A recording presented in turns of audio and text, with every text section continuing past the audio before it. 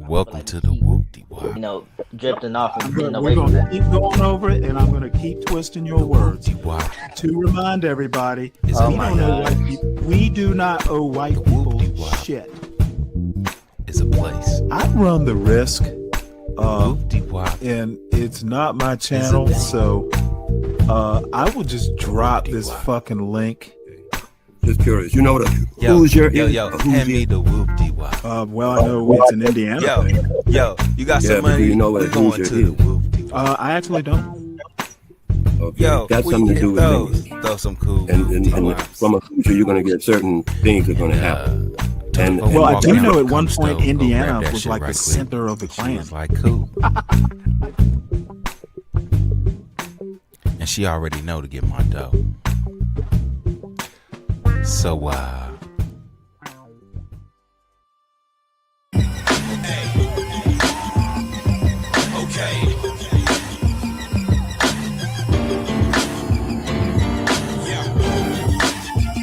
So we are living in the Great American Nightmare, as we talk about on this show all the time, because we no longer can rely on the federal government, which is what particularly Black Americans have done for our sojourn in this country since we've been able to attain citizenship through the Reconstruction Amendments. Since then, you've really seen, particularly African Americans, really look to the federal government as the backstop against states' rights conservatives. And states' rights conservatives used to call themselves Democrats, and now they call themselves Republicans. It doesn't matter what the brand name is, it's still the same conservatism. It's still the same harm to us. And so when the federal government turns on you, what do, right? Because throughout the 20th century, it's really been the Supreme Court that has been the backstop of the rights, particularly of African Americans. And it's been the backstop of rights for children, to make sure child labor laws end, of the environment, of trying to shore up. The Supreme Court, particularly the Warren Court, has really been where we've looked to say, here's where we can go to try to redress our rights and redress our grievances. And the federal government has been that, off and on for the most part. It's at least been helpful. And the Supreme Court's been the most helpful. That is no longer true. Now, one of our worst enemies when it comes to our rights and our freedoms and our liberties in this country is the Supreme Court. The environment is being ripped apart because the Supreme Court is allowing big polluters to do it. The rights that were so painfully gained through the 20th century are being rolled back one by one. The rights that women had, the rights that African Americans had, the Voting Rights Act, which has been ratified and reaffirmed over and over and over and over and over again by Republican and Democratic Congresses, has now been eviscerated. It's just all sort of coming apart between the Republicans in Congress, the Republicans who run certain states, red states, and the Supreme Court. So the Supreme Court is at it again. Let me read you a little bit of this piece by a great man who we're going to bring on, not yet, but shortly. And it says, some days the Republicans on the Supreme Court inflict rank harm on individuals who happen to be Black or happen to be women or LGBTQ+. Other days they attack the whole group, ripping down entire legal structures that Black people or women or the LGBTQ+ community rely on for protection. And on Tuesday, the Republican majority did both. In a 6-3 ruling that broke along fascist/Democrat lines, fascist/Democrat versus Democrat lines, the court managed to ignore a blatant violation of a prisoner's constitutional rights and neutered an entire federal law meant specifically to protect people in prison. And then, just for good measure, it continued its assault on congressional authority. That is a piece in The Nation by one Ellie Mistal. So that's one piece of what we're facing in this moment as African Americans. And then there's another piece of it. Let's just see too if you could put it up. There are these 4 really painful cases that are represented by the images that you see on your screen. And these cases really speak to the disparities in the ways that Black people, including Black children, are treated by the law, whether they are accused of a crime or whether they are the victim of a violent crime. So at the upper right-hand corner of your screen is a woman named Mackenzie Sharilla. She's an Ohio woman who is serving 15 years to life in prison for the July 2022 murders of her boyfriend, Dominic Russo, and their friend, Davion Flanagan. Prosecutors proved that she intentionally accelerated her car to nearly 100 miles per hour and crashed into a brick building without hitting the brakes, essentially deliberately crashing the car in order to cause the death of this, I guess, boyfriend or friend. And so that is her. Next to her is Carmelo Anthony, same name as the NBA player, but with a K. He is 19 years old. He was found guilty of murder, and he was sentenced to 35 years in prison, 20 more years than Ms. Sharilla, in Collin County, Texas, by an all-white Collin County, Texas jury, in which all of the Black potential jurors were barred.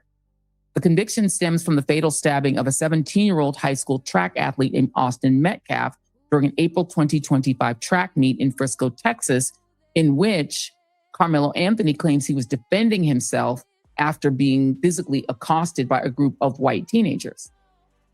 And then go to the second row. On the left is that sweet, adorable little baby, is a baby named Cohen Wiley. And Cohen Wiley is deceased because Cohen Wiley, his mom was accosted in Mississippi in front of a store in which she was accused of shoplifting diapers. And police opened fire in this Walmart parking lot and killed this 1-year-old baby, because the mom was accused of shoplifting diapers for which she actually had a receipt. So now there is a lawsuit. Ben Crump has joined the local litigators who are now suing for wrongful death over his case. And then, of course, at the bottom right, I'm sure you guys have seen this case, and his name is Cyrus Belton. And he was a 14-year-old boy who was killed. He's just a 14-year-old child. He went in to buy water in a South Carolina shop owned by Asian American immigrants who own this shop. He looked. Welcome to Stanley versus the World, everyone. Happy Friday to you, Richard, and everyone else. Is she right about that lower right picture? That looks like Trayvon Martin. Maybe I'm wrong. But anyway, everyone, please make sure you hit the like button as you come in. If you're new to the show, please subscribe. I had someone on another show I happen to be in the chat for tell me, I had a compliment about some historical point I made yesterday, but I can't tell if he subscribed to the show or not. And of course, I butted heads with him in a chat, but it's par for the course for someone like me. Support the show by supporting the host. The Sovereign Beer Fund is open for investment. Tomorrow is a Saturday show, and slowly but surely, I'm an idea is coagulating in my brain. But it will be kind of centered around, Black people doing hobbies or something like that. So tomorrow's sponsors so far, Dirty Dude and the CKJ3. Much appreciated support. And there are a few news articles, and then we'll get into I don't know. I'm going back to the trad wife manliness theme. I collect videos in the background about different topics, and as I get 1 or 2 or 3 videos on a specific topic, I'll group them together, and then that's kind of the loose theme. Not particularly wedded to the topic because we've covered it before, but anytime I get to hear Bill Kristol and Harvey Mansfield. Why not? So I will post the link, a little earlier than usual, and we'll go from there. And for Deacon Dave, who is some sort of lie detector, I'll drop the link, and maybe you should come up and tell me what lies you're talking about. I know that seeing Joy Reid up on a screen triggers people like Deacon Dave and Hood Conservative and those kind of red pill types. But I think she's cute, actually. Too bad they think every black woman lies. And by the way, this show is kind of dedicated to Deacon Dave. He gave me good advice. Thank a white man. Deacon Dave literally typed that. And Speak Radio is the one who came up with that theme a while ago, but I dug it out of mothballs and put it up. I had no clue that Speak Radio was talking about Deacon Dave when he made that thumbnail. So thank you to Speak Radio, who happens to be an executive producer on the show, by the way. He is a main and major contributor. CKJ3, Loop and Writing, Speak Radio, executive producers because of their contributions in various forms, and we appreciate them. All right, so let's get back to Joy Reid, and let's see if Deacon Dave can detect more lies. Looked at the water. There's video of him picking up the water and putting it down. He was accused by the owners of that shop of shoplifting. They chased him out of their shop, chased him 130 yards, the father and son who owned the store, shot him in the back and killed him. And despite the fact that this family had had previous run-ins or previous issues and incidents with Black customers, none of that was able to come in as evidence. And so none of that came in. And therefore, the person who shot and killed this 14-year-old child, who's at the bottom right, who looks a lot like Trayvon Martin, eerily, for a lot of people have pointed out to me, and he does, that person walked. Wow. So those are the four cases. Let me bring in Elie Mystal, who is the chief justice correspondent at The Nation magazine. He's the author of that first piece that I started reading to you. And so, Elie, I'm going to have you be my legal analyst extraordinaire on both Supreme Court issues and on some of these legal issues that just talk to the disparity in what we face. I want to start with your piece in The Nation about what happened in the Supreme Court on Tuesday about religious freedom and Rastafarians. Please explain. Yeah, thanks for having me, Joy. I hate this case. This is I think one of the more disgusting cases that come out of the Supreme Court this term. And I watch all the Supreme Court cases, so that's saying something. The case involves a Rastafarian named Damon Landor. As you probably know, as most of your viewers probably know, Rastafarians are required to grow their hair out into dreadlocks. Landor had grown his hair out for 20 years when he was busted for low-level drug possession and was sentenced to about 4 months in prison. He was moved between a number of Louisiana correctional facilities. He kept his hair long, and he was moved to a third facility 3 weeks before the end of his sentence. Now, Landor is no dummy. He understands how Louisiana likes to get down when it comes to Black prisoners. So he goes to the third facility with a court ruling specifically talking about how Rastafarians like him are allowed to keep their hair, to keep their dreadlocks. The intake guard ripped up the court order, threw it in the trash, at which point Landor was forcibly strapped to a chair and had his head shaved. That's a violation. That's a violation of the man's constitutional rights, religious rights, personal rights, and rights to dignity. So after he gets out of prison, he sues. You have a constitutional right under the Free Exercise Clause of the First Amendment to practice your religion in the way that seems fit. Again, the court has already ruled that you're not allowed to cut people's hair, and there are numerous cases involving Jewish Americans who refuse to shave their beard, Muslim Americans who refuse to shave their beards while in prison, and Rastafarians who refuse to shave their hair, and they are protected. So this is a clear-cut violation of an established constitutional right. And it goes all the way up to the Supreme Court, and the Supreme Court says, no, No, you don't have it. No, you're not allowed to sue. And that is shocking, Joy, because if you... Well, that's a little bit, he needs to add more detail. And, I'm not, I don't have problems with Elie Mystal, but the bottom line is the landlord tried to sue one of the guards or a few of the guards personally. And that's where the problem was. I actually read part of the actual Supreme Court decision, and it's not as clear cut, or there's some details that Elie is going to leave out, and maybe he'll add them later. What's up, Dirty? How you doing?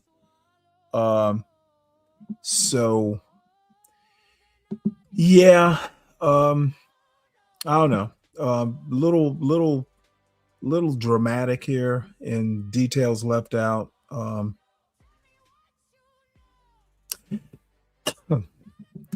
Well, I'll just go ahead and play it. Know anything about this current Supreme Court is that they're Christo-fascists. If you know anything about this current Supreme Court, it's that every time a Christian walks into that courtroom saying that, oh, Jesus made me a bigot, oh, Jesus tells me I can't like the gay people, that the Supreme Court is like, yes, by all means, punt that gay person into the sun. You don't have to bake a cake. You don't have to do anything you want. You can treat that gay person with disrespect. That is your constitutional religious right. And we know that the court upholds those rights all the time. So in this case, when a Rastafarian, when a black man is claiming a religious right not to be a bigot, just to keep his own body in the manner according to his religion, all of a sudden the Supreme Court ain't got no time for him. Can't hear his case. Says that literally the man has no right to sue the correctional officers in Louisiana. And I wish that was the worst thing. I wish that was the worst thing about this case, but it's not. Because the way the Supreme Court took away his right to sue was to take away an entire law passed by Congress that says specifically prisoners have the right to sue correctional officers if they violate the prisoner's religious freedom. That is not a constitutional provision. That is a law passed by Congress. And the Supreme Court said that law can't survive because it was passed pursuant to the Congress's authority under the spending clause. Without getting into the jargon, think about it this way. If the federal government gives you money and you take the money, that's a spending clause thing. And that means the federal government can also say, all right, if you're going to take this money, here are the other laws you need to follow. Here are the other rules or regulations you need to follow. It's a very common way for Congress to pass laws. And Neil Gorsuch and the 6 Republicans on the Supreme Court say, no. When Congress does that, they're not really passing a law. They're entering into some kind of contract. And if you don't agree to be part of the contract, then you don't have to agree to be subject to the law, which is not how laws work. If there were, there'd be a whole bunch of contracts that I didn't agree to, and so I can't be punished by the federal government, right? So they say all spending clause laws are now suspect according to the Supreme Court. Well, Joy, what are some other laws passed pursuant to Congress's power under the spending clause? That would be Title VI under the Civil Rights Act, which prohibits discrimination on the basis of race. That would be Title IX under the Civil Rights Act, which prohibits discrimination on the basis of sex. That would be the American with Disabilities Act, which prohibits discrimination on the basis of disability. Those are your spending clause laws, folks. And so when Neil Gorsuch and the Republican supermajority says that laws passed under this power are more like contracts and less like laws, who do you think they're coming after? What do you think they're coming after next? And that is why I hate this case so much, because not only is it this individual violation, this real personal injustice to a peaceable man who should have had constitutional protections. It's also they use that injustice to then take a shot at the foundation of some of our most important civil rights protections, because that's how the Christo-fascists on this Supreme Court roll. It's so exhausting to think about the ways in which they are setting up. And the reason I wanted to marry that case and have you specifically talk about that and marry that to these 4 cases is that it feels to me like this Supreme Court majority is building the building blocks of apartheid. And I say that, and I mean it I mean that exactly as it sounds, Fox. I'm sorry, Fox, and all of the folks that work there that are going to get mad that I'm saying this. You know, I might go back and find this case and play it tomorrow, because I have some questions about it. It's funny enough, really, sometimes the way judges will, and I'm not a judge, so I'm just kind of, thinking about, my experience with hearing cases like this. Sometimes a lawyer can actually argue a winning case and the losing lawyer doesn't bring up the right points. And, the way Elie Mystal argues it is very persuasive. But the thing is the way the Supreme Court decided this case is they went down to a technicality. And, judges do get to decide, which law, which precedent, whatever takes, is the number one factor in the decision. And I'm real curious how the plaintiff, that lawyer argued the case, because Elie Mystal, it really does come down to, religion and,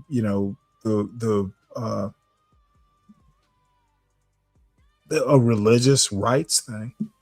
And the Supreme Court decided, nope, you can't sue, the corrections officers personally because the law doesn't allow for that. And to me, that actually seems like the right decision. But then, do these people as corrections officers actually work for the state and represent the state as state employees? To me, that's where I just kind of like, well, it doesn't matter about personally. And maybe it was the way the plaintiff actually went in and sued.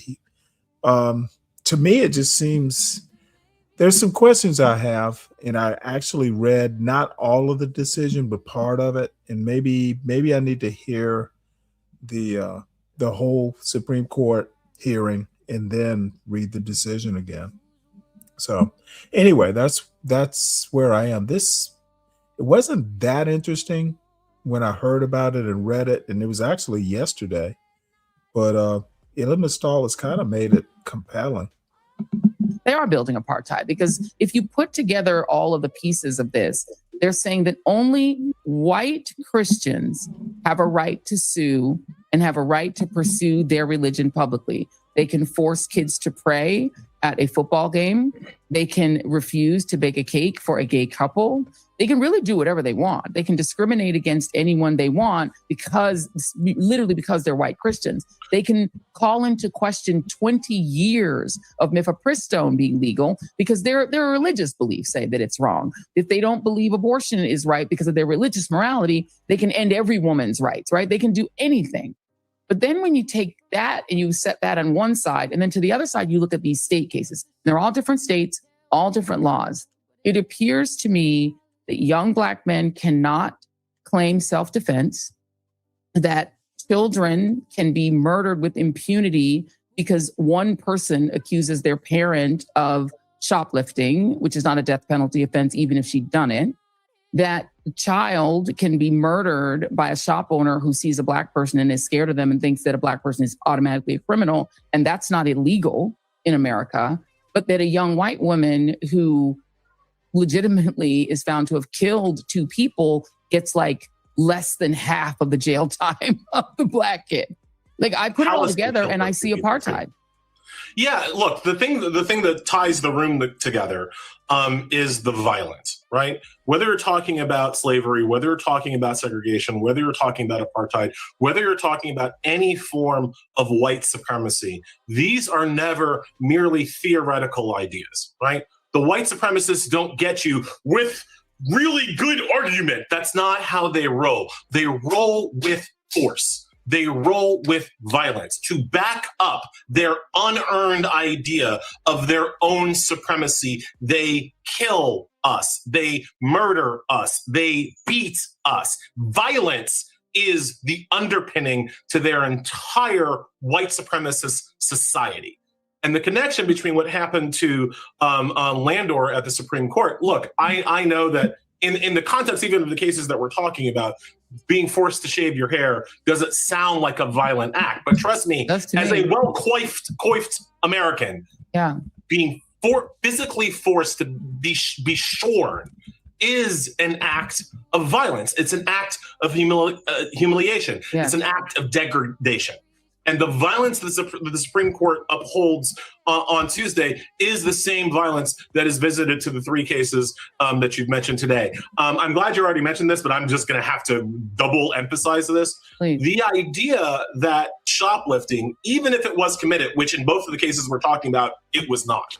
Right. The idea that shoplifting is a capital offense that can be solved by freaking rent-a-cop, freaking Paul Blart, opening fire in a Walmart parking lot where tons of innocent non-shoplifting people are killing people is insane and only makes sense under the rubric of white supremacy. Only makes sense under the rubric that none of y'all lives matter, no way. So if I kill the person that I was shooting at or the baby that was sitting right next to you, it don't matter because none of y'all matter anyway. That's the underlying premise behind the gall to open fire in a Walmart parking lot. In the other case, the man, the boy, the 14-year-old, my kid is 13. He's running away. Right. He's running away from the shop owners. Again, he didn't shoplift, but even if he did shoplift, shoplifting is not a capital offense, and he's running away. They shot him in the back. Again, violence, the idea that your lives mean so little that I can shoot you to death over a bottle of water while in the back while you're running away. Yeah. And in the Carmelo Anthony case, you cannot defend yourself. Right. And then that's the Carmelo Anthony issue of like, we can do violence to you. And if you dare try to stop us, if you dare try to defend yourself, if you dare Malcolm X it and go by any means necessary, we will put your ass under the jail, right? We will build the jail around your black ass for daring to try to defend yourself. And that is my wife is from sub-Saharan Africa. She's from Zimbabwe. And we talk a lot about how much the violence was a known and accepted part of keeping apartheid going. It's never just off screen. It's always in your face because there's no other way to keep people down like this. There's no other way for them to win other than with overwhelming violence. And that's what we're seeing writ large right through the entire Trump administration, the entire MAGA regime. But we can't just blame the MAGAs. We can't just blame the Trump administration because what we also see and what we've always seen, and we can go back from these cases to George Floyd, to Philando Castile, to Michael Brown and Ferguson. What we see is a real acceptance by otherwise good white folks for the violence that's done against us. Yeah, back to Trayvon Martin as well. Yeah, absolutely. Right? Maybe he shouldn't have run away. Right, exactly. Let me bring in Angela Rye, our dear friend, former counsel to the Congressional Black Caucus, great lawyer, great friend, and also the co-host of Native Land Pod. And Angie, thank you so much for being here. I wanted to bring you in because there are updates in the Carmelo Anthony case, and I wanted you to let us know what is happening in that case that potentially changes where we stand. Yes, well, what has been made public is there's been a notice for substitute of counsel filed. There are several new attorneys who have joined Carmelo Anthony's legal team, and it's important when you think about a matter like this. You think about needing to have a dream team behind you, and so there are attorneys. The noted Russell Wilson, who's a great appellate attorney, leading that team of folks in Dallas, Texas, and very familiar with that community. Michael Ware is another one in the third chair. I don't remember if Michael is second chair or third chair, but third chair is Gary Bledsoe, who's also the Texas NAACP president, and also has his own law practice. So that is what is happening right now in the case. And I think that for many of us who sat at home and hoped that Carmelo would have the opportunity to see justice served, then now this presents a new opportunity, and hopefully the court will agree with these amazing attorneys on this particular matter. Where I hope they can appeal is on the Batson challenges, right? Please. So you mentioned, Joy, that there were 3 Black jurors who were excluded from the jury pool. So Anthony was the trial was heard by an all-white jury in Texas. It is, again, technically speaking, it wasn't all white, Ellie. Just so you know, it wasn't all white. There was not a Black juror. It wasn't all white, but there wasn't a Black juror. Got it. Thank you. So just constitutionally, technically. Well, hey, Dawn. To be honest, I have avoided covering these cases because everybody seems to have an opinion. And you know how I work. My opinion will not be well received. One of the things I want to point out is that Elie Mystal, especially on this Rastafarian case that the Supreme Court, decided against, I think there's a danger in these sorts of shows, be it Joy Reid on the left or Fox News on the right. Elie Mystal is a lawyer. He's a Harvard-trained lawyer. He actually practiced law at a fairly high level, like at a white shoe firm or something like that for a couple years, 3 years, something like that. And then he just decided, hey, you know what? I'm going to do journalism. He tells a story. Lawyers tell stories. They develop a narrative, etc. There's some details that don't get added to it. I'm not going to say that the Supreme Court was right, because I'm going to go back and reread I think it was I want to say it was Alito, but it might have been Gorsuch that wrote this Rastafarian case, the decision. But when I read it, even though I didn't like the conclusion, they reasoned it out, and it was a technicality, and I don't like it. That's why I'm going to go back and listen to the case, because maybe to me, and this is why I'm not that big a fan of originalism. Being a judge is supposed to know the law, and if you stay within the law, but there are rules that can be bent, and sometimes you can bend rules towards justice. Justice to me isn't necessarily reading the letter of the law. Justice is not an originalism thing. It's actually justice, in which you put some humanity, some wisdom, some knowledge into it. If you got 2 laws, you might decide, well, you know what? I might just go with this law. And I think that's where the Supreme Court, Gorsuch, if I recall, actually gets this wrong. Sometimes the technicalities don't bend the arc of history towards justice. This originalism thing, and I'm starting to see pushback against originalism.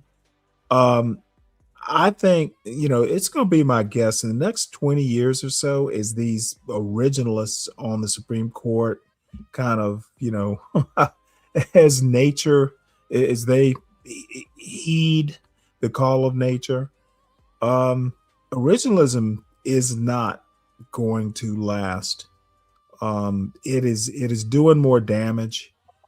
We need justices. We need judges who need to know the law. Originalism is a technique. It is a way of analyzing, but there are other ways of analyzing laws and coming up with decisions. And I agree. This Rastafarian case is very unsatisfactory. Even Carmelo Anthony, I happen to think that, maybe not 35 years, because apparently this kid had no criminal record whatsoever. And I think that might have been a little excessive, but, hopefully, it gets appealed and they can, figure out how to at least address the case. I heard, and sorry, Dave, just give me a second here, because I've got a lot of thoughts here that I need to sort out. I heard Ert Galt and one of our executive producers speak radio. I think it was earlier today, or maybe it was. I think it was to. No. It was on Ert's show. I think it was last night. And Ert's a goddamn idiot. Thank God he was up on a panel today, and I didn't even go up on the fucking panel because I don't like hanging out with slimy baby daddies. And someone make sure this comment gets back to him, please. John Galt, thoroughly problematic, and I understand. He wants to be an entertainer and provocative and stuff like that, but dude. Thank God I don't go over to that show anymore because some of the shit is just, it's beyond good conversation. And back to Dawn's point, I try and stay away from the cases that are just being, this whole blackosphere, everybody from Angry Man to Sharon to CT, they're just basically monetizing, human suffering sometimes. And I try and stay away from those cases, unless I have to, because sometimes, I'll kind of go with the flow, what everybody's thinking. Sometimes I won't. And people won't be happy with, kind of the way I would approach these cases, because I actually read, on occasion, I actually read Supreme Court decisions, why they got to the case. And again, it's kind of like, something I say to SKC every now and again. I may not agree with the conclusions, but as long as I can understand how you got there, sometimes it actually becomes kind of academic. I think the Carmelo Anthony case, there was a lot of race kind of injected into it. I'm just not absolutely sure that kids that age these days see race the same way we do, or I did when I was 19. Shit was fairly racial. Even though it was kind of kidding around, it was never like, hey, if you go out to your car in the parking lot, we're going to meet you and lynch you, in the tree next to your car. But based on my son, who is Carmelo Anthony's age, kids these days don't see race that way. They will see race, and I live in Georgia. My son went to high school in Georgia. His I think he went first through he did elementary school in Virginia, which technically is the South. Even in Northern Virginia, kids don't see race like we used to. So I think a lot of this racial stuff in Carmelo Anthony's case, it was outside projecting in. I'm sure there was a smidgen of race. It's fucking Texas, but I don't know. You'll never convince me that, oh, hey, I feel like I'm being oppressed by the Klan. and what's his name's the victim's father, that motherfucker must be on like some sort of like, I don't know, Xanax or something, because that I watched some of his comments and somebody advised him wrong. He should have just fucking not said anything. Carmelo Anthony's parents,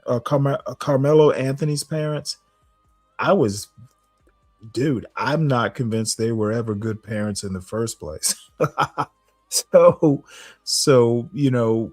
Carmelo Anthony might have been let down by his parenting, but I don't know.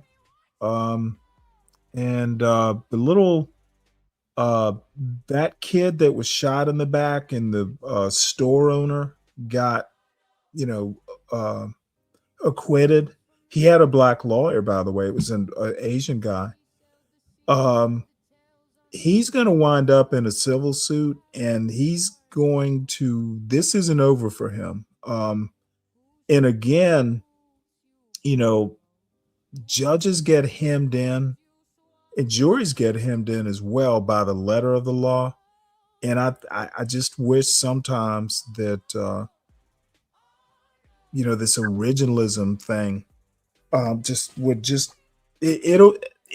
it's going to have to go away at some point, because what a lot of these MAGA and conservative folks don't understand, at some point, they're going to be white people that get affected by originalism, even though black people will always wind up, being the canaries in the coal mine.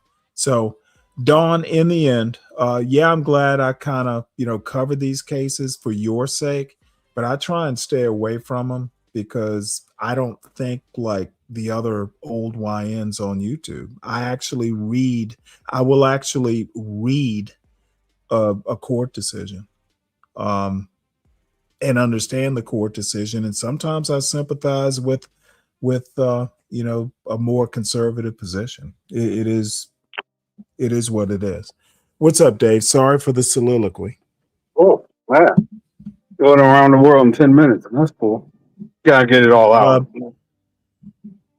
It's like when you take like some mushroom coffee and you gotta go sometimes. You gotta just dump it, Well, that's what I have a show. That's what I have a show for, Dave, to just go when I want to go. How you doing though? Pretty good. How are you doing? Well, it's a day. Another day of hard work, but I'll get through it.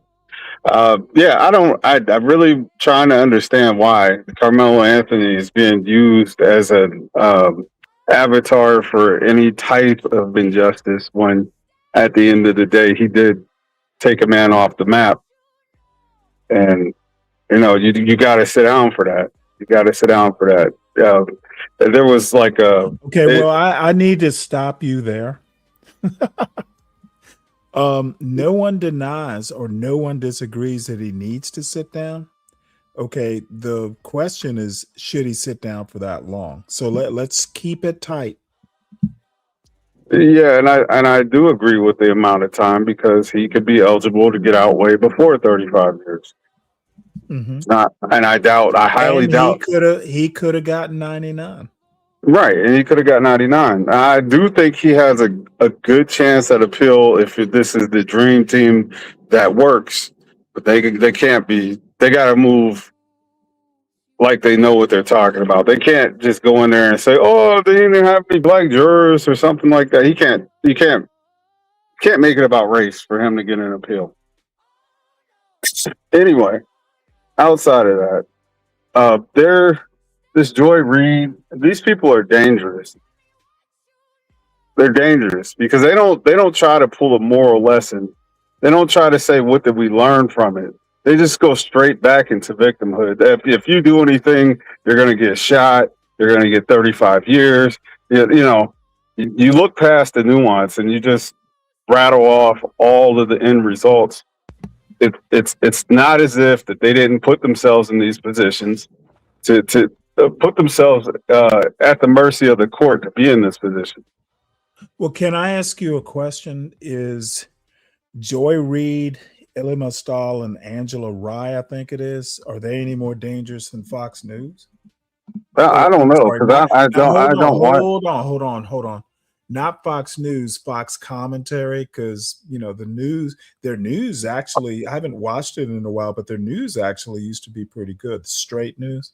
So are they any more dangerous than a Fox commentator? I mean, they could both be just as inflammatory. I assume. I don't really watch Fox News. Okay, well then why are you going after these people when you don't know what the other side says? I'm listening to these people, and I think that what they're doing is dangerous. Whoa. Well, you cut me off for it. Well, because you're just not answering my question for starters. My question is, why are you going to go after Joy Reid when you're not even bothering to watch what the right side commentary is? Do you even know if you agree with the right or the other side of the aisle, the anti-Joy Reid? You don't. You're watching one side and making a judgment and telling them they're horribly wrong when you don't know the opposite argument. This random juxtaposition that you want to question me about, it's not even relevant. I'm sorry. I don't get where that's even coming from. It's not. We're talking about Joy Reid right now. Okay, right. And are we wedded to just talking about Joy Reid, or can we actually be mentally agile? Well, I'm focused on Joy Reid. My statements are about Joy Reid. Well, you keep focusing because I have questions about, do you know the other side of the story? I have the other side of the story myself. The purpose of me showing this video is not to bash Joy Reid. It is literally to see what she has to say. Now, I know what the other side's saying. Do you? And do you agree with you can play the other side and I can critique the other side. I promise you, I won't say what about Joy Reid. I can promise you that. You can stop backpedaling now. No, I can promise you I won't say what about Joy Reid. I won't do that. Well, you've already gone in and said they're lying. You did that in the chat. Yeah, she was lying from the jump. Yeah. Okay, and my question is, well, let's go with that because you don't seem to be able. You have no clue what the other side is saying about the case. So, what specifically did she lie about, or is she lying about in a bigger sense?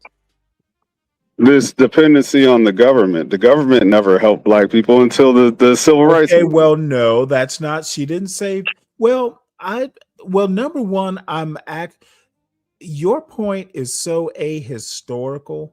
I don't know where the fuck you even got the idea that Black people never depended on the government.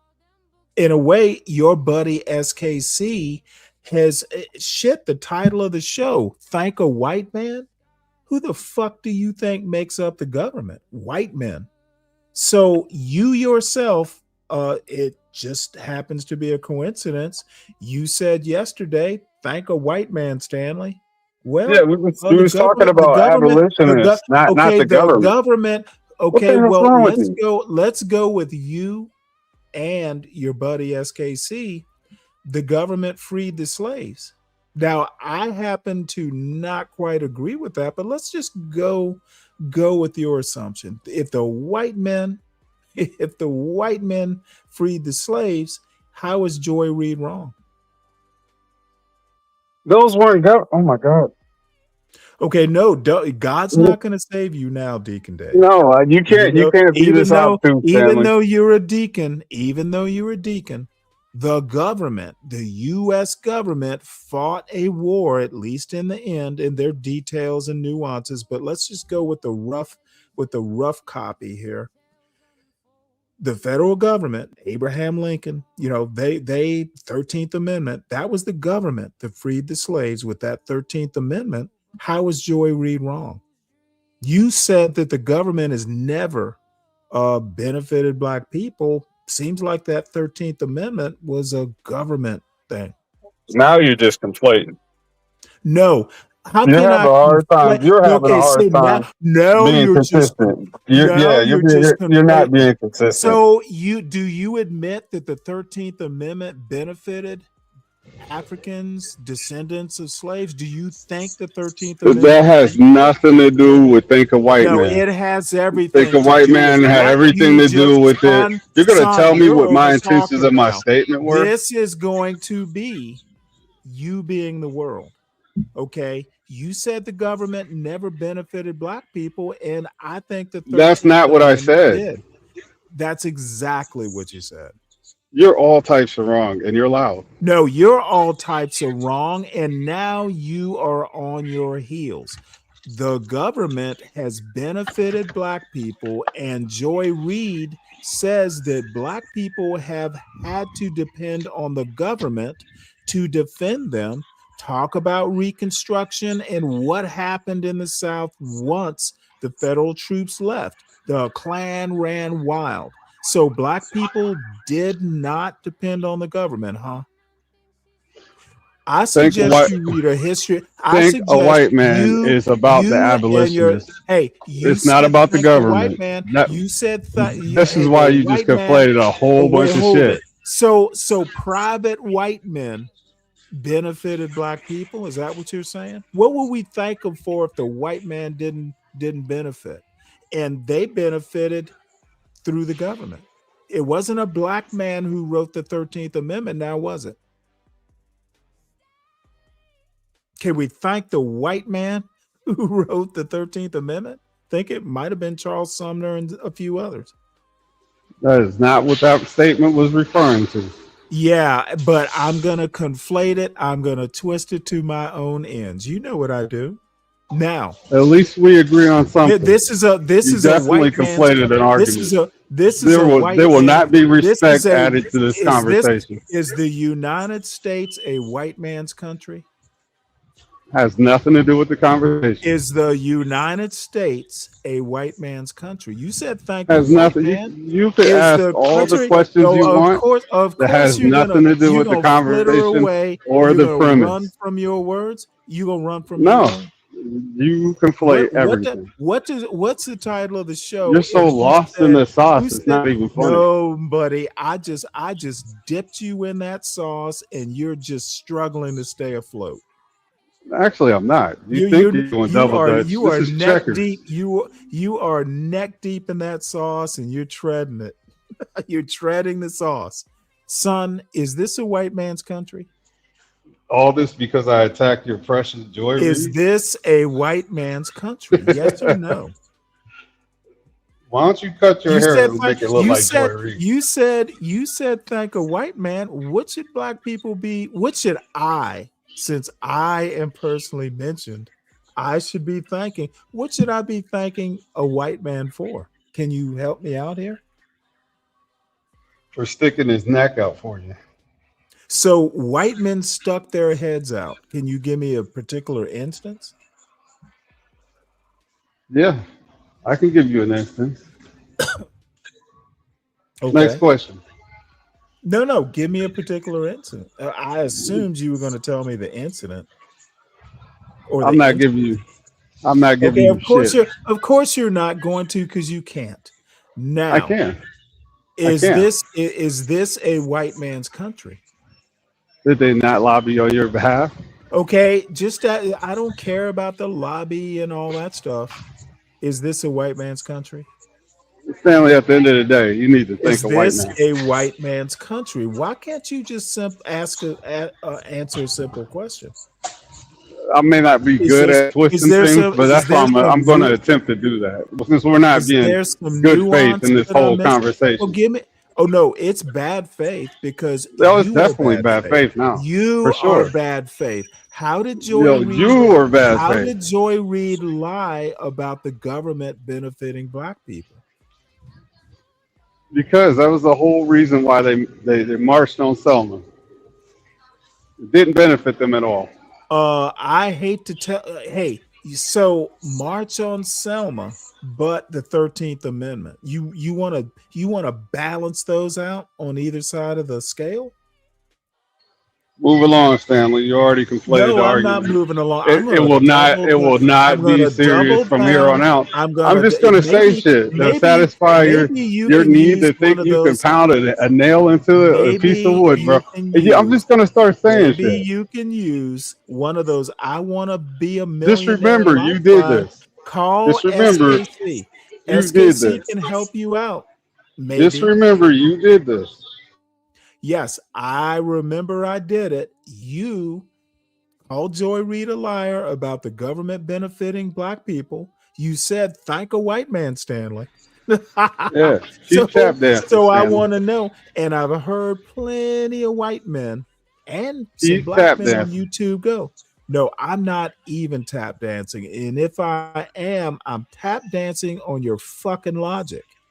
You want me to clap to the beat for you? How did Joy Reid lie about the government benefiting black people? And I assume she meant historically. Okay, did a white man write the 13th Amendment? And last I checked, that 13th Amendment mightily benefited black people in America.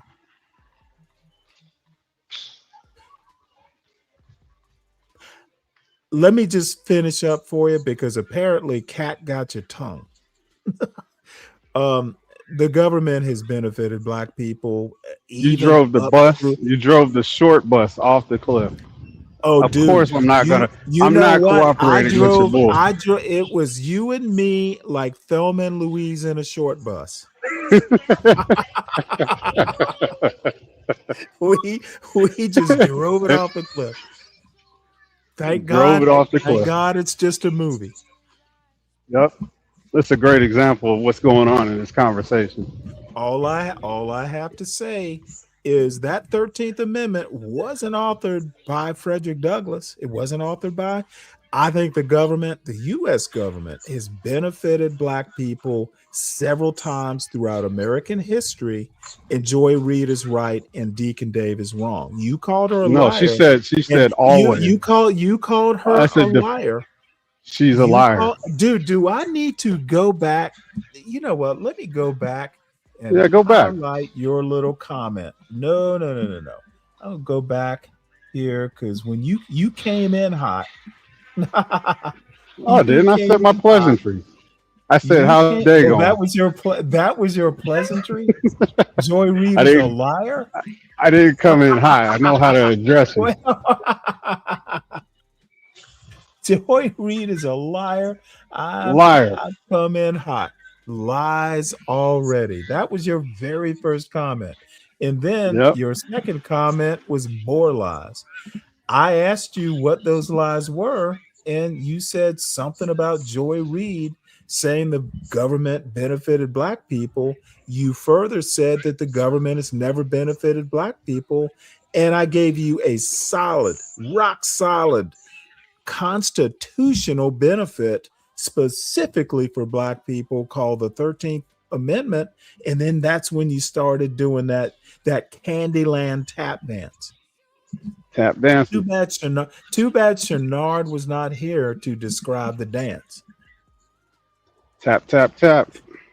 Yeah. So do you still stand by that the United States government, are you going to stand by your claim that the United States government has never benefited black people? No, I never said never.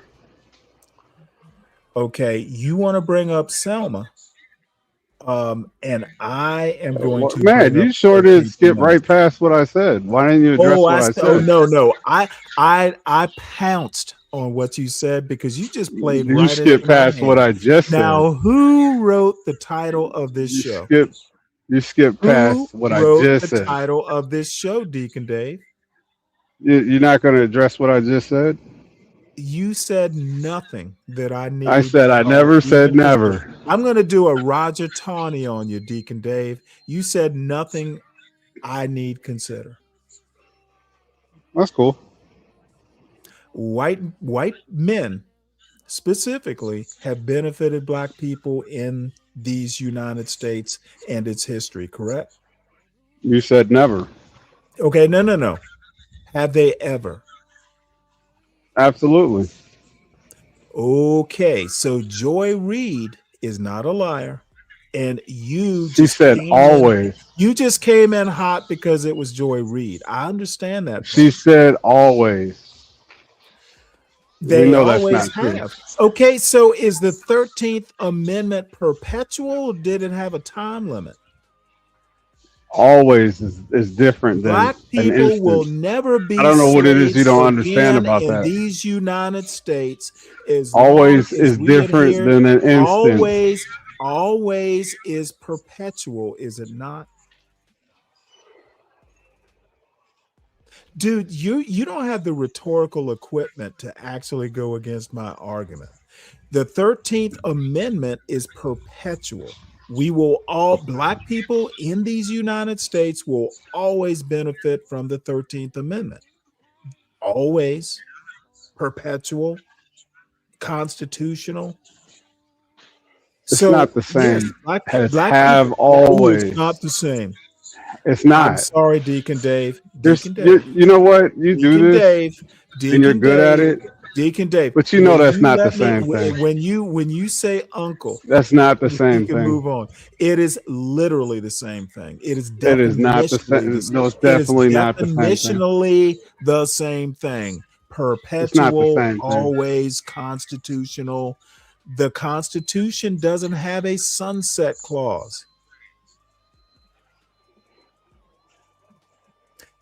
Thank you for participating, Deacon Dave.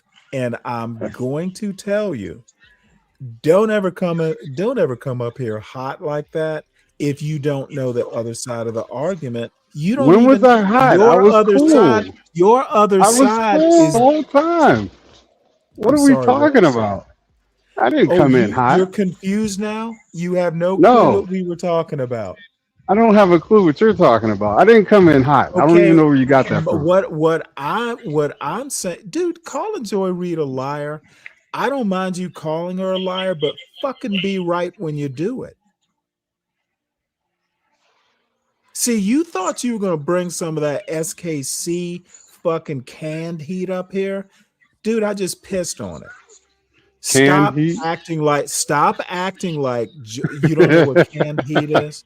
You never saw a can of Sterno? Canned heat. You don't know what Sterno is, son? Sterno. Have you ever been to a buffet with chafing dishes? Yes, Stanley. Okay, good. This is funny reference. Canned heat. Everybody knows what that is. Yeah, I assume everybody's been to a buffet. As I was saying, it would help you. If you think Joy Reid's a liar, tell me A, how she's lying, and then B, know the other side of the argument. You have no clue what the other side of the Joy Reid argument is. You just came up here to piss on Joy Reid, and maybe she needs to be pissed on, but I don't see it. So do better, Dave. I've told you this before, and usually you do. But what about Obama? What about Obama? What about Obama? What is Obama? Do you see Obama on this panel? Yeah, I think so. Let me scan it. Is Obama the white man you need to thank? Okay. Well, anyway, uniquely hello, and I'm sure I missed some people out there while I was teaching Dave how to argue a point up here. What's up, NPC? I caught your you on Shabalba's show earlier today. Interesting comments. What's up, Mike 123?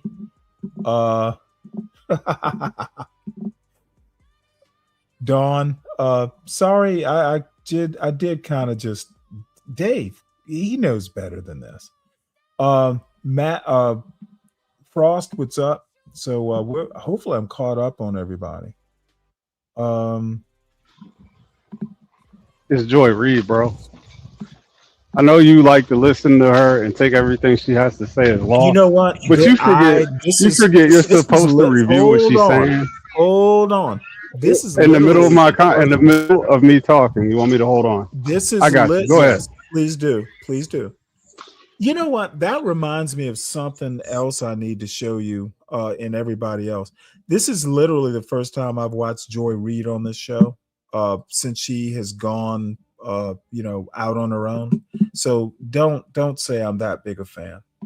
I think that's disingenuous too. And we don't want to go down that road. It's all I have to say. Give me 1 sec. I'm going to play this video, but I got something to show you, and I'll be right back. You're not allowed to exclude people on the basis of race. You're supposed to be able to give a valid non-racial reason for the exclusion of jurors. The reason the prosecutors gave for the black jurors, for the 3 that were excluded, was that they either were teachers or had school-age children. How does having children make you not able to hear a case where one child is accused of murdering another child? So we want people who don't, I only have dogs, so what can I know? How does that possibly make sense? And I'm sure as you go through, you're going to find a lot of people who were on the jury who, did have children, because it's pretty hard to find 12 childless people in goddamn Texas. So I'm hoping that the appeal can get into that and potentially get this man, boy, a new trial in front of a fair jury at the very least. I think that the most important thing to note is, as it says in the press statement from the team, is they intend to uncover every bit of evidence, every single thing about what may have gone wrong at the trial level and challenge that. And that is what the team has said. So certainly Batson is an issue that was raised at the trial level. And I anticipate that among many other issues being explored by this really amazing team with quite a track record in Texas. And can I ask you, Angela, can you just tell folks who are not, those of us who are non-lawyers, not attorneys, what is a Batson challenge? What does that mean? Yes, it comes up when someone has been stricken because of their race, and people assume the prosecution struck these jurors in particular because of their race. And so the defense had the opportunity to raise a Batson challenge. They did do that according to the notes, and they questioned whether or not the 3 black remaining jurors were stricken from the jury pool because of their race. And that's what the challenge is. And Ellie, can I ask you from a constitutional perspective, do things like Batson challenges, do those even still stand given the makeup of the Supreme Court?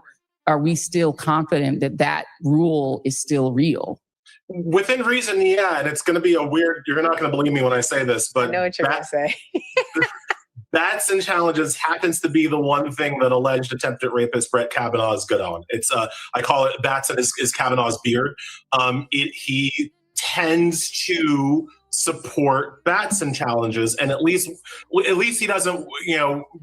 There have been cases up at the Supreme Court where prosecutors have just put a B next to every black juror on the sheet and just been like, no, and they've had the raw notes, the Post-its with the B's on it, and even Kavanaugh's like, that's just not how we're going to do these things.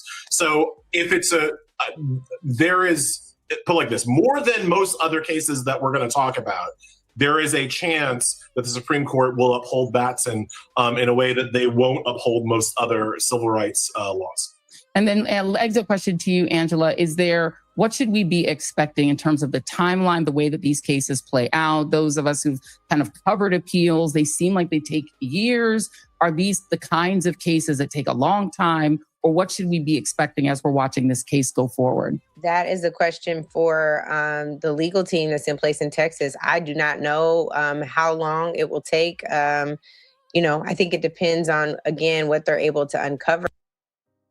Dawn, she's on YouTube.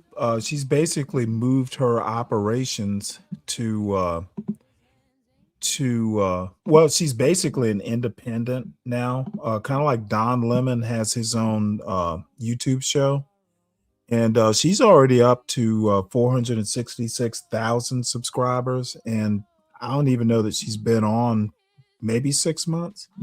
So I will drop her channel, but everyone also remember, at least so far, the links I'm gonna watch and the news articles and all that are actually in the show notes. So Dawn, this is her channel if you want to subscribe. Oops. So any comments so far there, Dave? He's probably off licking his wounds. Well, Dave, let me know when you come back, because I do have something I want to show you and go over. And it's kind of definitional, because I'm tired of hearing people complain about how I do these panels. Cover what the court docket looks like, all of these things. There's so many factors at play. But I can assure you that this team in particular is hot on the trail, in pursuit of justice, and moving quickly. I think that so many of, now I'm talking about the broader team, the country, the folks who've been concerned about this case, all people are thinking about is this happened when this child was 17 years old. He's a 19-year-old who is an aspiring attorney. He's a track and field captain, played baseball in school, played football, was the football team captain, and maintained a 3.7 GPA even while on house arrest for this. And so I think it is important for us all to understand the humanity that must be considered in this particular matter. So what's up, Lawrence? Timelines, I don't know, but I do know the human being that folks are pursuing justice for. It needs to be seen in this process. We cannot divorce the humanity of a Black child, because that makes the rest of the country uncomfortable. Two of my favorite legal analysts to help us understand what is going on in all of these cases and on the Supreme Court. Angela Rye, please follow Native Land Pod. Go ahead and subscribe. What you waiting on? Go ahead and subscribe. Please support all that Ellie Mastal is doing. Read the Nation just for him. Like, pretty much I subscribe because Ellie's over there. You can hear his voice when he's writing. You can hear Ellie screaming the words. It is fantastic. God. Right? Yes. I read them in Ellie's voice in my head. Like, I actually read his pieces and I just read them in his voice, in my mind. You can hear him. Veins popping and all that. You can hear him. All that. And he promised me he would never cut his hair. You and Teray both had to promise me you would never cut your hair. So I'm keeping it. Where is the pic today, Ellie? Long as I'm not in Louisiana, I'm good. Shout out to the home team. Shout out to the Rasta. Shout out to my Rastafarian massive. Thank y'all very much. Appreciate everybody. Getting back to the basics, grassroots level. Let me dig a little deeper with the shovel. All right, well, that's that. So is Joy Reid a Delta? I didn't know that. So for Deacon Dave, who seems to probably putting out the flames, I'm putting out the flames. No, I'm in public, so I can't like really yell with you. I wish I was in my car. I'd get with you real quick. Tighten you up. All right. That's all right. There will be a Saturday show, which still formulating, but I think I know where I'm going to go. Did you know that there are Black sailing channels on YouTube? No, I probably wouldn't be into that. But whatever's on your heart. Whatever's on your heart. I was a sailor, remember? Sailing. Yeah. Sailing is always going to be, something I'm interested in. So you play that song too? No, I'm not playing Christopher Cross. No, you know what? Actually, when it came out, I think I was in 8th going into 9th grade. And the summer that song came out, I was mowing lawns, over the summer, neighbors' lawns. I love that song. It's peaceful, it's relaxing. As a matter of fact, I was actually a sailor, though I don't know that I was watching a video today, and this couple crossed from California to damn, I can't think of the island that they went to in the Pacific. Dude, they're sitting there, and if you've ever been in the middle of the ocean, dude, those, even in calm waters, that boat looks so fucking little. It's like, dude, it was scary even seeing this couple, and I knew they would be okay, but damn, even the swells are like bigger than the boat. I'm like, well, bless your little hearts. Hopefully you don't drown. So I've never been out to sea myself. So, oh boy, it is scary, majestic. At night, this is the thing that really stands out. At night, it's almost like you can reach up and grab the stars because there's no light pollution or air pollution or anything.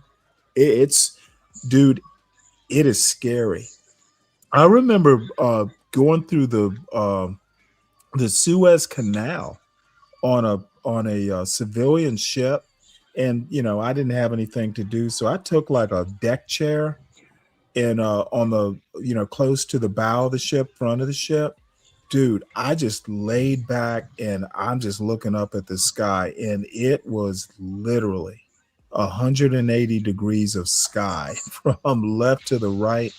And honestly, it was almost like it's just so clear, and it's kind of horrifying in a way. When you realize how small you are in the universe, dude, you have to actually kind of think your way through the terror.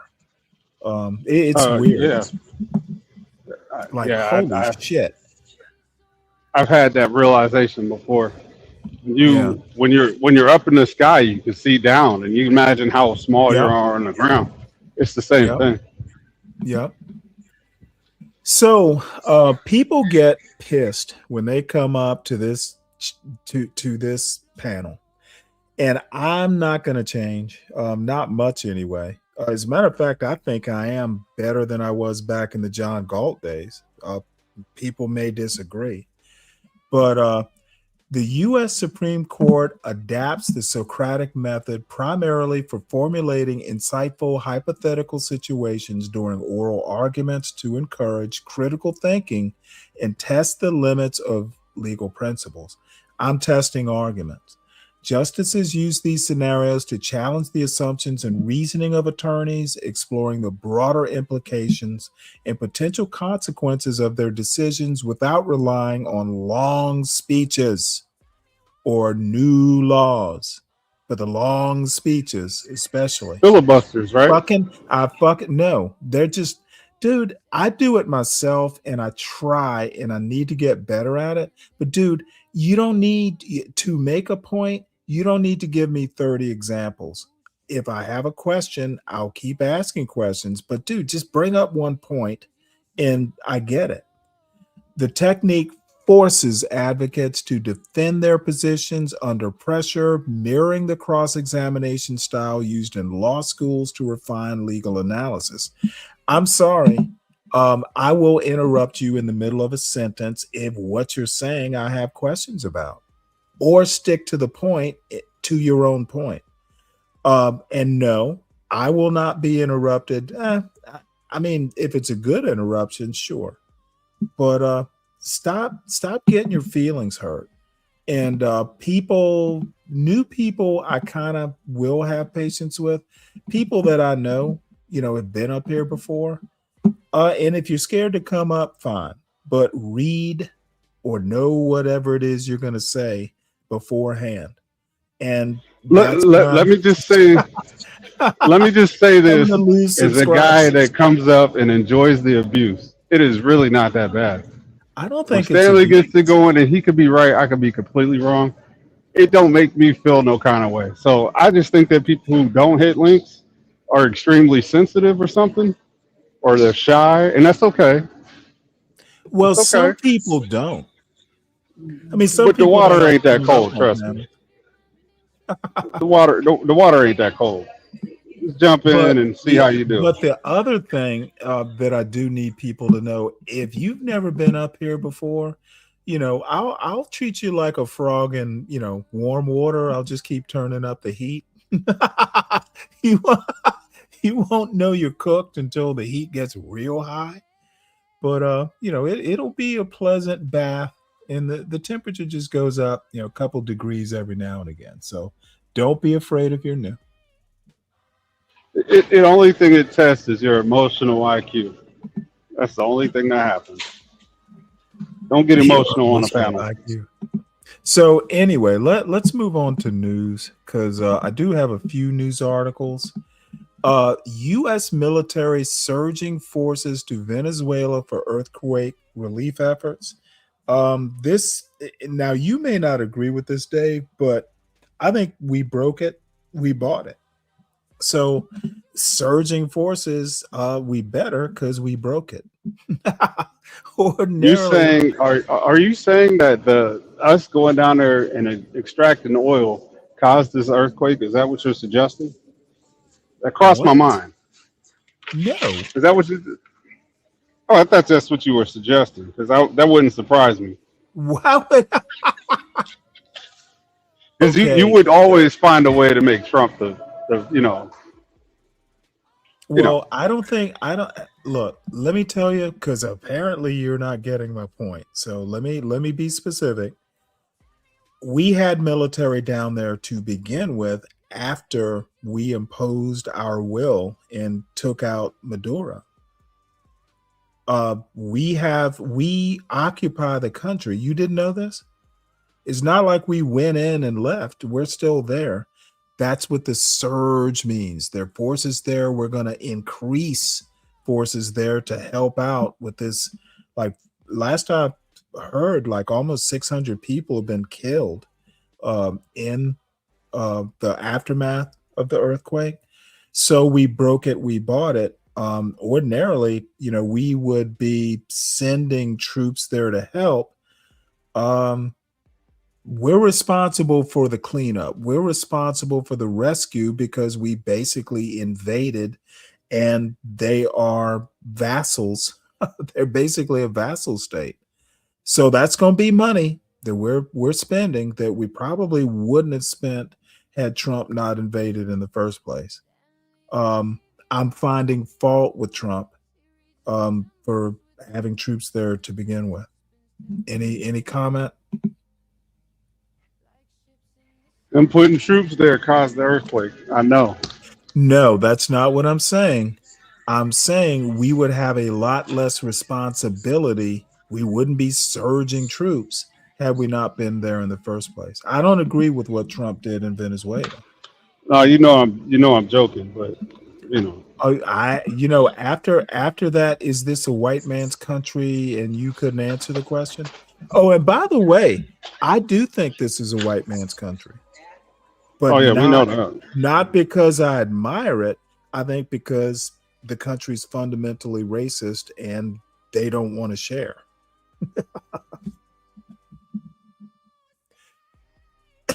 So, U.S. military is actively surging forces to Venezuela after two powerful earthquakes hit the South American country on Wednesday. U.S. Southern Command moved on Thursday to deploy available resources, including transport ships and aircraft, to support the State Department-led disaster relief efforts. So we are literally there leading disaster recovery instead of Venezuelans doing it for themselves. Who says the white man doesn't benefit brown people, brown and blacks? The white man's benefiting them. Do you think that Venezuela should heed your point about thank a white man? Should it be thank a white man Venezuela? Yeah, they can think the brown people of America too. But I just love the way you weave in and out of historical context when it's convenient, and when you don't do it when I'm not talking about that. Like you can't tell the difference. dude, You absolutely need a prep. hey, Somebody needs to Dave. prep you. Which context are we talking about? Hey, Dave, do you think I'm not having fun? I'm sitting Oh, I here. know. But your I'm sitting audience, here you're doing sipping. that same disingenuous BS for your audience, and Oh, you I know call you it. enjoy it. See, what you're calling disingenuous, I think is hilarious. Hilarious. It Yeah, is funny. of course I I'm being appreciate it. disingenuous. Of course I'm being disingenuous. I'm using historical context basically to make jokes. I'm talking about when you weave in and out of historic. When we're speaking about historical context, and you say you just do it. You know what you're doing. I want you to know I know. And it's your channel. Get all the wins you want. You know, the funniest comment I heard today was people were fucking complaining about me on Jalba's show. You know who he is? He was I don't know if he still is. He was RLM's sidekick. I think he lives in Asia somewhere. I can't remember where, but maybe it might be Vietnam, but it might be somewhere else. Not I think my Josh. internet went This out. is an actual like Jalba. And anyway, I pop into the chat, and of course I didn't come in hot. Well, Mariah was there, Cambodia. Okay, thank you. So anyway, I pop up there, and of course, like forget mechanic or machine or whatever the fuck his name was. I started fucking with him like, who knows? I don't think Plato existed. Dude, that motherfucker took it personally. He was, dude, I was just fucking with him. And so Dennison comes in to the chat, and well, I don't think whoever said that. And then as soon as he heard, well, oh, Stanley said that, he's probably just fucking with you. Blew your cover right off the rip, huh?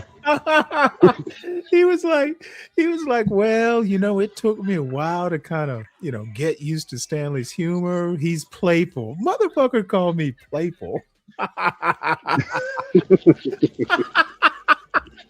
Dude, but you know what? I've never been described That's a compliment, as playful. though. Well, no, I was like, well, you know what? That's like actually that I am, I guess. I never thought of it. Dude, I love fucking with people like that. It is hilarious. Dude got all in his feelings. Ooh, boy. It was this mechanical dude. He's like, I think Mariah probably knows who he is. He's one of CM's folks. And it was so sad. And then we started going into the nature of proof, which was even better. This motherfucker, well, you need to go look at the Stanford Dictionary of Philosophy. I was like, oh, dude, just wind this motherfucker up and let him wind down. It was funny. So anyway, he was losing his shit. No, he wasn't really losing his shit. He was frustrated, what was even better. Nice. Okay, so anyway, $150 million to Venezuela for assistance, and we'll make it back in oil money or something. So I just think that I don't agree with what Trump did in Venezuela, and I honestly think Maduro's going to get off. I don't think the U.S. has a case against him. So, speaking of foreign policy people, John Bolton, former Trump national security advisor, pleads guilty to retaining classified information. It's going to be one count, and he's going to pay back like a lot of his book money, 2.25 million. Now, here's the deal. Bolton pissed Trump off. Funny enough, this case for mishandling classified information, it was started under the Biden administration. And, I kind of read a few articles about this, and apparently the case was actually good. and Bolton's kind of getting off light, Bolton might wind up doing prison time. And I don't think he will, but I'm not willing to go out on the limb and absolutely say he won't. You know, I don't know. I think if he does do time, he'll have the cell right next door to what's her name, Giselle. He'll have the cell right next to Giselle, whatever her name is, or I'm sorry, Ghislaine. But my main point that I'm struggling to get to is this case was started under Biden, and that's the reason the case stuck. If it had been started in Trump's or under Trump's Justice Department, Bolton would have fucking bolted. Trump has effed up this Justice Department, and the only reason Bolton's getting convicted is due to it was started under Biden's Justice Department. So let's keep going. Let's see. I'm so distracted, Stanley. Let me jump back up when I get out of this story. Okay. Talk to you then. Yep. Let's see. Trump keeps undercutting Republicans' message, squandering his own trifecta. So this is written by Carl Hulse. And look at this nice picture. There's Rick Scott, Thune. Don't know who the other two gentlemen are, but we'll assume they're Republicans. Let's listen to this, and it's longish. If it will repeat itself. I'll just stop it. And it's I've already said Trump is the last MAGA president we'll ever have, because he's taking it with him. He's gonna take MAGA to the grave with him. Trump keeps undercutting Republicans' message, squandering his own trifecta. This article is by Carl Hulse and read by an automated voice.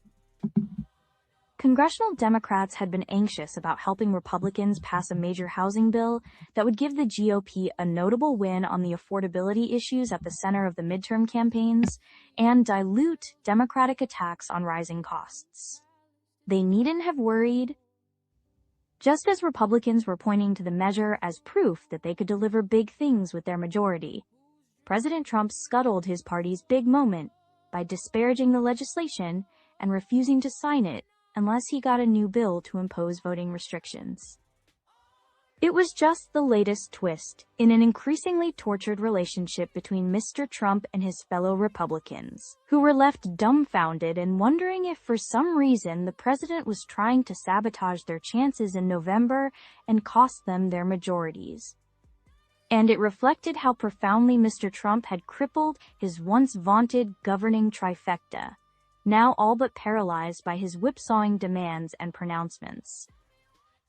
Frustrated and stymied, Republican senators threw in the towel on Wednesday night and left town until mid-July, leaving multiple consequential matters hanging, including the fate of the housing bill, the renewal of a critical terror surveillance measure, and the nomination of a new intelligence chief.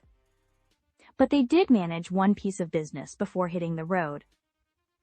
After being excoriated by Mr. Trump in a closed-door lunch for allowing a resolution rebuking his handling of the Iran war to be adopted, Republicans sought to bring up a similar measure and then blocked it, using the Senate floor as a stage for soothing the president. Such contortions have become facts of life for Republicans, as they spend time they had hoped to devote to protecting their majorities, to instead accommodate a president who undercuts them with increasing frequency. That was the case last week when Mr. Trump blindsided Senate Republicans by yanking Jay Clayton, his nominee for Director of National Intelligence, from a confirmation hearing, upending delicate negotiations to renew an expired terrorism surveillance program that is now in limbo. It was also at play in recent weeks as the GOP scrambled to salvage its $70 billion immigration enforcement bill after Mr. Trump's personal agenda. Yeah, we'll stop it there so I can chastise this this young man who doesn't have that much of a memory. If I recall, Kelvin, you mentioned how great that British program with The Thick of It. And I agree. It's a great political like satire. And it even kind of goes beyond satire. It is literally required reading or required viewing if you like politics.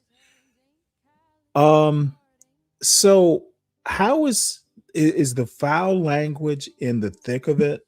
Is that blue collar? Because those were kind of like elite type people. And Peter Capaldi, is that his name?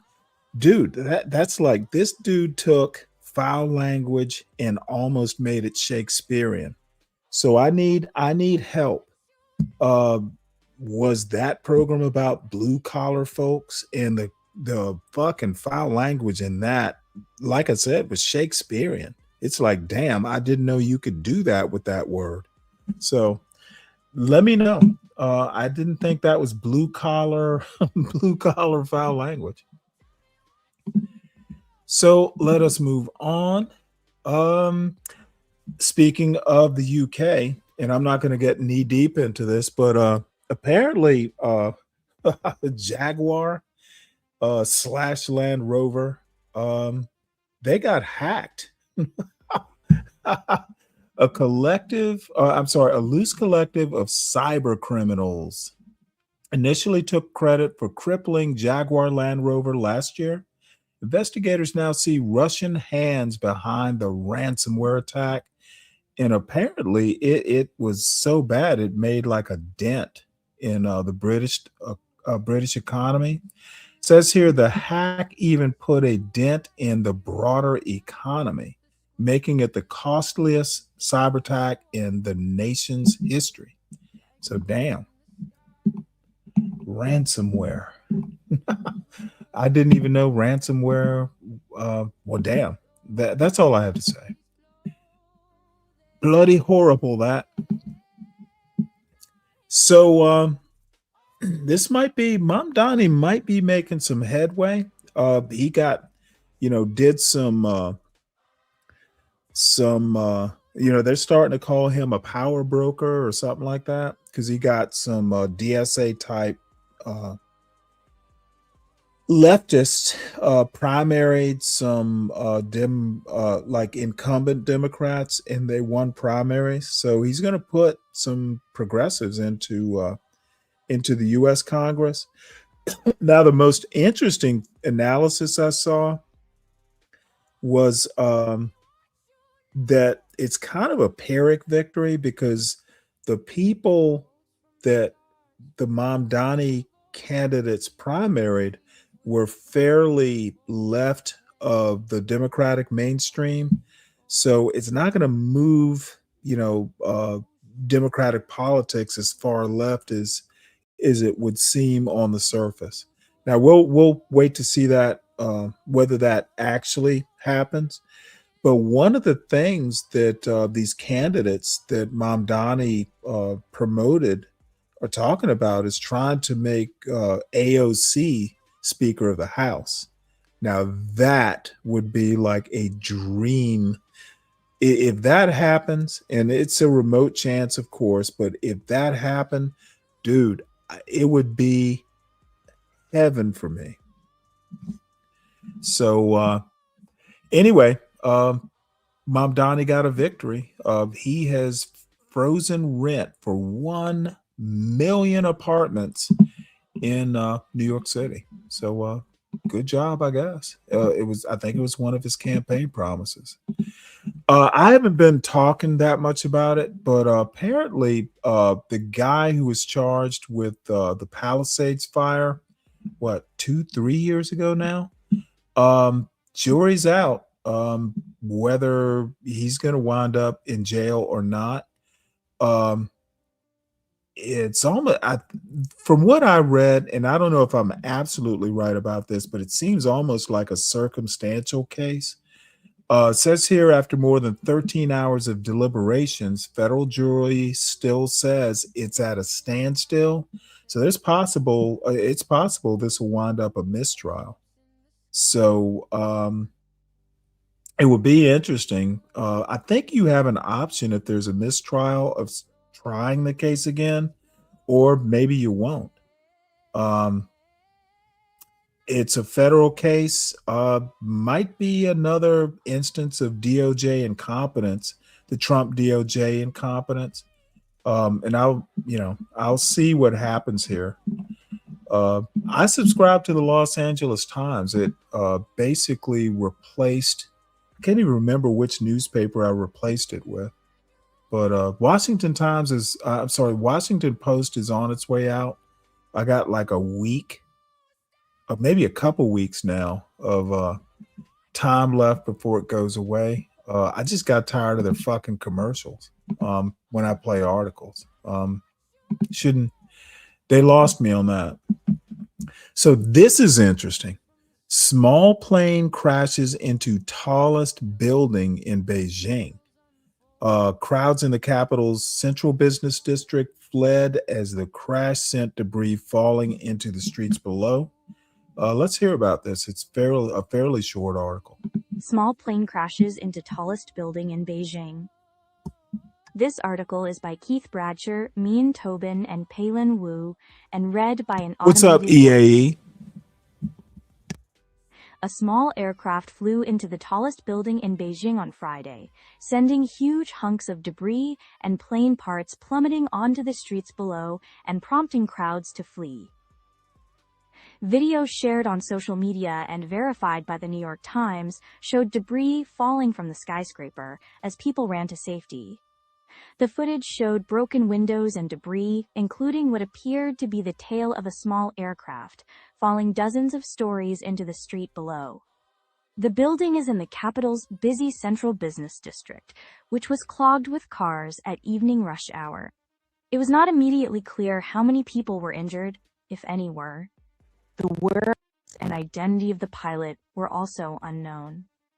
Photos posted to social media from the site showed parts of an aircraft that appeared to be a lightweight model with only a few seats, registered to the airline Shuangyue General Aviation, a regional flight training provider. Calls to the company went unanswered.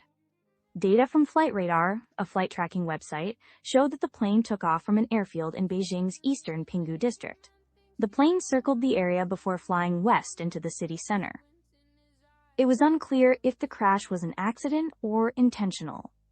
It was also unclear how the pilot was able to fly into the city center, apparently unobstructed. Calls to the Civil Aviation Authority of China and a nearby police station in Beijing rang unanswered.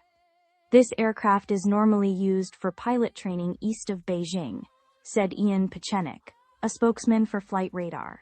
He said that this flight was out of character with those types of flights, adding, "I don't think we can rule anything out at this point." There was significant police presence near the building on Friday night. The police closed at least one major road near the building, setting up a folding metal grill gate, and a police car with flashing lights was parked on the street. High above, bright lights occasionally flashed around a hole in the side of the building as repair work got underway. The skyscraper is called the CITIC Tower and is also known as China Zun. It is the headquarters of CITIC Group, one of China's biggest state-owned financial conglomerates. An employee of a nearby gym, who identified himself by the surname Zhang, said that he was walking with friends in the area when he saw an aircraft hit the tower around 6 p.m. local time. A woman with a head injury was later taken away in an ambulance, he said. A worker at a nearby restaurant reported hearing a loud noise around the same time. The accounts of injuries could not be immediately verified, but in a sign of the authorities' sensitivity about the news, social media posts about the crash and the building itself appear to be censored online in China. A resident of the neighborhood who gave his surname Wang said that just before 6 p.m., he heard loud noises coming from the street and walked toward the tower, where he saw a hole which was briefly on fire in the side of the building. He also said he saw the wreckage of an aircraft, also on fire, at the base of the building. He could not determine whether there were any casualties before the police hurried onlookers away, he said. An office worker who gave only his first name, Richard, told a Times reporter that he had been in a meeting on a high floor in an office building across from the Civic Tower when he realized something had happened. I saw some white pieces of paper fluttering through the air, he said, though he couldn't see or hear anything else. He said he was surprised when he emerged from his office building later to find a crowd outside. Later in the evening, about 200 people had gathered across the street from the Civic Tower, taking pictures. The police were waving people away from entering the street on the east side. The avenue past the south side of the building remained open to pedestrians, bicyclists, and motor scooters. The iconic tower was completed in 2018 and can be seen from across the city. It is across the street from another well-known Beijing architectural landmark, the headquarters of China Central Television, where nearly 20 police cars were parked on Friday night. Roxanne Zhang contributed research from Beijing, James McManigan contributed reporting from London, and James Glanz contributed reporting from New York City.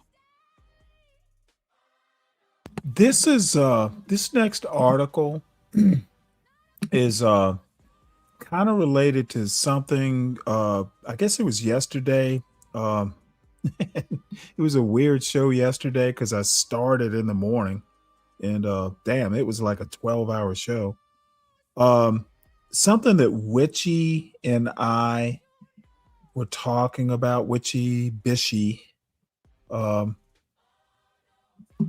You know, one of my complaints, and again, I probably still need to think through it, but it was pointed out to me, I think it was Robert Reich, or I think it was Robert Reich, or maybe it was Paul Krugman. I read one of their Substack newsletters, and it was pointed out that, you know, the middle class is the only middle class homeowners actually pay a wealth tax. And, you know, it's a little bit of a rhetorical bend, but, you know, if the middle classes, on average, their main or their biggest investment asset, whatever you want to call it, is their home, well, you pay taxes on that home, property taxes and what have you. And other types of investments do not get taxed. The wealth part of it do not get taxed. And Witchy doesn't believe that a home is wealth. And I just find that, like, not just odd, but like, what else would it be? You know, if you can buy the asset, you know, in 1970 and, you know, 20, 30, 40 years later, bequeath the asset, or, you know, and the kids cash out, and, you know, that home you bought for $20,000 is now worth $2 million. That sounds like an appreciating asset. It sounds like it was a wealth builder for the family. I still, to this point, do not understand what her point was. I don't care about why you pay the tax. I care that you do pay the tax. And you know, once you put a stamp on your tax form or the envelope and you mail it, it's really no longer your money anyway. It's the government's money. So anyway, controversial billionaire tax proposal will appear on November ballot. This is in California. And you know what? I haven't read it, but hopefully it's a wealth tax. So yeah, it's a matter of, lo and behold, a one-time 5% tax on California billionaires' assets is headed to the November ballot, pitched as a way to backfill Trump administration healthcare cuts despite fierce opposition from powerful Sacramento interests. So these people are basically, California's trying to say, hey, look, let's tax some of your wealth and help us out.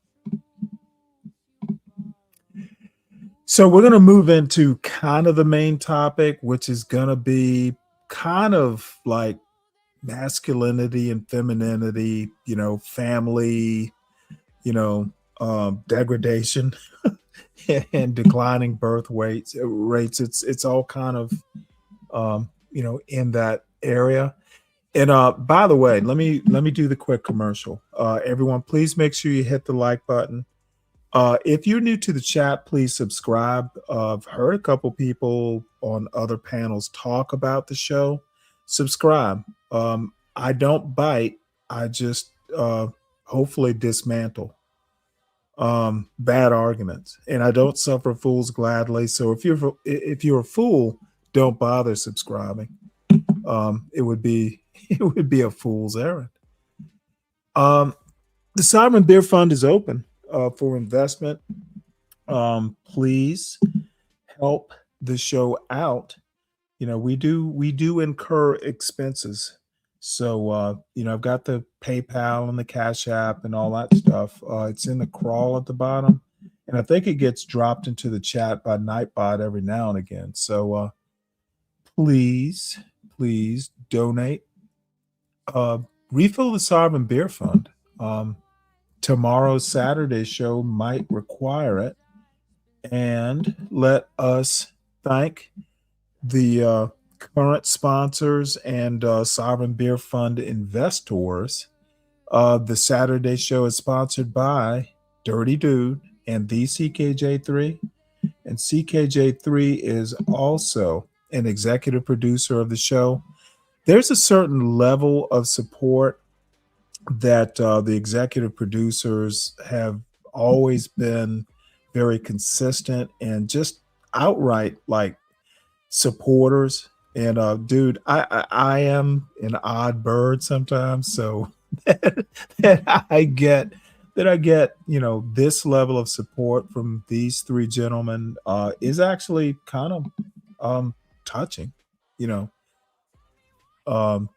CKJ3 again, the Lupin Reiking, who is voice of reason around these parts, and Speak Radio, who is just so generous with his talents, his artistic talents. He's a good guy, and as a matter of fact, we might actually go back if the show goes long enough. There was a very interesting exchange on Ert's show between John Galt and Speak Radio. That couple moments there, I actually chuckled. I even got to send in or chat in some digs at Ert. I never missed the opportunity to disparage Ert in a chat, just because it's funny. What's up, Dirty Dude? What's up, Imperious?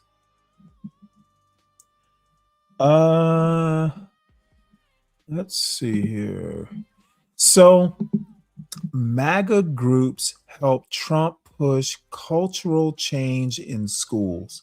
And it's kind of sad because I for her age, she looks age appropriate. Too bad this lady is obviously a far-right maniac. So one nonprofit called Defending Education initiated nearly a dozen civil rights investigations targeting diversity programs in transgender politics. Now, that's not surprising in and of itself, but the part that just caught my attention was in the first few paragraphs. So the complaint that prompted a federal civil rights investigation into gender policies at Smith College was not filed by a student, graduate, or anyone affiliated with the 151-year-old women's college. The grievance originated from Defending Education, a conservative parents' rights group.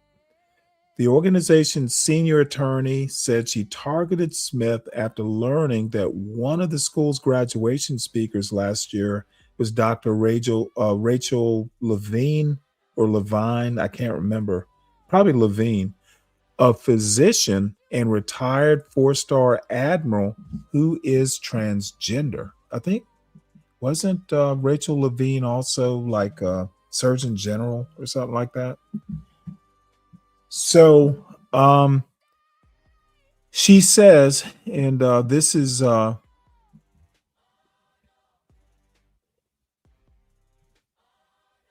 see here. Sarah Partial Perry is her name.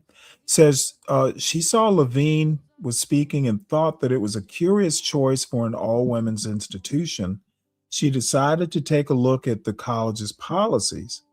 Apparently,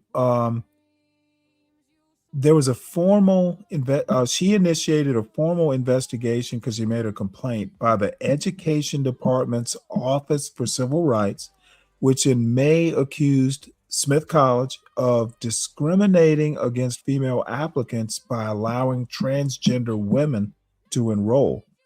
And, you know, that's what caught my attention. I never thought about that. At a women's college, Trump is attempting to do a civil rights suit that is like the transgender version of affirmative action, I guess.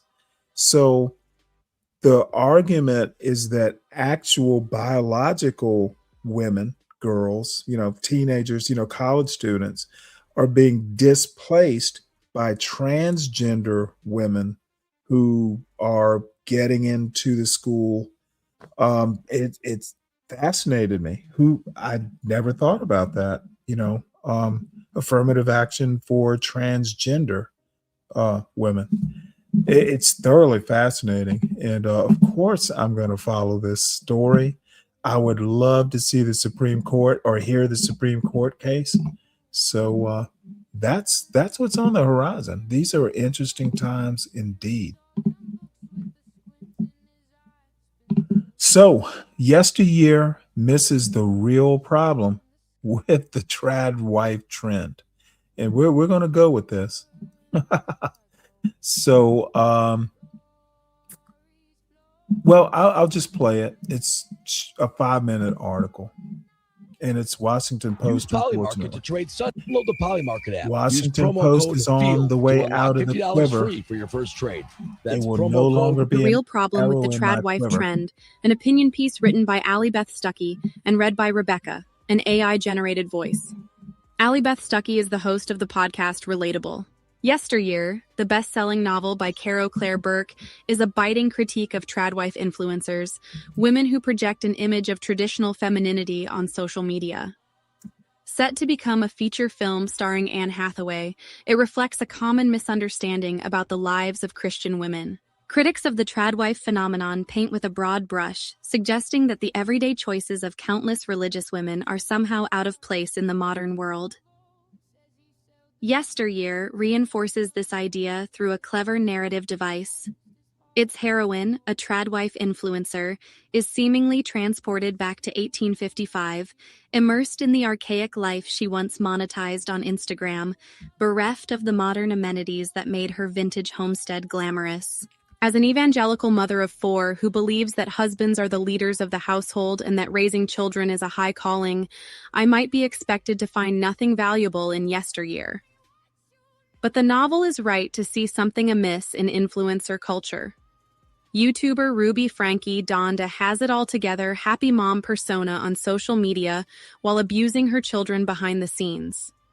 Wellness influencer Belle Gibson claimed to have healed herself of brain cancer via nutrition, only for her story to be debunked and revealed as a money-making scheme. Likewise, Yesteryear protagonist Natalie projects the angelic disposition of a doting wife who's unruffled by the demands of motherhood and farm life. In reality, her inner monologue is spiteful and bitter. She outsources virtually all of her mothering responsibilities, and she secretly resents her doltish husband. She's profiting off a life she doesn't really live. I couldn't help but relish Natalie's eventual comeuppance. There are few things more maddening than ill-gotten gains. But that's where my appreciation for the book ends. The deeper problem with Yesteryear is its lack of realism. It fails to understand how Christian women actually think about marriage and motherhood.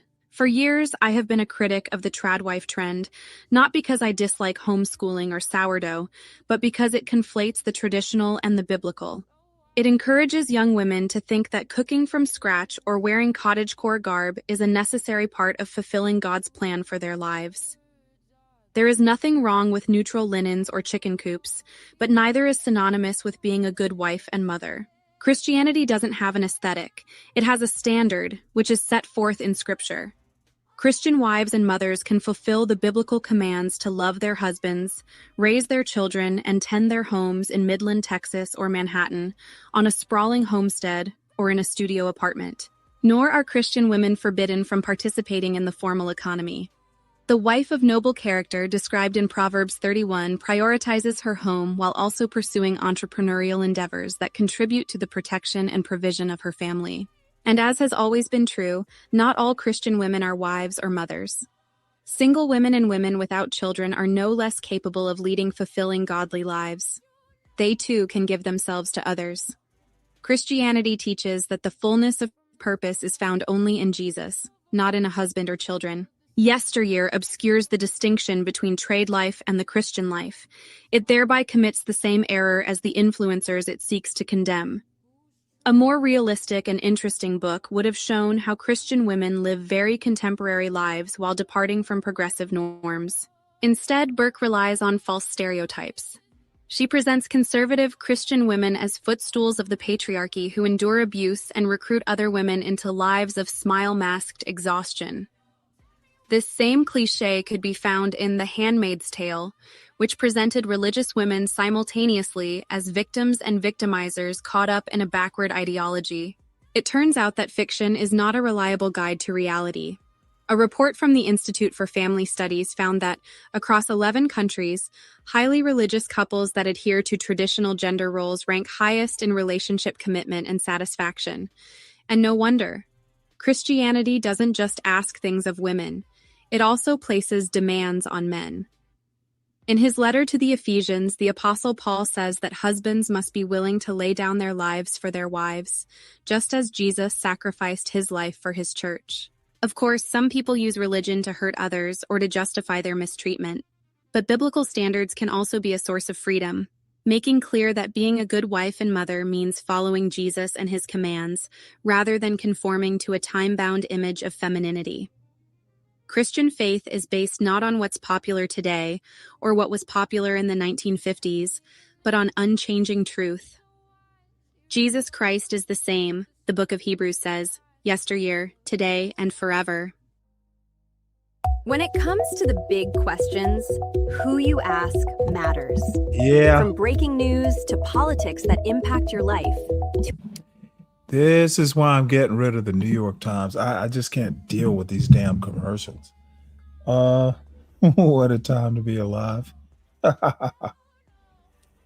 And of course you think I'm a trad wife. They're megabyte. Why wouldn't you? There's something you missed in that biology class that day you cut class. Let's see here. So CKJ3 apparently, I don't know. I had some boring stuff to watch, but there is no reason we can't watch at least a little bit of this bullshit. I don't know. I was going to go in a different direction. But CKJ3, being an executive producer, I do have to actually kind of, pay attention to, I do have to kind of pay attention to some of what these executive producers say or require. Let's see here. So you can see I watch a lot of stuff on any given day.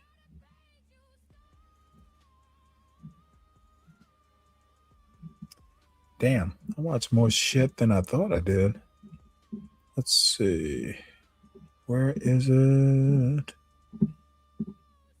Yeah, this might take a minute because I I might have watched it actually on Discord. Maybe that's why I don't see it here.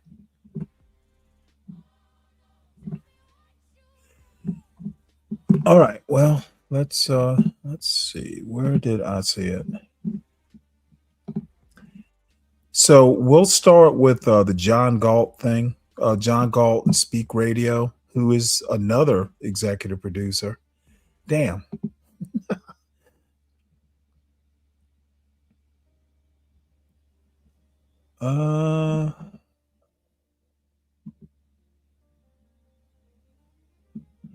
So supposedly I went to Ert's channel, and for some reason, I wonder if Ert took that down.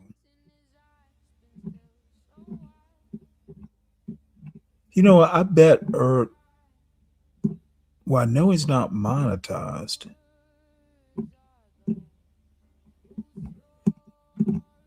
All right, well, let's see.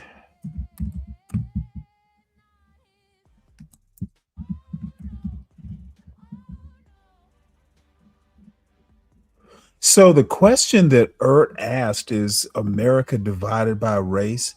And to me, that's just like fucking YN bullshit. Like, or he's just a grifter. Of course it's divided by race. What kind of dumb fucking bullshit was that? Was a great point. Dude, I swear, Ert is like one of the dumbest motherfuckers or one of the most disingenuous motherfuckers on YouTube. And you know, I did hop into the chat. This is from today, and you know, he has a comment or two, which, you know, it's kind of tame. You know, I don't hate anybody, but I just don't suffer fools gladly. And I wish I could do better sometimes, to be honest. So we're going to start from here. And the link is posted if anyone wants to come up and comment on this. I honestly am very neutral. This is just, Ert is just another YN, and this is just another YN moment with John Galt. Just not that much into it. And then since I'm going to deviate, there was Jalba's show. So, you know, I'll show some of that as well, because my name comes up. You know, my name comes up a lot on these YN channels, and I guess I just ruffle feathers for some reason. What's up there, SKC? Just a quick question. What would AOC as a speaker be? It would mostly be because I want to see the spaz. Dude, what people don't seem to understand is that DSA, that those DSA types, there are DSA types that criticize the normie Democrats more than they criticize MAGA. So I just basically want to see something different. You know, let's see what a DSA type or Democratic Socialist as Speaker of the House, it would be different. That might be my only desire there, old buddy. Hit the link if you want. And how's the family, SKC? Good to see you. I dislike stupidity.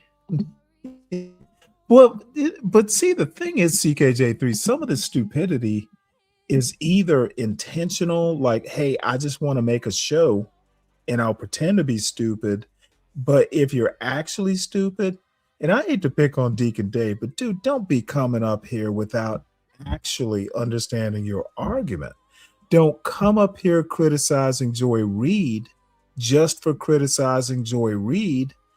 She's making an argument. Do you know what the opposite argument is? Just coming up and just saying Joy Reid is a liar, that's actually not an argument. It's just like, it's just, what is it? What is the term? It's just like, I don't like Joy Reid, so I don't believe shit that she says. I'm not going to listen to what she's saying. I'm just going to hate on Joy Reid. And to me, that's not actual good conversation. That's not coming up to a channel, you know, nominally this is a political channel. It's not coming up and actually being intellectual. You can hate on Joy Reid, fine. Make your little snide remark and make your joke.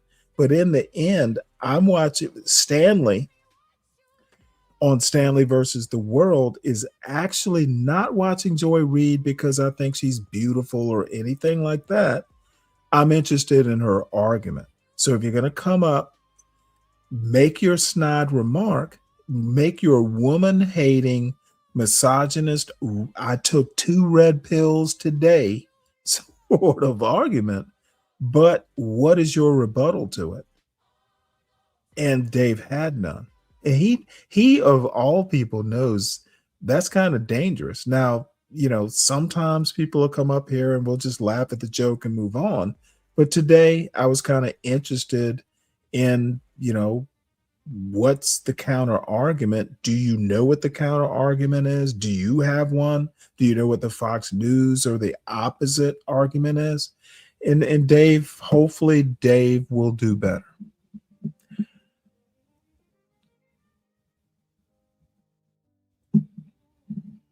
Well, good for you, Coon. Coon. SKC. Have fun. Take pictures. So let's get into this. Let me look at the rest of what's going on in the chat. Yeah, I don't think Joy Reid is dangerous. No more dangerous than Laura Ingraham. I think Laura Ingram's dangerous. I think Megyn Kelly is dangerous. Way more dangerous than Joy Reid. Oh yeah, the title, and that's the other thing, dude. You should have, Dave. You should have looked at the title, so you knew. You should have known where that was going to go. You say, "Thank the white man, Stanley." Joy Reid makes a comment about how Black people historically have looked to the federal government as kind of protectors, and then you say she's lying that Black Americans throughout American history have not depended, asked for the government. What the fuck was Martin Luther King doing in the Oval Office talking to Kennedy and Johnson? Was he there like fucking like serving tea? Dude, the argument is just, I hate Joy Reid because she's a Black woman and she doesn't conform to what I think a Black woman should be. That's pretty much how I read your argument. So Dave, you know now, not to hate on Joy Reid, hate on her argument. So let's get to the ERT report. And I don't have the highest regard for ERT. I honestly think he is a Muppet. Look at some of his mannerisms on the panel. He looks like a fucking Muppet. He looks up in the air and he looks off camera and he pretends. Honestly, ERT's beard is smarter than he is. I want to hear what the beard has to say. I'd like to hear the beard's critique of ERT, to be honest.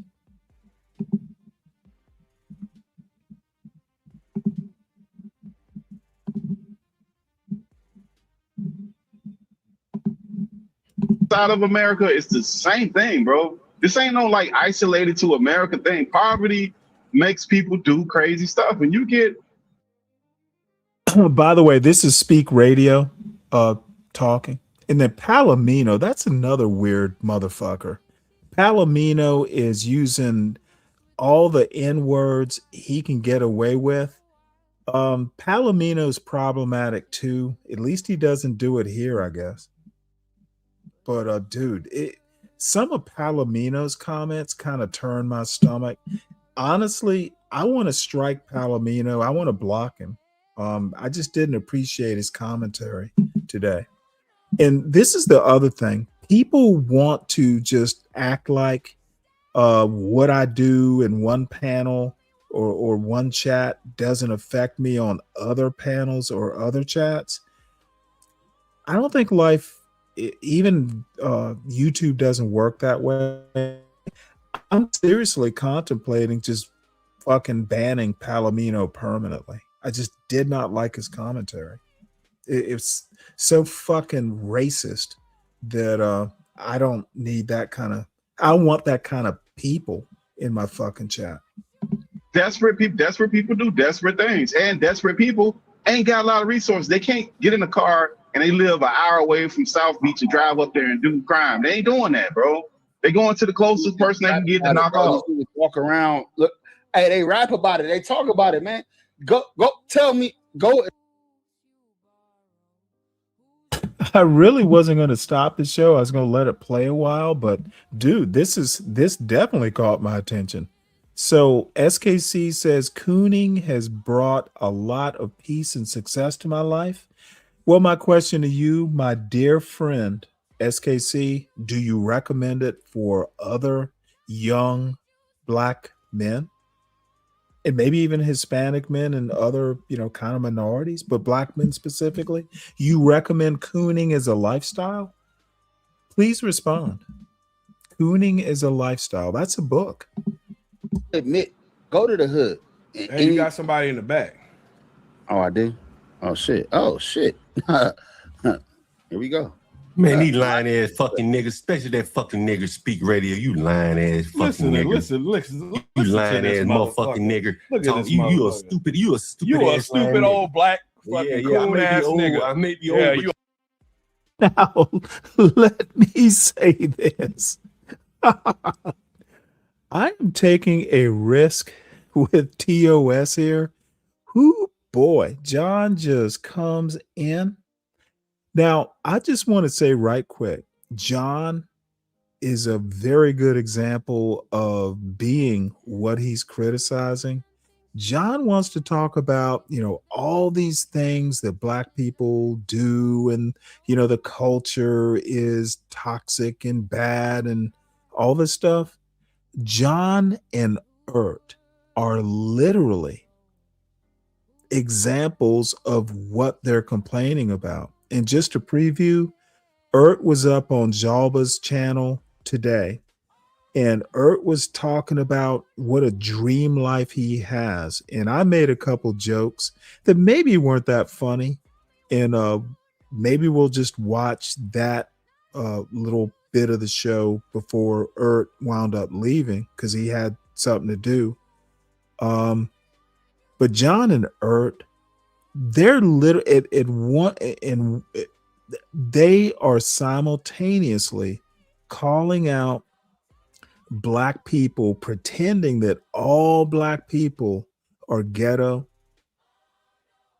but they live in the ghetto. They are baby daddies. Both of them are fucking baby daddies, multiple baby mamas, but they want to act like Black people are the problem. They are criticizing YNs while being YNs, and old YNs at that. That's part of the fucking ghetto hypocrisy that it's just horrible. And actually, someone make sure that John hears what I have to say about this, and Ert as well. Fuck them. They're both fucking old YNs and baby daddies. They simply don't have a leg to stand on in criticizing YN behavior. They are YNs. They're YN goddaddies. Oh, and make sure Palomino knows he's on real thin ice. I might just block him just because I can. His behavior, in my opinion, in this Ert chat, it's beyond the pale, and I'm not sure I want people like that in my chat. Fuck it. Unsubscribe, bitch. I'm okay with that.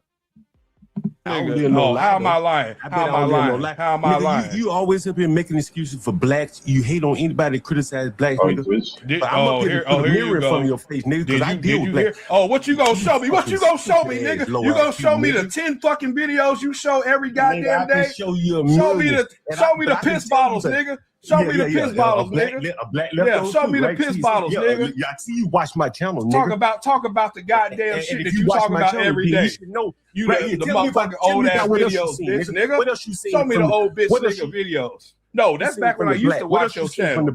When you had other people that I watched on your channel. What else you seen from? What else you seen in my house? Pittsburgh, let this go, Pittsburgh. Tell me what else you seen in my house, nigga. What else you seen in my house? Show me the video. Show me something. No, you're a low IQ dumb. You know, at some point, and I can't remember whether it's on this on this video or another video where Ert says, "Hey, the N-word isn't offensive." That caught my attention too. I might have to actually title a show that and credit him for that that quote. So again, this is generally our executive producer Speak Radio against John Galt, and then Ert is just, Ert is so passive aggressive but very encouraging of this YN behavior. Dude is just a passive aggressive, just damn. He's the passive aggressive Johnny Carson of the blackosphere.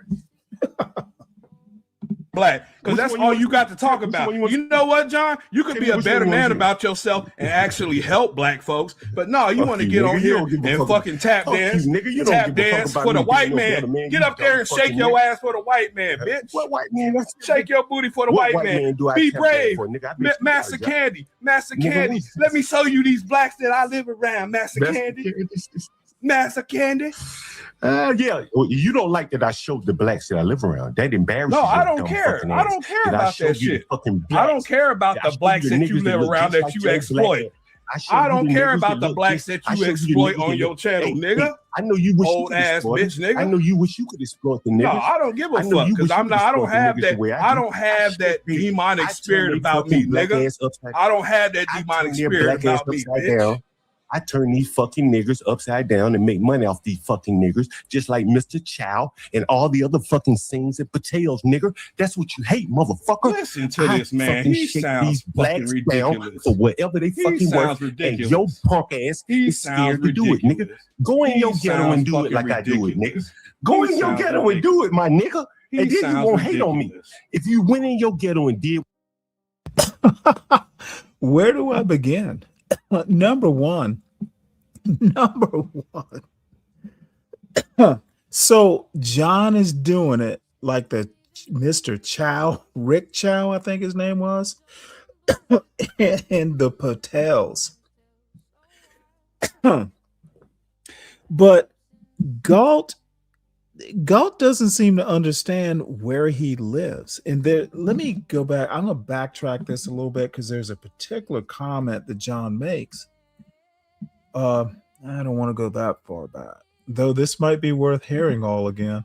Dumbass upside down, and I shake every fucking dime out their pocket, and you black motherfuckers, you can't do it. And that's the hatred that you got. Listen how he talks. You mother, who hurt you? Who hurt you, old nigga? Who hurt you? Who hurt you? Who hurt you? You sound like a bitch.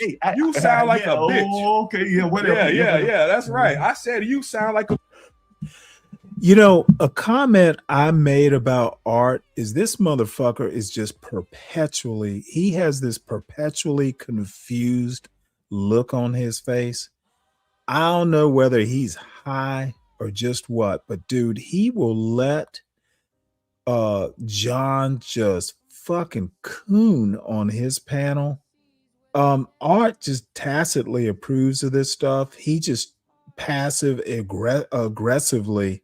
Well, it's passive aggressive, but he tacitly approves of what John is doing. He's just going to sit back here like a motherfucking ghetto Muppet. This motherfucker looks like a ghetto Muppet.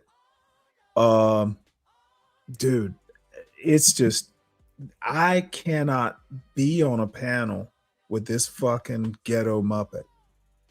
Bitch, Hey, bitch who nigga. sounded like a bitch today when that nigga You was know calling what? me You know what? I can come up here and fucking talk about the black community amongst blacks, but one thing I ain't gonna do is shake my ass for the fucking admiration. What white of a man? fucking What white man person. I shake my ass for, nigga? Oh, every day you would be brave. Nigga, if you hey, let's talk about these blacks. Oh, you want to talk about be brave? You want to talk about be brave? Because nigga. that's your master, on your brain. nigga. That's Be your brave master, on your, nigga. Be brave, Hey, be on, brave your ain't brain, on my nigga. name. That's Be your brave daddy. on your brain, nigga. That's your daddy, nigga. The problem, well, there are always going to be people that, get out of one place and identify with the culture they came from. I don't think that's unusual. Honestly, SKC, what I don't understand is, from my perspective, I never grew up in the ghetto. I never grew up hood. I don't identify with it. And I don't need to be down like that. And I think that's one of the things that John Galt used to get annoyed with. Motherfucker, I used to tell him all the time, why would I move back to a hood I never grew up in? Dude, I have no more. I mean, of course, there might be some identifications because there are, even if they're different black cultures, plural, there's some commonalities, some shared ancestry and that sort of thing. But dude, how the fuck am I going to be hood when I never lived there, wasn't born there, not even like a little bit. There was no moving on up. I was born, in like a middle-class neighborhood. Of course, I was born, my father was in the Air Force. So, I was literally born on a base. But the thing is, I don't understand why people like John Galt can't understand that the root of quote black culture is not in the urban landscape. It is literally in the rural South. Why these people, and John's from Alabama, small town Alabama. I don't understand why these people don't understand that hood is not the root of black culture. I don't think it's black culture at all.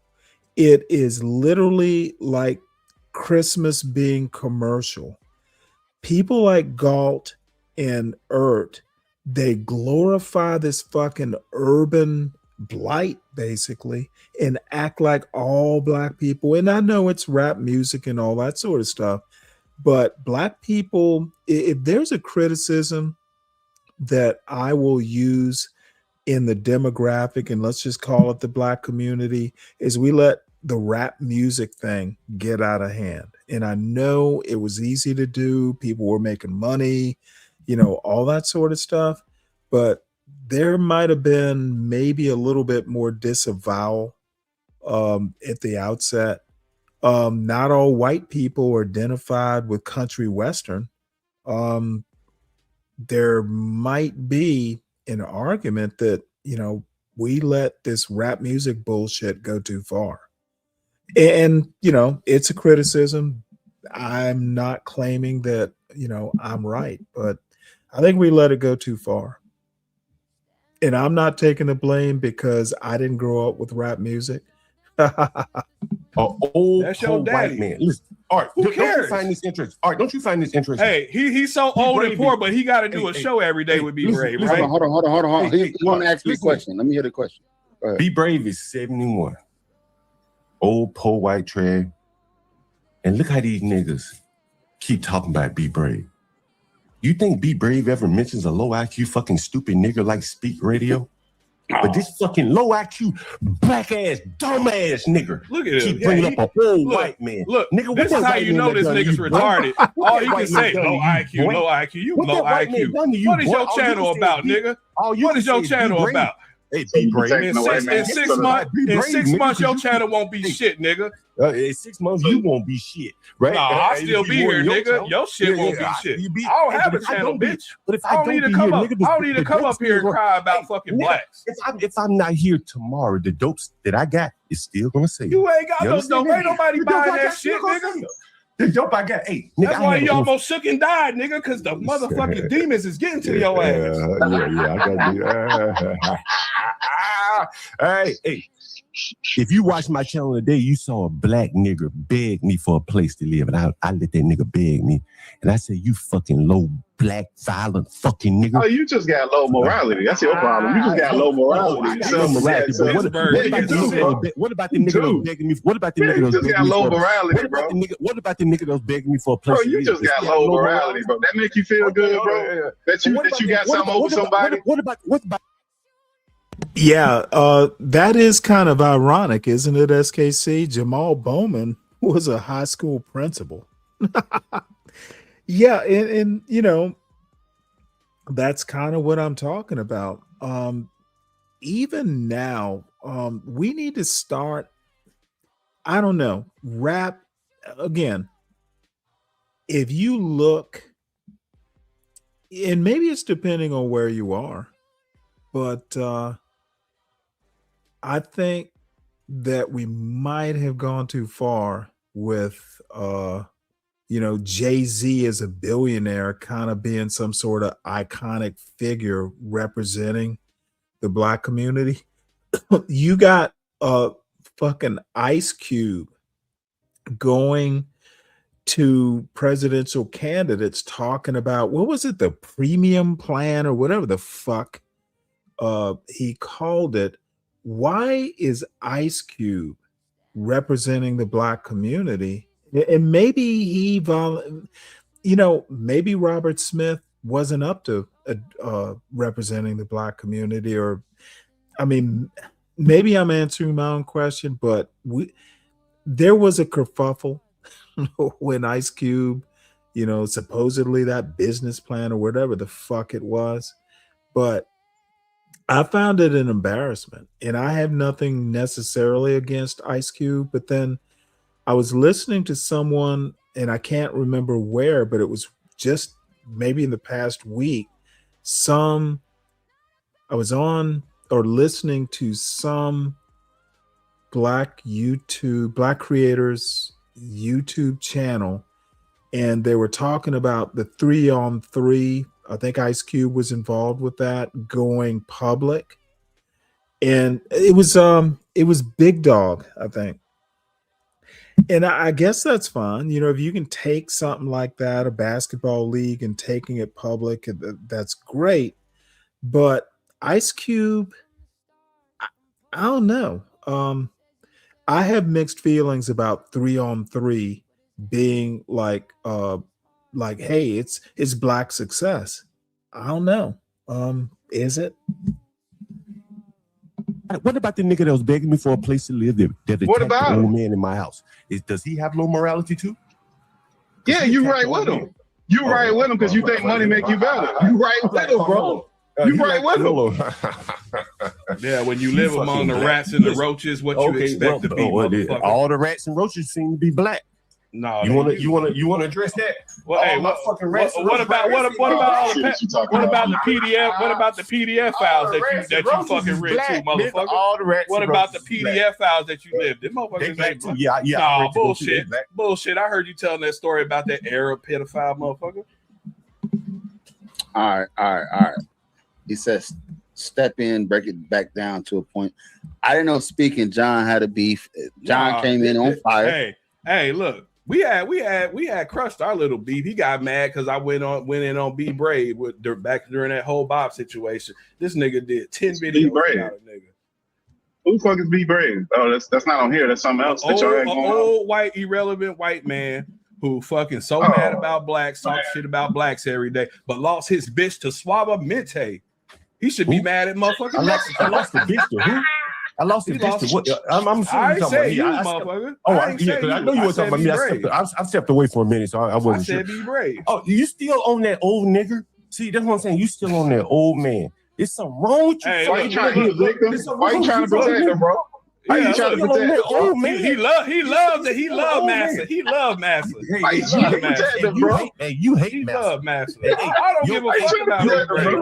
That's your Massa. You know what's interesting? That's your Massa. You know what? All right. The best days for niggas in America probably was under the tutelage of the white man, Massa. And these niggas hate that Massa. Did you hear what Galt just said? Ooh, boy. Hey, you hate He Massa. love Massa. I don't give a fuck about it. Hey, That's your Massa. You know what's so interesting? Art? That's your Massa. You know what, Art? The best days for niggas in America probably was under the tutelage of the white man, Massa. All right. Now, that is provocative. Anyone got a comment on that? Some of the best days, probably the best days, under the tutelage of Massa? How would a black man in 2026 be saying that? And I'm sure maybe he was being hyperbolic. I'm sure he was being hyperbolic, but I do have my doubts. Anyone help me out with that? Why would Galt say that? Other than just, hey, I'm just going to take it to extremes. And the link is posted if anyone wants to hit it. It's there, and should be posted at the bottom of the chat space. Support this show. I'm gonna need some more beer listening to John Galt tonight. And these niggas hate that Massa. Bro, you got low morality, bro. You gaslight and you got. That's why you gaslight. Nigga, be brave when your slave master, nigga. Bro, you gaslight, bro. You just low morality, bro. Nigga, be brave like sleep right now. Hey, brave bro, for you to be this age and be acting like this, either you low morality or you just trying to get clicks. This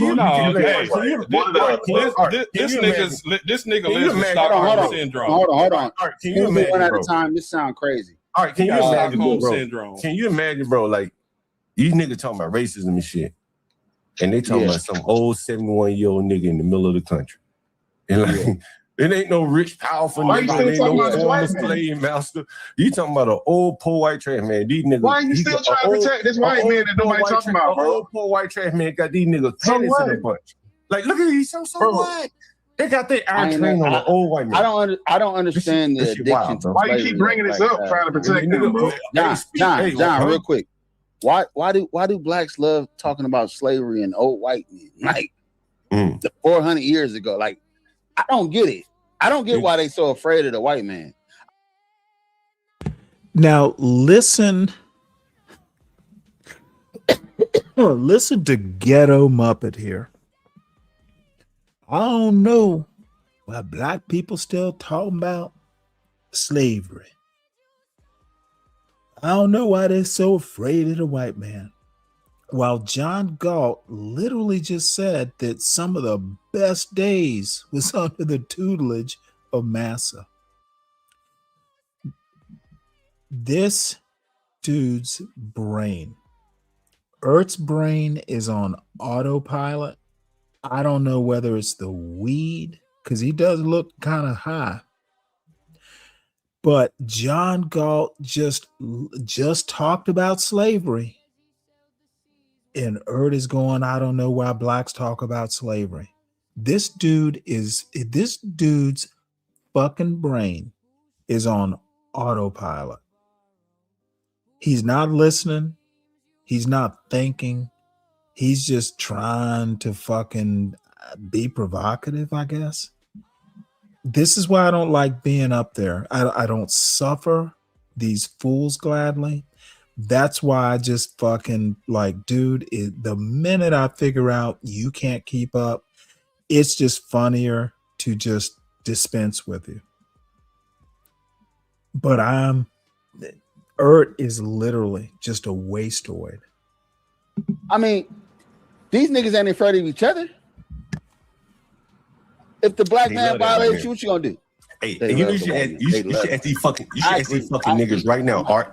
Hey, Art, you should ask these niggas. Well, I bet Speak Radio live around whites. He probably live around Be Brave type whites. I bet that fucking black ass nigga live around white. What's up there, Carrie Goon? I is that how you pronounce it? I've never actually said your name. Carrie, my solution is don't get up on a panel with them and avoid them at all costs. I don't mind roasting them for a chat, from the chat, but I don't want to talk to them. That's my solution. People and He shit. love to assume shit. I bet you do. You live around niggers? And so if you live around niggers and you up here defending them, you just a lying ass nigga. If you live around niggers and you up here defending them, you just a liar. Hey, if my you live around community, niggas, my community is mixed, right? But I'm gonna tell you and what. I bet they don't want your black ass mixing it. I bet they could do without your black ass. Who gives a fuck? I don't live for them. I don't live for them. But I bet but see, your black ass don't ran to that mixed community because you don't want to live around niggas. But what you don't really want to realize is that the mixed people that you speak of, they don't want your black ass. See, your dumb, stupid ass. This is the low IQ of John, right? They say, ass in the neighborhood. You look, fucking this is nigger. the low IQ of John. You fucking nigger. Right? You fucking nigger. They don't want your black ass. Hey, you a clown shoes. You a clown shoes wearing nigger. You a clown shoes wearing nigger. How about that? Hat shoe wearing nigger. I don't even want to talk to these stupid niggas. Yeah, fuck you. I was here before you, bitch. Fuck you, nigger. Yeah, fuck you, old ass nigga. I hope you stroke out and die tonight, bitch. All right, let me ask you this question. This is amazing, and I hope people aren't too offended because I'm offended. And for all the people who think there's a solution to this panel, the solution is not go up there. I'm, is my friend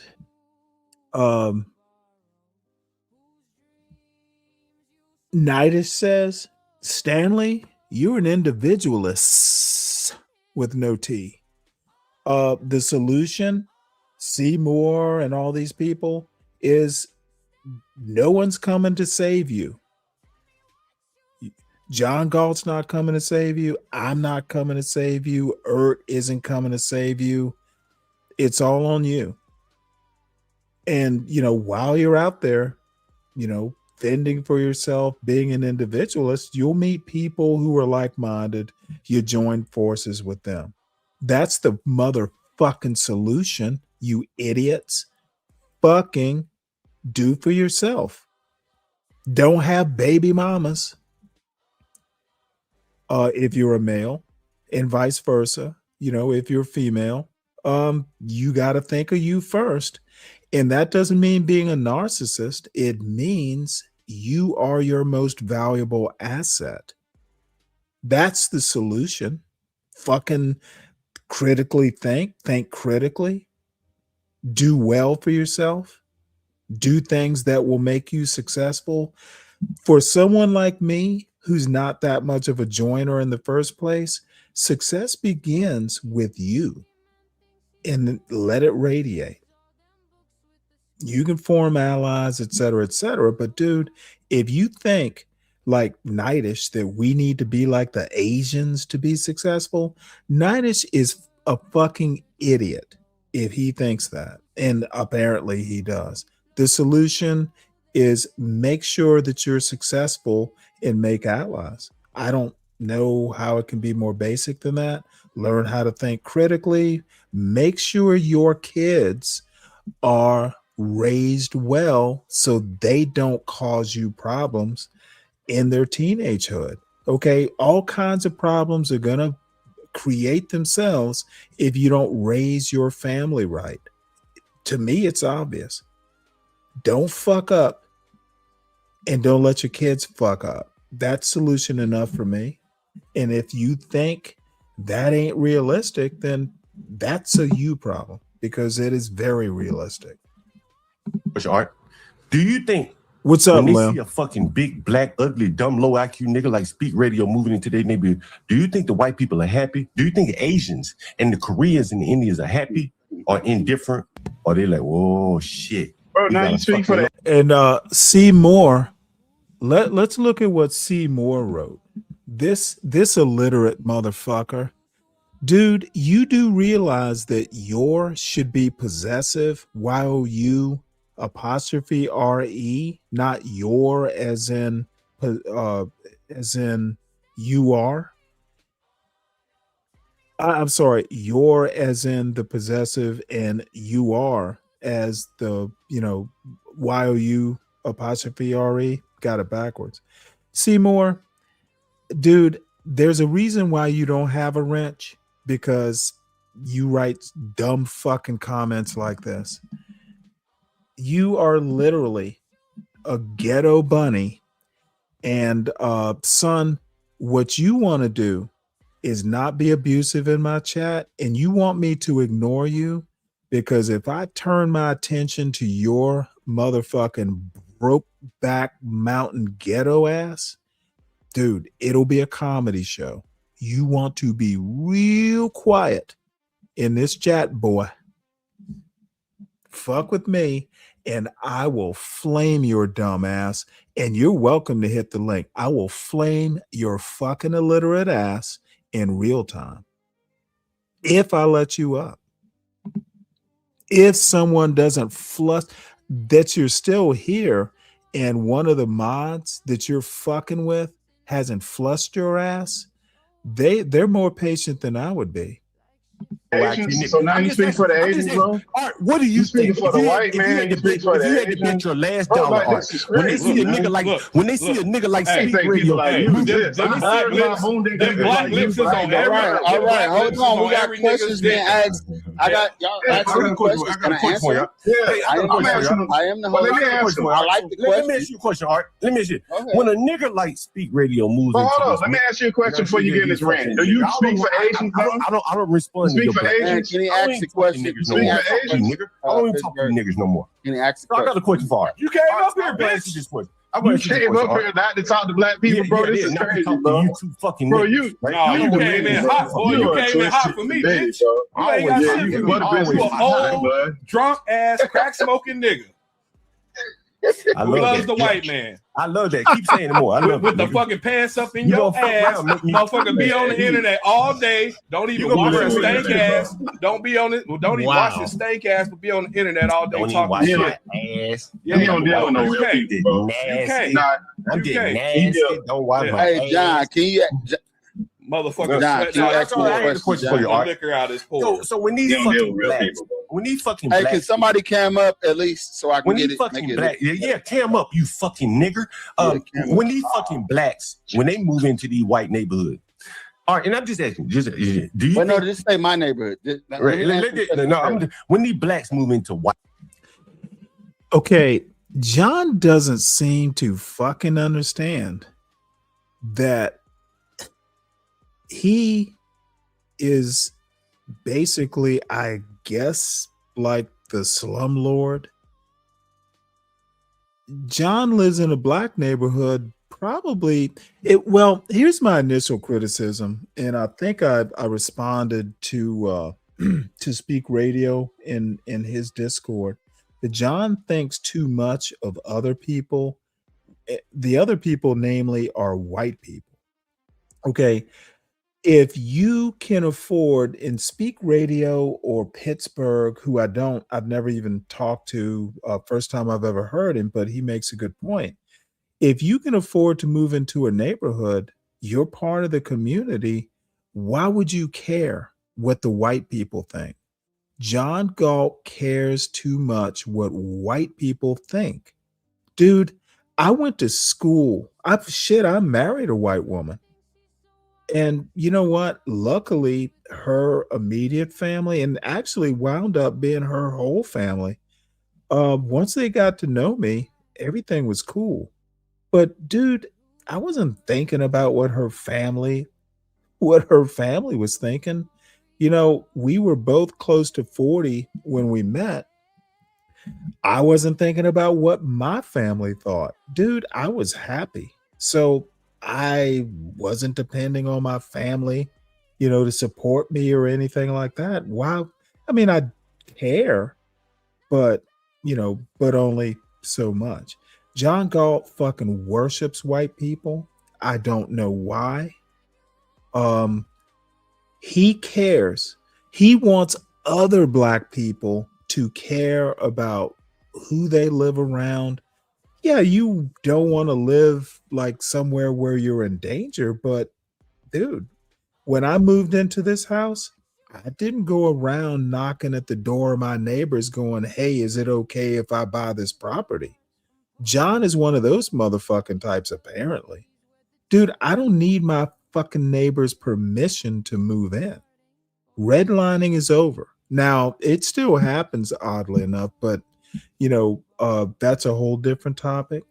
But John is obviously a white man dick tugger.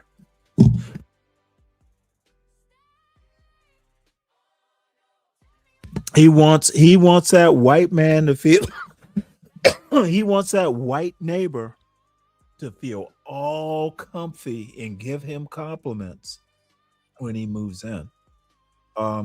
Quite frankly, in 2026, the only black neighbor I would never want to fucking move into or next to would be a John Galt or an Ert.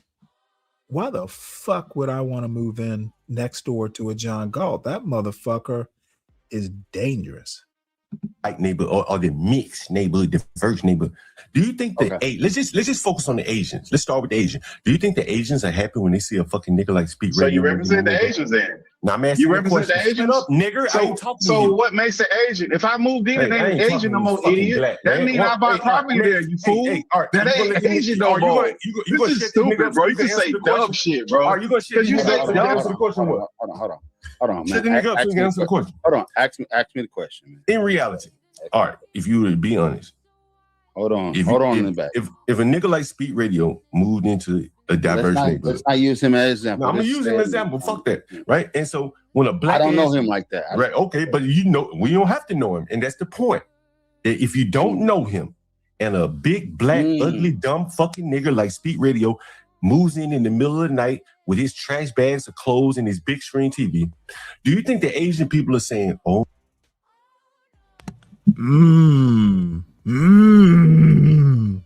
motherfucker, that fucking ghetto muppet sounds like he's fucking constipated and looking up in the air like, dude, this dude is a weirdo. Let me sit back in the chair and be all dramatic. John Galt, speaking truth. Motherfucker, you are shedding John Galt turds. That's what it sounds like. Weirdo, ghetto muppet. Oh my God. Or do you think they're saying, yeah, this is a great neighbor here. Glad to have a nigger here. Well, I can't speak for Asians. I can speak for myself. Okay. I'm just gonna be like, here come his cousins. Here come his cousin. The birthday parties and all that shit. The proms and all that shit, right? And smoking weed in the backyard. So you can't speak for the nigga, but he talking though. Right. He talk. When I see and you a nigger move in. You black, right? Now just imagine what a motherfucking Asian must feel. Yeah, right? An Asian motherfucker must see, damn, this fucking stupid black violent ass nigger is coming into my neighborhood. Bro, you so dumb. There ain't no Asians don't own no community. If I buy a house there, I own the community too, you fucking idiot. Like the shit you saying is dumb. And I'm saying bro, they don't want your black if I ass buy there. a house there, that's my community as well, you dumb motherfucker. Yeah, I'm not a want your renter. black ass Like there, the shit right? you saying is stupid. Asians don't own no. When you buy a house, you own the property of that community. Hey, So man, you're out of part of respect, the out of community, bro. respect, Like hold the on. shit you saying is crazy, man. Pittsburgh, you got the floor. Let Pittsburgh talk. Come on, let's do one at a time. I get it. This is not good for the listeners. They don't want to hear this shit. One at a time. Let's go speak. Pittsburgh, we can go speak. Then we can go V-Dub. Shout out to you for coming back. Then we go John. Let's just come on. I get it. Everybody is hyped up right now. Yeah, I'm sorry. Bro, we was having a civilized like John. I ain't Nigga, gonna be you a ain't low civilized. You a low You IQ motherfuckers nigga. ain't civilized. You a civilized. Bro, Look at you chimping out. You came up here chimping out like a bitch. You came up let me say with that bull. Well, let me say this for y'all get into y'all back and forth. Look, before you came up here, we was having a civilized conversation. You came up here talking about some Asian community. Okay, cool. Because you don't even have enough tact to hold your emotions in while I'm speaking. That show how civilized you is. If we doing civilization. So I'm speaking. Now, what I was saying is before you came up here, everything was civilized. We didn't agree, but it wasn't all this crazy stuff that you on. as far as the Asian community, if I buy a house in a community, it's no longer that particular community. I am part of the community if I buy a house here. See, problem is people like you and most people in general not owning shit. I'm a homeowner. I own houses. And people like us own houses. Black people actually own type in the nonsense. And this is the stuff that we have to combat because you're dealing with the internet bullshit. Okay, I'm not finished. Contain your emotions. Contain your emotions. I'm not done speaking. Now, as far as like what you're speaking to is what the general and the masses on the internet speak to. It's not real people. Real people own shit. Okay, Carrie, let me help you out. I've known John probably as long. There may be a handful of people that I interact with, say on a weekly basis in this particular sector, whatever it's called, that I have known longer than John. I've known John, worked with John for a year or so on his channel. John and I don't see eye to eye. He can be smart as he wants to be, but he is toxic. He's a baby daddy. And in the end, he is anti-black. He's an anti-black. I already know I could never get along with John longer than, a few minutes on a panel. We cannot work together because I have a different mentality, a different way of thinking. Seymour is just uneducated. We can be friends, but we're not working together because I need to be in control. Seymour needs to be supervised. Okay. He cannot act on his own because he has no clue how to think critically. He would have to be supervised. He would be a good employee, but we could never be equals. And that's just the way it goes. So John and I see things so differently. We can be cordial. We can talk on a panel, but working together is out of the question. Seymour is not my equal, not intellectually, not culturally. He would have to be an Indian. He would never be a chief or a co-chief. And I don't give a fuck if it hurts his feelings. Unsubscribe, CM. It's okay with me. And again, the link is open. We can talk about this. But Carrie, you don't know me well, but I'm a tad older. I know John well. I know Seymour's type. Why would I work with people that I don't think are my equals? You tell me. The solution is I don't work with people like Seymour or John Galt. And Ert is somewhere in between the two analyses. There's no working with these sorts of people. They promote, they take care of their families on all racial epithets. A lot of stuff is stereotypical nonsense that people just get so fucking frustrated with because now you're just saying black people so dumb they can't read, write, and own shit. That's fucking. Again, CM and Ert are about equal in my judgment. They need to work for me. I'm not working with them. They will do what I think they need to do. Working as co-equals, out of the question. They don't have the intellect. They don't have the education. They don't have the work ethic. And they don't have the morality. They're both baby daddies. They need to work for me. I'm not a baby daddy. I have a different ethic, have a different morality. I have a different education. I think differently. They're workers. I would have to manage them. And why work with people I have to manage? I'm retired. It's crazy to be saying that's an Asian community and blacks can't own and operate shit and they have to be in these boxes. This is just crazy talking, some of the stuff you're saying. Go ahead, y'all two have at it. Okay, let me rephrase it. I'll take the word ownership out. Let's say if one of you black ass niggas with your Section 8 vouchers move into a mixed, diverse neighborhood, Do you think that those diverse people are happy that your black ass is moving there with your fucking Section 8 voucher, you motherfucker? See, let's go with rent now, nigga. Let's just go with rent, huh? Let's say the government put your black ass up in one of these white neighborhoods with a Section 8 voucher. Do you think that the other people, the motherfuckers is paying their rent out of their own pocket, you think they're happy to have your black ass there? That's a yes or no question. Black people ain't the primary owners of Section 8. So we go on with the numbers. The whites are the primary. Yeah, no. So now you said, no, hold on. You asked me a question. You don't get to dictate how I answer it. That's part of the answer question. You got to take the answer I get. You can't dictate how to answer the damn question. White people ain't the primary owners of Section 8.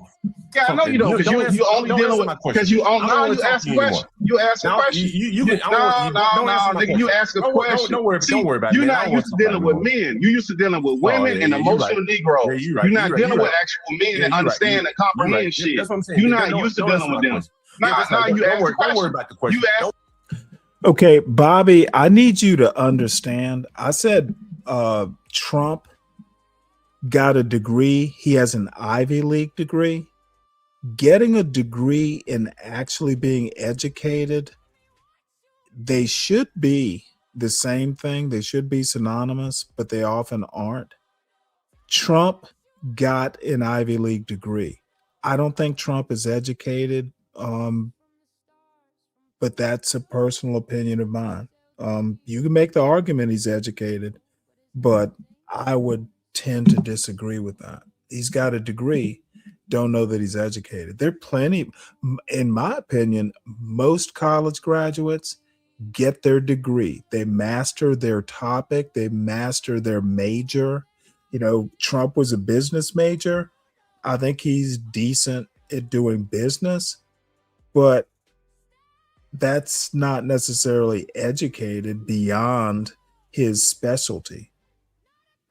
There's a difference, and I'd have to, it'd take me a while to kind of parse out what I mean, because I haven't really thought about it. But getting a degree is not necessarily an education. It can be, but they're not synonymous. The question. Be a man and accept the answer. Be a man and accept the answer. Nah, don't be emotional ranting. Don't rant emotionally. Nobody wants to hear that. It's not even good for the show. So if you want to have a conversation like an adult, we can do that. If you want to rant, I can do that too. But if you want to have an adult conversation, you don't. I don't want to have. So you can't control your emotions. So you should not be talking about black people. John, control your emotions, bro. Yeah, bro. You ask me a question. No, bro, listen. I don't want you to answer my question anymore. Fuck that. I don't care what you want. I don't care what you want. Yeah, you don't care what you want. Now, as far as the question you asked is based off Section 8. Black people are not the primary users of Section 8. Most people who are getting it are the whites. It's at a large number. It's not even remotely close, the numbers that even come up. So the question you pose on itself is wrong because it doesn't even apply to us on those levels. What you're trying to pose is all black people do this. That's the inference you're giving, which is a wrong premise. So the question. Well, Bobby, funny you should ask. So this Pittsburgh guy, never talked to him, never even heard him before. But do you hear him breaking down why he thinks John, is this way or that? He's actually breaking down the whys of why he thinks. He's literally going through the process of critical thinking. So to me, and I've said this before, I tried to kind of raise my son the same way. This is what I think an education can do, even if you major in a topic. The point of an education is to be a Renaissance man. Now, this is just my personal opinion. There are probably arguments, back and forth about this. But a Renaissance man is defined as a person who possesses wide interests, which I definitely do, and is an expert in several areas. Now, I did chemistry as a major, never really used it, but I was in the Navy, learned engineering in the Navy, learned leadership in the Navy, learned what it means to be a leader in the Navy, because it's not just being a manager and a leader two different things, as it turns out. So I can fish, I can read a book, I can write a paper, I can be on YouTube.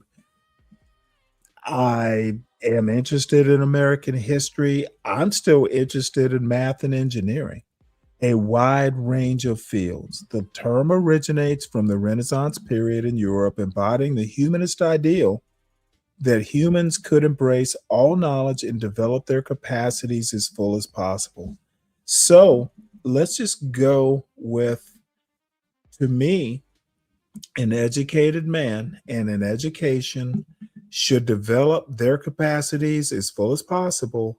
And the job of getting an education is to develop your capacities as full as possible. So hopefully that kind of gives you an idea of where I'm going and why I don't think Trump is educated. The motherfucker can barely speak. And from what I hear tell, he can barely read. He doesn't read. Maybe he can. He just doesn't. He's a fucking lazy dude who would be emperor if he could get away with it. So let me know if this doesn't help you out there, Bobby. Himself falls on his face because it doesn't even apply to us on the masses. Most middle class black people ain't even getting no damn Section 8 because they don't fucking qualify. So the shit you talking about is dumb. If you go through the major cities, it's actually even worse. The immigrants have a larger population of Section 8 than the goddamn black people. So you far more recent to deal with some damn immigrants than you are some fucking black people. So the question that you're asking is a silly ass question. All right, would you rather live next to an immigrant on Section 8 or a black on Section 8? I'm just asking you. Look at John. He didn't even hear or he didn't process what was just said. So he just wants to be racial about it.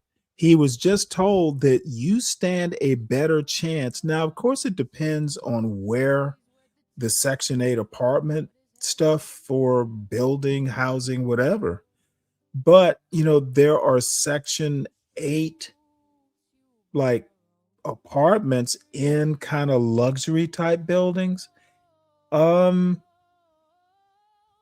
Statistically, what Pittsburgh just presented is that you stand a better chance of, statistically anyway, of living next to a white person on Section 8 than a black person. But John just wants to racialize it. What do you think of a black person?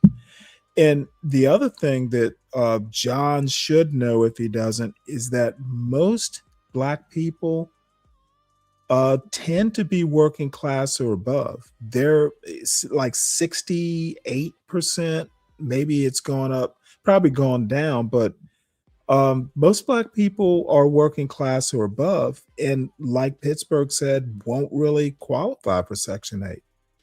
These people just come up here and they survive on stereotypes and talking points.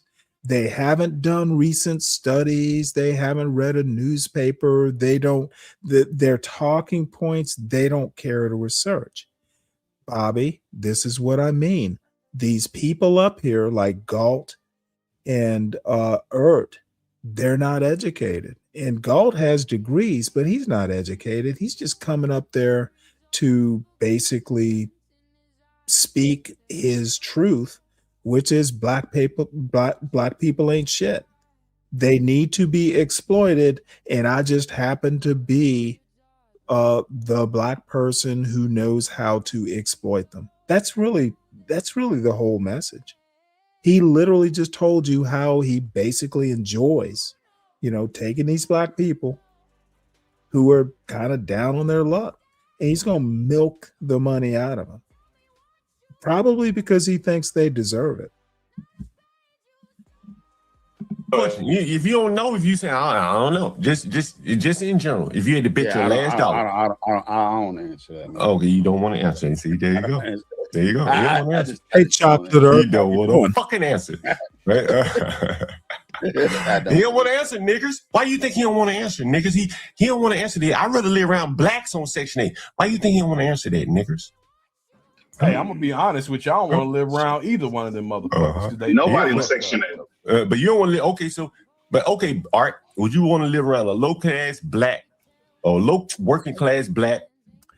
Okay, I thought I kind of covered this, Carrie. Carrie Goon. Hopefully, I'm pronouncing that right. Stanley, if you were living in the hood like John, don't you think your thoughts would be a little different? I hate to be mean here, but that's like the stupidest fucking question you could possibly come up with at this point. John is living in the hood by choice. He owns buildings in white parts of DC, better parts of DC. This is just where he feels comfortable. And I also, just a few minutes ago, half an hour ago, said I literally didn't grow up in the hood. I lived in a black middle-class neighborhood in Savannah, Georgia. None of the kids that I grew up with, the families that I knew, some of them are elderly and still living there. My father still lives there. It was never a hood. The kids I knew didn't grow up in a hood. Really, the only hood kids that I knew I went to school with, really maybe 3 or 4 people in my immediate neighborhood went to my high school at least. So why the fuck would I live in the hood when I didn't grow up there? I'd be a fish out of water. So don't ask me a hypothetical. Why would I even imagine I lived in the hood when I didn't grow up there? John Galt didn't grow up in a big city hood either. He is literally fooling y'all. Motherfucker grew up in Alabama. He didn't grow up in DC or New York or Chicago. So to me, and again, with all due respect, and we don't know each other like that. So take this as, it's a chastisement, but a very gentle one. It's a dumb question. I didn't grow up in the hood. Neither did Galt. Fuck. And I don't do hypotheticals that are too hypothetical for me to imagine. I have no clue what it's like to live in the hood. Low. I don't live around low working class. I'm asking you, I'm talking to you, low IQ nigger. You just answer the question. All right, I ain't talking to you. You saying, all right, of course you don't want to talk to me. Yeti, since I have deviated from my roadmap for this show, we'll watch Jalba's show after this, though it's nowhere near as dramatic, even though was on it. Talking to these fucking low IQ niggers. All right, would you rather live around? Would you rather shut up, nigga? Would you rather live around a low income immigrant or a low income black? If you had your choice, you only get to choose one: low income immigrant nigga or low income black. John, man, please let me out of this right now. You don't want to answer, nigga. Now, that's all you take. The low IQ black calling everybody low IQ. The low IQ. The reason why you don't want to answer conversation, nigga. Fuck you, old bitch ass. Because this conversation low, so he got to do low income this and low income that. Yeah, everything got to be low income this. You are the epitome of a low IQ nigger. Okay, all right. Well, let's go to high income. All right, would you rather live around high income whites or high income blacks? It don't matter. They high income. It don't matter. High income white. Because hold on, can I answer the question? This is the one question I want to answer. Right? You want to answer that one? the high income black got a cousin, got a nephew. The Fresh Prince of Bel-Air type nigga. Honestly, I've seen it. I've been around it. It's gonna be it's always a nigga involved that y'all make excuses for. I'm not gonna lie. See, white. John, you asked me the question. I'm answering. How you like me now, niggers? Hold on. It's the one question I'm gonna answer. Whites separate themselves totally from low income. You can't. Blacks love the low income black. All right, niggers. Even the rich ones. Niggas? Y'all protect the low. And it's the only question I'm gonna answer because I have a problem with this. This affected my life. This is what I lived through this. You can move to fucking you can move to Black Beverly Hills, and guess what the next black gonna move in? They cousin, they uncle. Speak radio. Speak radio. And I'm gonna be. This is another odd thing because Ghetto Muppet is not good at thinking. On one hand, and I don't know that I've ever heard Art say it, but I have heard John say it hundreds of times probably. Why can't Black people be like Asians or Latinos or Koreans? Well, what Art is criticizing is exactly what Asians do. Other immigrant, first, second, third generation immigrants, their whole TV shows about this. I have a friend of mine that I haven't talked to in a bit. I guess I need to call, but he's South Asian, Bengali, I think. He's born here, but he's like maybe second generation, I think. So shoot, uncles, aunts, I don't know that they all live in the same compound, but they are very their cousins, their uncles, like the single rich uncle, will give the nephews or nieces or whatever, money to go to college. He was telling me about I can't remember if it was a sibling, but it was, or maybe it was a cousin. Like this couple had an arranged marriage and they're like, hey, you know what? We're going to get a divorce. Well, her side of the family, his side of the family, they're like, oh, no, you won't. So both sides of the family are like, oh, no, you won't. So, I don't know how they worked it out or if it actually happened or, that sort of thing. But Art is basically describing what other communities do. And these anti-Black blacks keep going, well, why can't we be more like Asians? Well, if you move into a nice house and the cousins show up and all this sort of stuff, that's what Asians and other minorities do. What is actually the complaint? These guys don't have brains. They don't know how to think critically. How about get to the crux? There's nothing wrong with your cousin coming in. How about get to what you really mean? So ghetto Muppet on weed is just sounding stupid. And this is why I don't go up on these types of panels. They're morons. And when I interrupt their bullshit in mid-sentence, then they want to get pissed. Used to happen with Nightish. Happens all the time. I don't really like going up on these panels unless I have a specific reason to be there. I was, and you'll see it if we get to Jalba's thing, they're like, well, hey, Stanley, people in the chat, hey, Stanley, go up to the panel.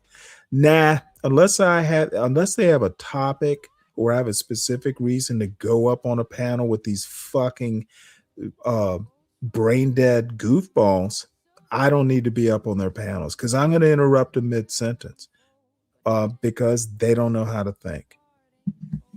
And I know I sound just kind of, snobby, but I've been doing this for, probably close to 3 years now in this particular sector. And my judgment has been formed. I have a reason for judging it like this. Quiet after that because I listen, and I lived around sufficient white people or whatever you want to call it. They don't move trailer trash in. Matter of fact, they act like they don't exist. And I wish blacks would do the same. Honestly. So basically, what you're saying is that the highest level of blacks, you don't even want to live around them if you had your choice. If you had plenty of money, I have my choice only because they sympathize with low level blacks. Do you think a nigga like Speak Radio sympathizes with Carmelo Anthony? I don't know. Yeah, he does. Yeah, I know. Hey, look. He assumes. Hey, Speak Radio. Did Carmelo Anthony get too much time in your mind? Speak. Did Carmelo Anthony get too much time? I'd love. He's a good boy. He was a good boy, wasn't he? He was a good boy. Hold on. Did he fall on the knife, John? Ask him if he fell on the knife. Speak. Speak did he Hey, look, y'all doing a lot of projecting right now. Y'all doing a lot of projecting right now. It's possible. Did I say it was possible, nigga? You are a clown. All right, why don't you speak? Ask me a question. Speak. Ask me a question. No, you asked me the question. You want to ask me a question? No, you asked me the question. You was talking. To this point here, Napstar, that's all you hear. Okay, that's all you hear. That's all you hear is the yelling in the motherfucker. Have I yelled or said motherfucker today? You've been in the chat for quite some time. I'm literally telling you what I think about Art and John and some other things. And of course, you are so jaded that you can't hear what I'm actually saying. I think you came here just to hear me yell and say, motherfucker, you, John, ghetto Muppet here, y'all are all kind of the same character to me. You literally type this in the chat as I'm telling you what I think in a little bit more detail than me yelling or saying motherfucker. Dude, if you were trying to be funny, you failed at that. Hit the goddamn link. It's posted if you want details on what I think. But you are basically being a John Galt here. You know I do more than say motherfucker. I can give you details ad nauseum if you can engage that fucking weed smoky brain of yours. You are problematic sometimes. And if you want a beef, keep talking bullshit like you're doing right now, Napstar. We can have a beef, but I'll crush you like I crush everyone else if you fuck with me, boy.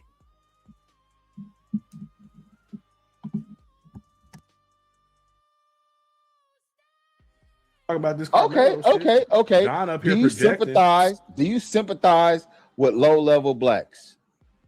Do you sympathize with them? I don't deal with them on a regular basis. No, would you move one in? Like Fresh Prince of Bel-Air. If you made $1 million, would you move your little nephew in from the hood? Hell no. Especially that's that nigga about Carmelo Anthony. See, this is how you have to really dig deep. Look. He's stuck on Carmelo Anthony. You got Carmelo Anthony on the brain. Carmelo Anthony on the brain. Nigga, you don't care about Austin Metcalf, you old punk ass bitch. They won't admit to that. Art, see, you really have to dig a little bit deep. Mike from Boston, right? You a little fucking. Because of course they're gonna say, hell no, I ain't moving my cousin in until their cousin back up against the wall, then they move him in. See, of course they're not gonna say that, right? They hell no. But as soon as their cousin back up against the wall, or when it's time to have their birthday party, or when they're moving in party, the cousin is invited to the party. Trust on that, right? And so the same thing applies, with Carmelo Anthony. If you'd have asked Speak Radio, did Carmelo Anthony get too much time, or should he have black on the jury? All these the questions that really dig to the heart of where this nigger's mind is. Yeah, let's hear this. Let's hear this. Let's go through it. Let's hear this. Since all black people think the same. Let's hear this. Let's have a back and forth. Let's have a back and forth about Carmelo then, nigga. Go ahead. I'm just curious. No, maybe. Why are we having a back and forth about Carmelo? Once again, people like John Galt, they got to go back to their comfort zones. Okay, John Galt has his anti-black talking points because he's been talking about it probably for a month. He's got all them memorized by now. He can even do it drunk and high because they're burned in to that brain. To be honest, I started getting bored once this Carmelo Anthony stuff came up. So, we may not be listening to this much longer. Looks like Galt is up there for quite, well, fuck. By the way, Speak Radio, I didn't even watch this all the way to the end. Once you all started getting into the Carmelo Anthony stuff, I've heard pretty much everything. Because if you'll remember Speak Radio, when the incident happened, there was a whole month or two of Carmelo Anthony, and then this is Carmelo Anthony post trial. I've pretty much heard all I need to hear. Oddly enough, my assessment is different than the YN-averse here. Nigger, go ahead, old nigger. Okay, Speak. Do you think Carmelo got too much time? Yeah. See? Yeah. See, you're saying C, but you don't know why. You just assuming shit. That's okay, good. What's wrong with Tell me why you think he got too much time. Yeah, I know, Speak. Because I think it was a manslaughter issue. What's up, I don't SP? think he came with premeditation. That's a law issue, and I don't think they had that law in Texas. But look, Art, it doesn't matter. It doesn't matter, right? Hold on. According to the law, I think he got 30. He could have got 40 or the death penalty. Listen to this dumb fuck. According to the law, like this motherfucker actually went and researched it. This is just a talking point he heard on another panel.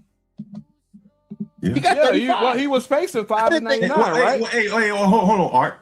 At Speak Radio, because I don't even want to talk to the nigga directly. At Speak Radio, but you addressing me, bitch. Hold on, I'm not talking to Art, nigga. Don't respond. Hey, fuck you, old nigga. Don't respond to me, nigga. Don't respond to me. Shut up, old nigger. Shut up, old nigger. I'm gonna treat you like crackhead nigger. Let me ask you this question. At Speak Radio, how much time? Bro, why you can't dress that man like a man, bro? Wait a minute. Why you can't dress that man like a man, bro? Why you can't dress that man like a man? God damn. Speak Radio. What's up? How much time do you think Carmelo Anthony should have got? And before you even say anything, he should have got time because a man died. How much time? That was the question. How much time? That's up to the people, but no, you're the judge, jury, and the prosecutioner. How much time? Yes, probably it's on you right now. Probably somewhere between 5 and 15. So 10. So we're gonna say 10. 10 years. 10. We'll go with 10. We'll go with 10. There goes your answer. Hey, Art. So that means he does 5 and up for parole. In Speak University's world, he does 5 and up for parole. See, I don't want to live around these fucking animals. Bro, why we? What's odd to me is that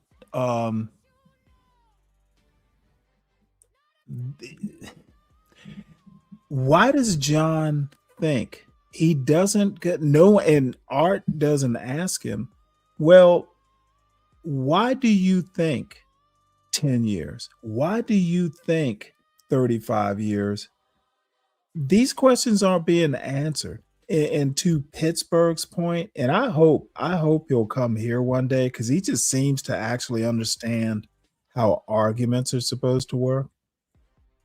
Why is Art not asking why people think this? Dude is a fucking sky-high ghetto Muppet. Motherfucker really is enjoying this stuff. And that's why he's not taming John right now. This is ghetto behavior. And these motherfuckers not only live in the hood, they have hood mentality. John Galt, I'll never get why he has devolved. But these guys, the term, you can take the boy out of the hood, but you can't take the hood out of the boy. That seems to be applied to Galt. And Galt, it's arguable. I know a little bit about where he came from, but I wouldn't call that like the hood. And Art, it's obvious he's fucking hood. That motherfucker is uneducated as well. He never learned how to think. Listen to a dude that can't, bro. You can't even talk to another grown man, bro. You got to filter your words. Bro, you got to filter your words. Okay, cool. But you got. Aruella, hey there, by the way, if I didn't say hello. Pittsburgh's a sub. Well, damn, I wish he'd hit the link sometime. He actually seems kind of interesting, the way he conducted himself. So got to filter your words to another man. You can't talk to a man like a man. But I'm low IQ and all this. Right. But I don't have to filter my words to another man. I'm talking to you. Like adults can talk to each other. Like children. Boy, you keep coming up with these hypotheticals there, Carrie Goon. Stanley, imagine owning rental properties like John and being able freely stream and have as much beer, weed, and women as you'd like. Would it be so bad? Well, I think the abuse of people in your rental properties is borderline. Well, I'm not going to go there. I think it's something I wouldn't want to do. Being a landlord is a hard job, to be honest. You have to be a people person. And obviously John's a people person, but in a very like very what's the word I would use? Because I want to be careful here. John's a people person, but so are a lot of plantation owners. You know, plantation class. If you've ever seen, and I hate using movies as references, but everyone knows about Candyland. Massa Candy was good with them people.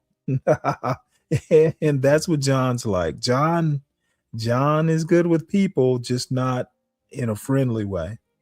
I would never, unless, even if I inherited property, why would I want to be a landlord? I basically am not very entrepreneurial in that I worked to live. I didn't live to work. I'd much rather just, live simply and read a book than, own, John's had to scrape up some dead bodies being a landlord. I leave it to people like John. He's good at what he does, except he's abusive. And that's that. So no thanks. Won't be imagining me owning property. Not rental property, at least. You can't talk to other men that they don't agree with. You're a child, bro. You're a man. This is childish.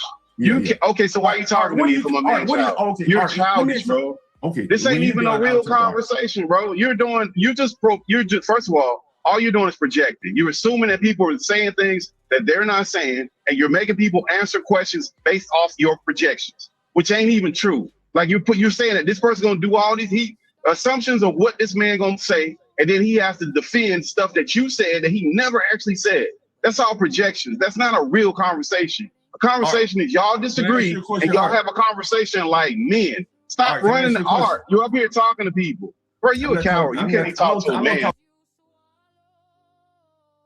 Well, this is going to be basically addressed to Arawella and Napstar. Arawella, if you're not real familiar with American culture, and I have a friend of mine who's kind of into American politics, but he has never even been here. He's Nigerian, and for years, because I've known him for probably 5-6 years by now. And I used to tell him all the time, because he was big into Trump and MAGA. And I would tell him all the time, you have no clue what you're talking about. My insight, right or wrong, is that I literally was born and raised in this American culture and have studied it, even though it's not my field of expertise. And finally, over the years, he's kind of like, well, Stanley, you were right the whole time. That outside looking in thing, while I'm not criticizing it per se, I am saying that there's a lot of nuance that you'll miss if you did not grow up in American culture. And it so happens that John and I, he's from Alabama, I'm from Georgia, we're both from the Deep South. Different upbringings, but, similar, but not that similar. John is a problem. He's interesting only in that I wonder how much longer he can last He is not typical. He's not a typical black man with his education and even his background. There are people that I've known throughout my life that have similar backgrounds to John, who have thrived and gone on to do like stellar things. John, somehow or another, it's kind of a failure to launch in a way. John has an elite education, not Ivy League, but it's nothing to sneeze at. For some reason or another, something was a failure to launch, and I have no clue what that is. He has done some things that to me are no rhyme or reason. He's interesting, but he's interesting in the way of a tragic hero. I wouldn't even call him a tragic hero, tragic anti-hero. Ert, who knows what his story is? But John is interesting, but not in a good way. John is a cautionary tale, in my opinion. Interesting as a cautionary tale. We don't. We don't. What we shouldn't do. So that's that. And as far as you go, Napstar, as far as I'm concerned, you grew up in the United States. You just you never took the time to learn anything about American culture. You're just another internet white boy. And I mean that with respect. You're no great shakes. I have never seen you make any particularly good insight into American culture. So he's interesting to you just because you're a racist. You're fucking niggers in here. I'm not talking. I know, because you're cowardly. Because you can't deal with men. You like dealing with boys, and you like dealing with children and poor people that you feel like you got one up on. That's who you like dealing with. You don't like to deal with real men and people who got some stature that you can't. Little boy and big dog, you can't do that shit over here. So you don't like talking to men like me. It fuck you up. You'll never be able to do that shit to me and probably the other brother up here. That's why you have a problem with it. You need to be able to address men like men. And this is the problem we have in our community. We got too many clowns and cowards running around that can't talk to other men and talking around us. If you talk to the actual men, you actually can resolve a lot of issues in the goddamn community. But we got cowardly dudes like you run around that don't want to actually deal with the actual men of the community because you can't. You can't formulate your words. You can't have a disagreement. So you do all this emotional ranting and bullshit because you can't have a conversation. All right. Let me ask you this question. Hold on, real quick. I gotta ask him a question. Follow up.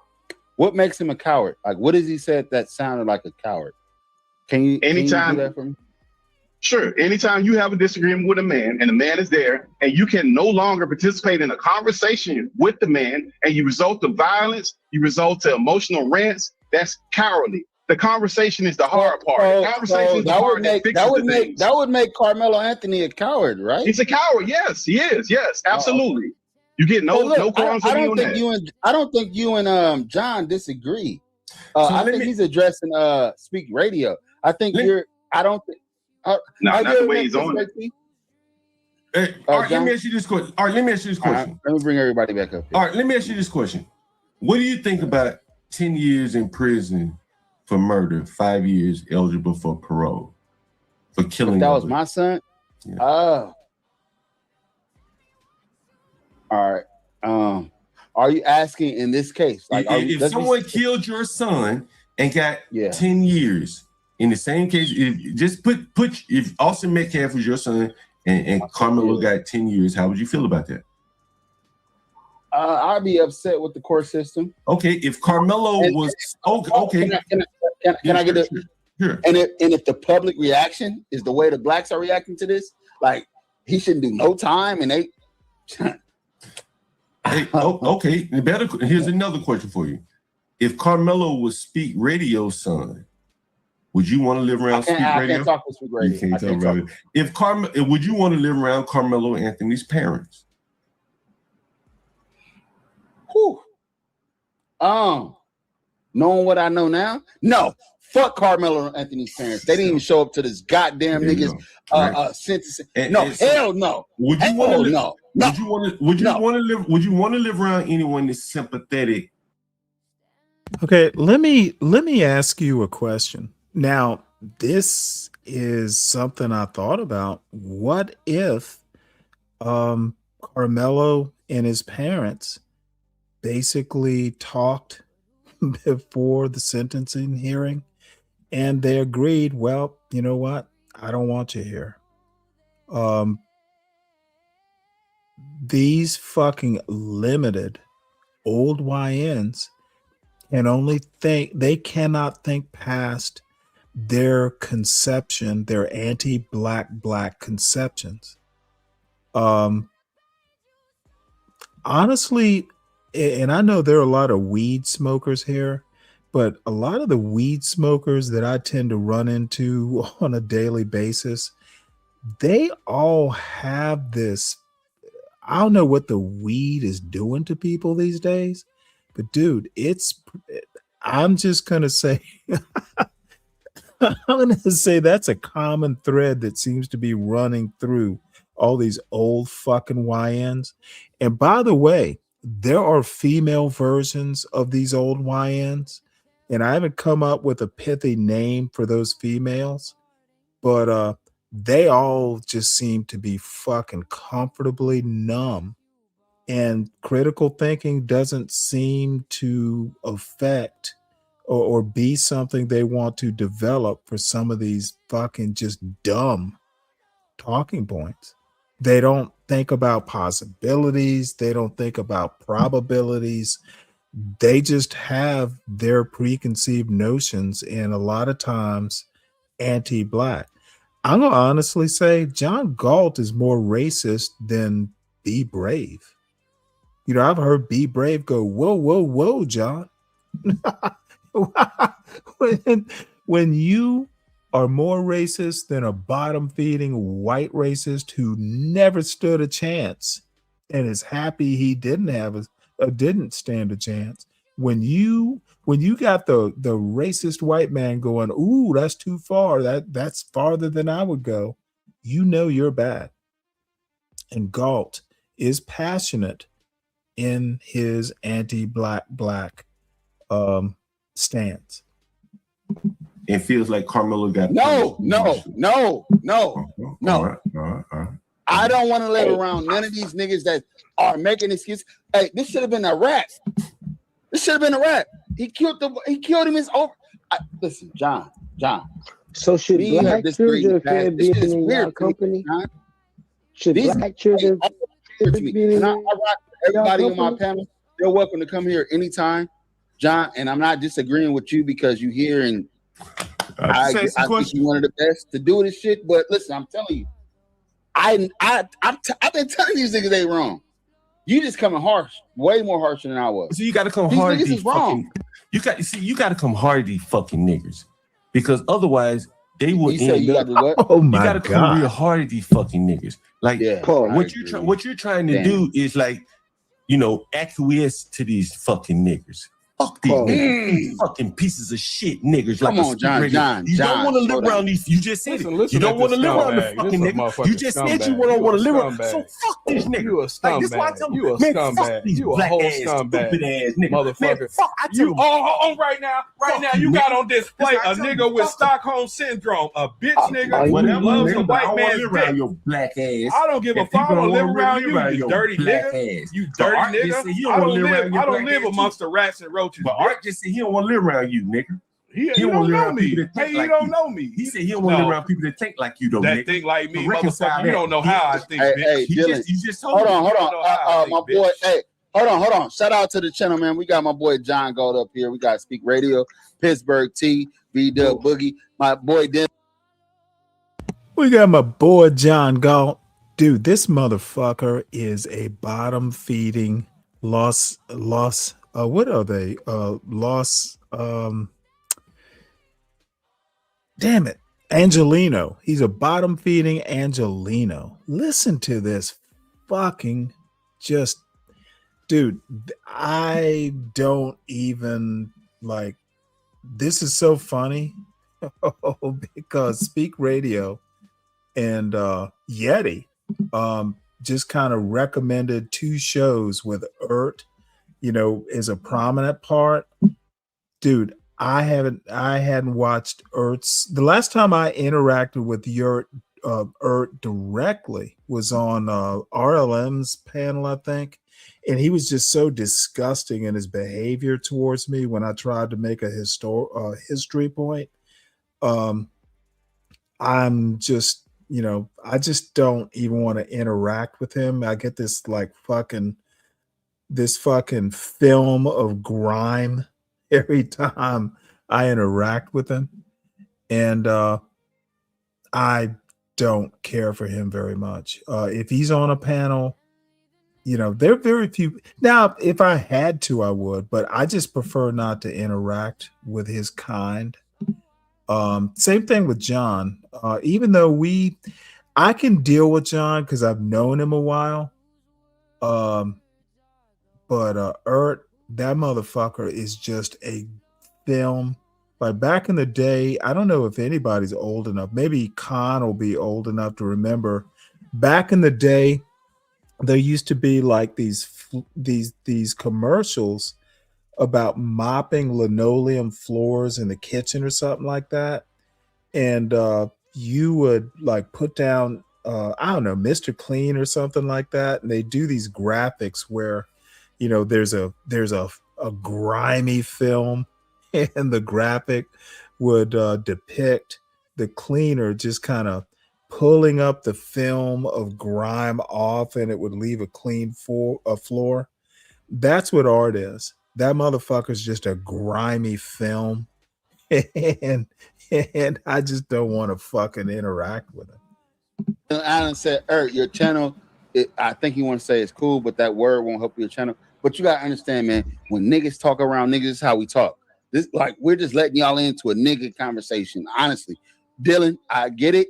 You probably don't understand it being from where you from, and but this is how niggas talk to each other. So the N-word is not offensive. What's offensive is these guys are really getting at each other. And this is the crux of the fucking blackosphere or whatever we call this sector. This motherfucker doesn't think the N-word is offensive. And I'm 180 degrees out from that assessment. This dude is so fucking hood.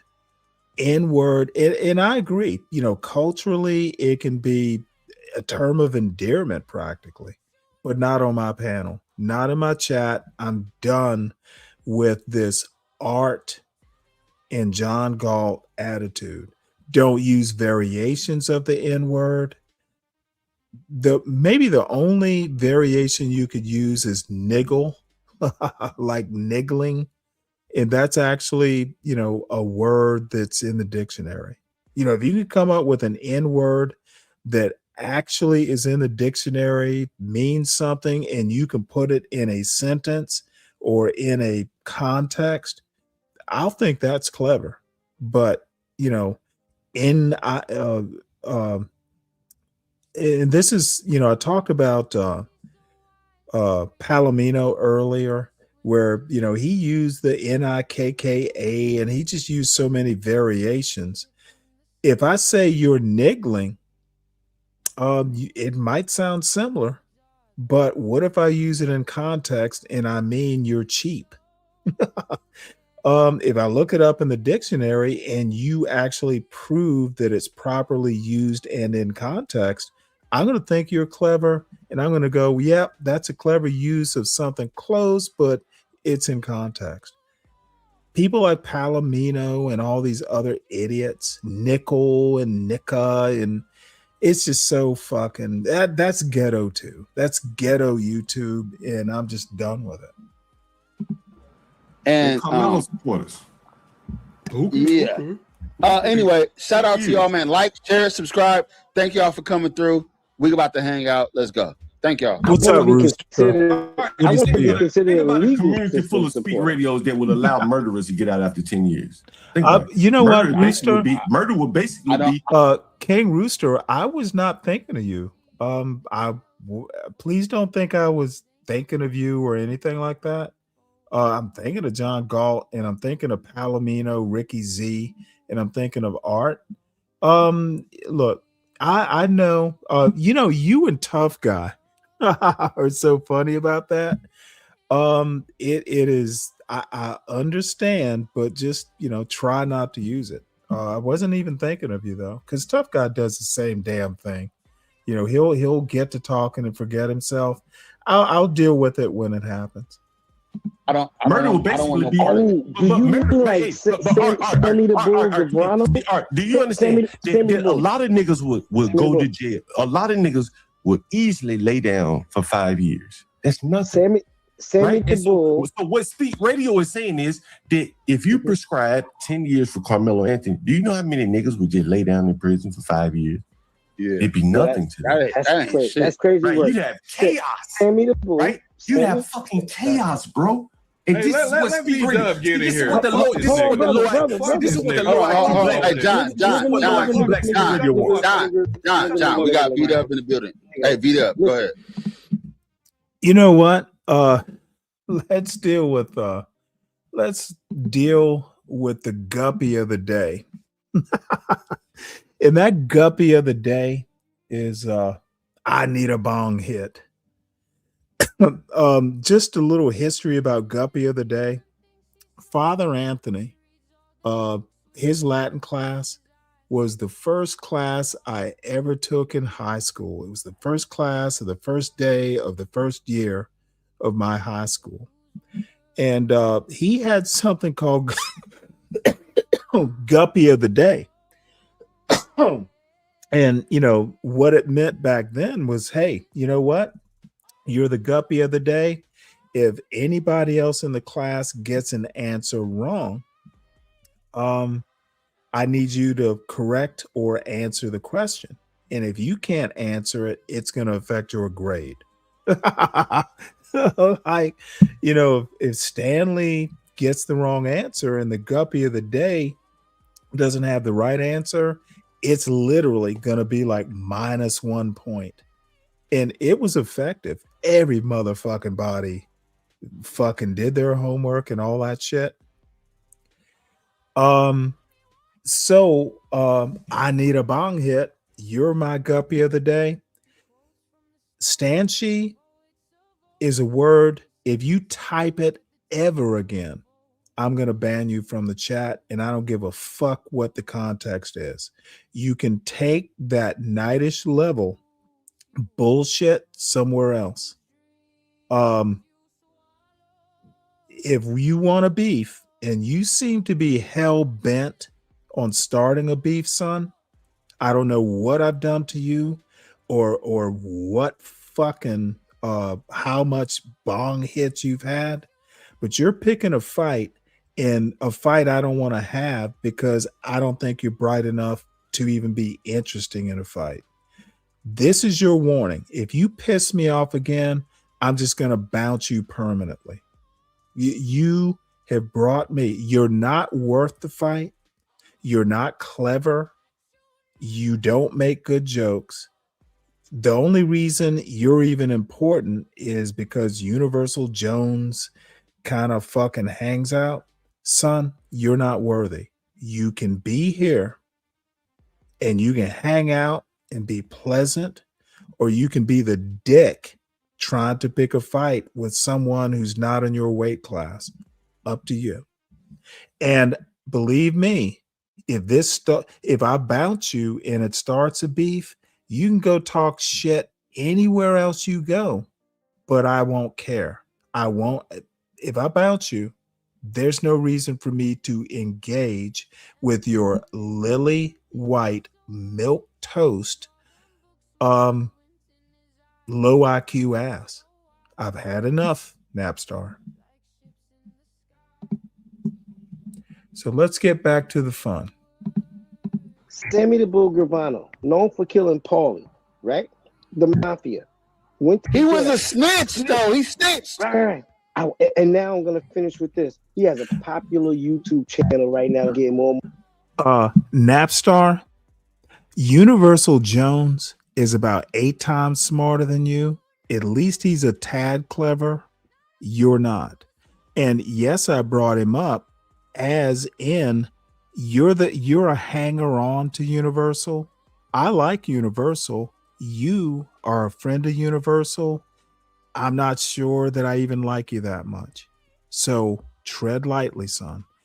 Keep asking. I thought I mentioned this and maybe you weren't in the chat, but when my son was a little boy, I never gave him the illusion that all questions were good questions. You asked a question, I thought it was a dumb as fuck question. Even my son, I told, don't ask stupid questions. Not all questions are good questions. If you ask me a stupid question, we'll deal with it. Even my kin knows not to ask stupid fucking questions. So here's another warning for you. Don't ask me stupid questions. You being a little milquetoast saying, I was just asking a question, not good enough, son. Don't ask me stupid questions. Ask good questions and we can engage. One thing that all of us talking He's about a is crimes on snitch. YouTube. He's a snitch. Yeah. Y'all don't He's like the same. snitches. Y'all don't You know like what he telling. is? You know what he is? He's a white snitch. nigger. He's a white nigger. No, he's not. Because white Negroes don't tell each other. That nigga's a snitch. You niggas been praising the mafia forever. You don't never talk about the crimes that they committed. St. Valentine's Day massacre. Because we You can't niggas don't snitch talk on about the goddamn contracts that they done took over in the city. Hey, John, We still I've been can't trying to find be nice. Maybe I what's should turn up, John. I tell you, you can't, like, bro, I'm gonna tell you honestly. I know it's the I'm gonna tell you niggas. honestly, You know, Art, it's the man, you niggas can't are the appease these problem. fucking blacks, man. 13%. You can't, like, you can try to appease these blacks and try to talk to them, and, you know, try to find Hold common on, John, ground with let them. him finish. Let him Yeah, finish. go ahead, 13%, nigga, go ahead. No. turn Yeah, this we mic 13. We 13%, 100% of the problem. 13% of the population, 100% of the problem. But that does include you and me, nigga. Yeah. Listen to these dumb motherfuckers. 13% of the population and 100% of the problem? Which one of these dumb fucks? Dude, even I fucking have. Let me show y'all something. Dude, this is blackdemographics.com. Somewhere in there, I'm sure they have something about crime statistics. What else? Just at my disposal, it's set up in my fucking browser. We've got the FBI site. Haven't accessed it in a while. FBI Crime Data Explorer, which will prove blacks being 100% of the problem. Very much incorrect. It's just something that a fucking anti-black would say. Bureau of Federal Prisons, set up in my browser, which will prove most of the prison population is not black. So he can't be 100% of the problem. This is the problem with these motherfucking anti-black blacks and their fanboys. It sounds funny, it sounds good, therefore it becomes fact. This is basically Neighborhood Scout. I think you can go in here and look up neighborhoods across America, and I think you can look up crime statistics by neighborhood. This shit I happen to have in my little old browser. Of course, there are all kinds of newspapers and stuff like that along the way. Look at this. Bureau of Justice Statistics. It's a .gov. It exists. It's got all kinds of statistics. These fucking low grade, low intellect, lazy motherfuckers like Art and John And let's just name me a black male content creator, and pretty much all the black female content creators. I'm sure women tend to be a little bit better about research, but there are plenty of female YNs too. They don't do their homework. They don't fucking care. They care about being funny. They care about their cash apps. They care about relationships and how can we work together. What they don't care about is being fucking right on the merits of their goddamn arguments. And this is why I get so fucking pissed off at people and I interrupt them in the middle. Because motherfuckers, I do my goddamn research. I am passionate about getting it right. And I get it wrong all the time, but god damn it, I'm passionate about getting my arguments right. And if there is a YN through line on this YouTube, and I'm going to take N-word privilege and I'm going to try and sound like John Galt. Niggers like John Galt, they don't give a fuck about getting it right. Niggers like they do not have a passion for getting the shit right. They just fucking want to roast and be wrong. Ooh, it's okay if I'm wrong. It was funny. That's knightish.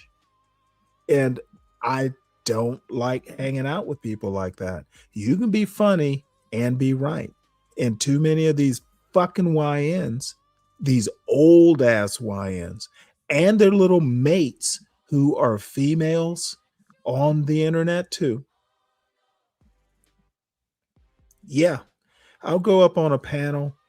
But motherfucker, the reason I interrupt people mid-sentence is I get annoyed when people are going down the wrong path, and it only takes about a few words for me to figure out this motherfucker has no clue what he's talking about. Let's course correct. So sorry if it's abrasive, sorry if it pisses people off, but I don't give a fuck. Know your shit if you dare to come up to this goddamn panel. Now, we can have fun and it's not all about information. You know, tomorrow's a Saturday show. Who cares?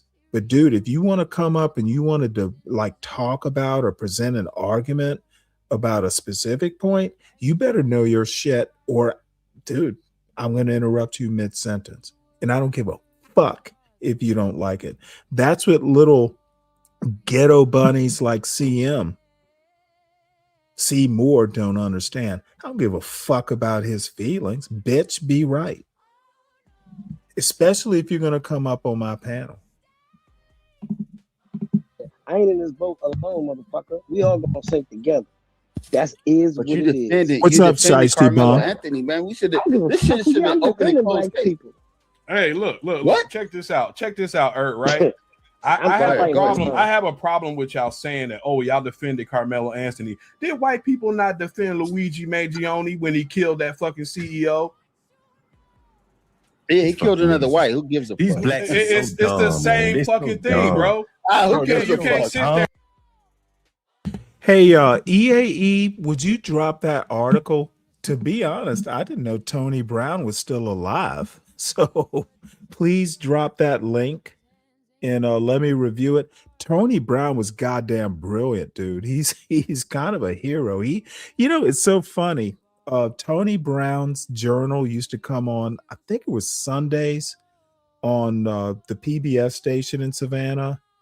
And for some reason or another, Tony Brown and Don Cornelius always kind of reminded me of each other, that deep voice and the big afro. So I'm sorry to hear that, but I honestly didn't know he was still alive. So again, EAE, please drop that link.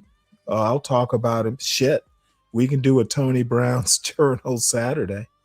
He's got stuff online on YouTube. as a matter of fact. So let me know. Drop that link.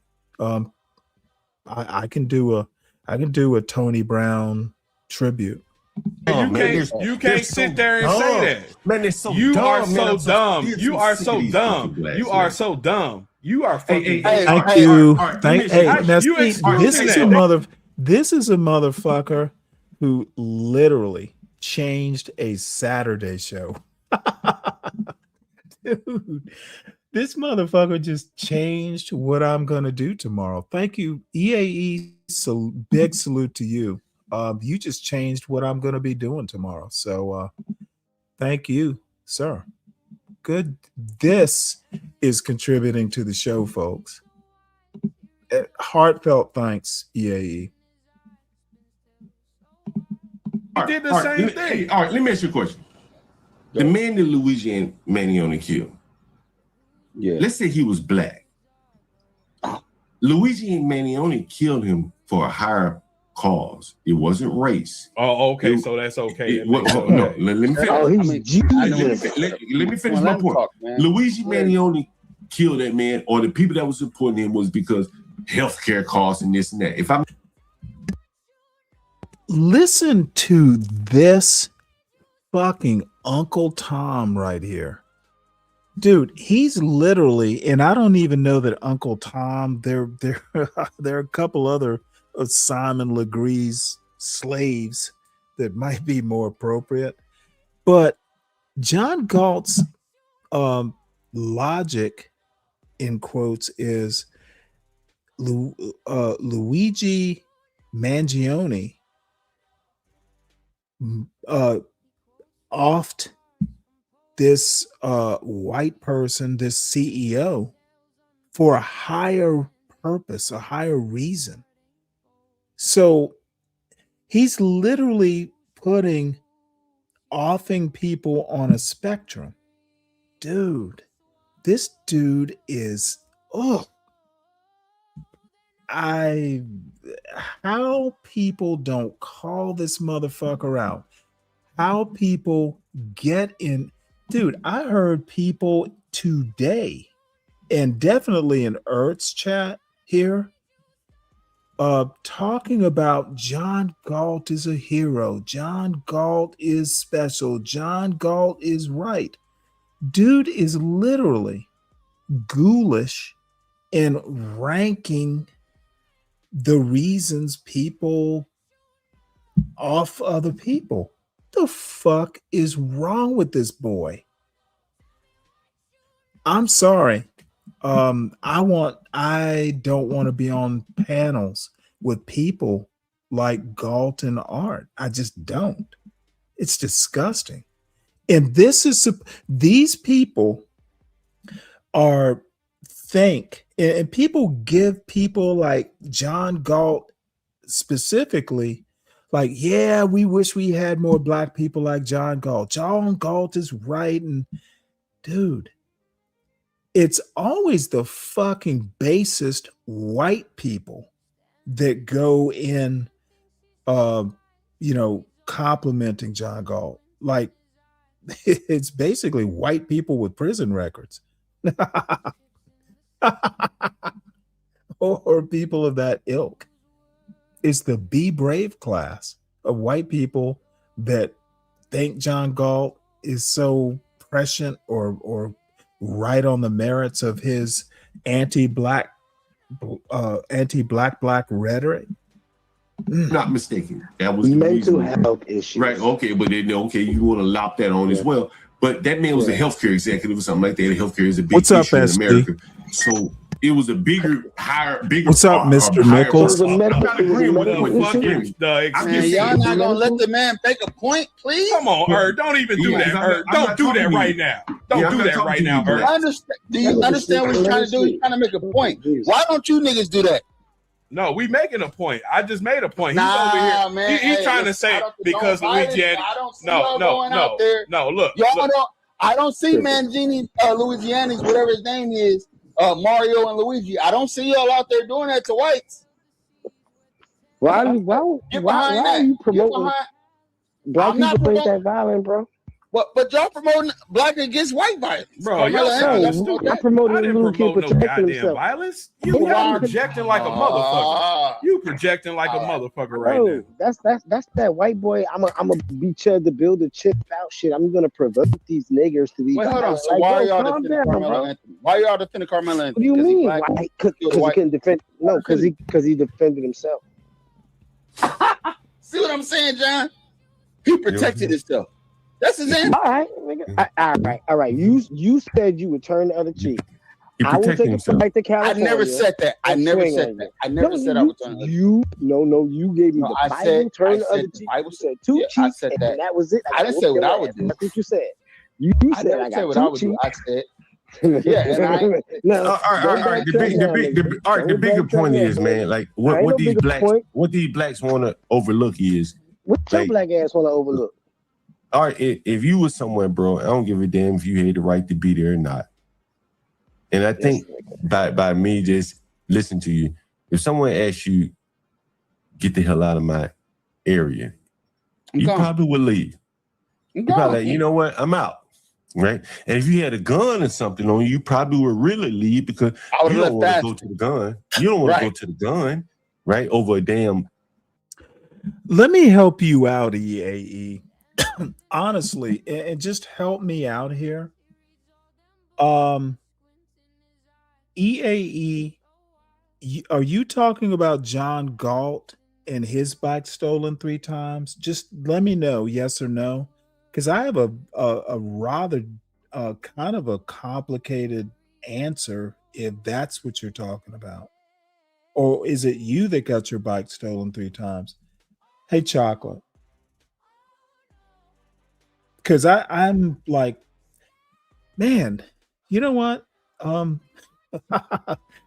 knew I shouldn't have watched this John Galt bullshit. Okay. Who specifically has had their bike stolen 3 times, EAE? You're responding. You are talking about all of us who have gotten bikes stolen. You are very specific, 3 times. Who specifically are you talking about? Is it John Galt? Or did you get your bike stolen 3 times? I've literally never had a bike stolen. No, all of us have not had a bike stolen, EAE. And we have not all had a bike stolen 3 times.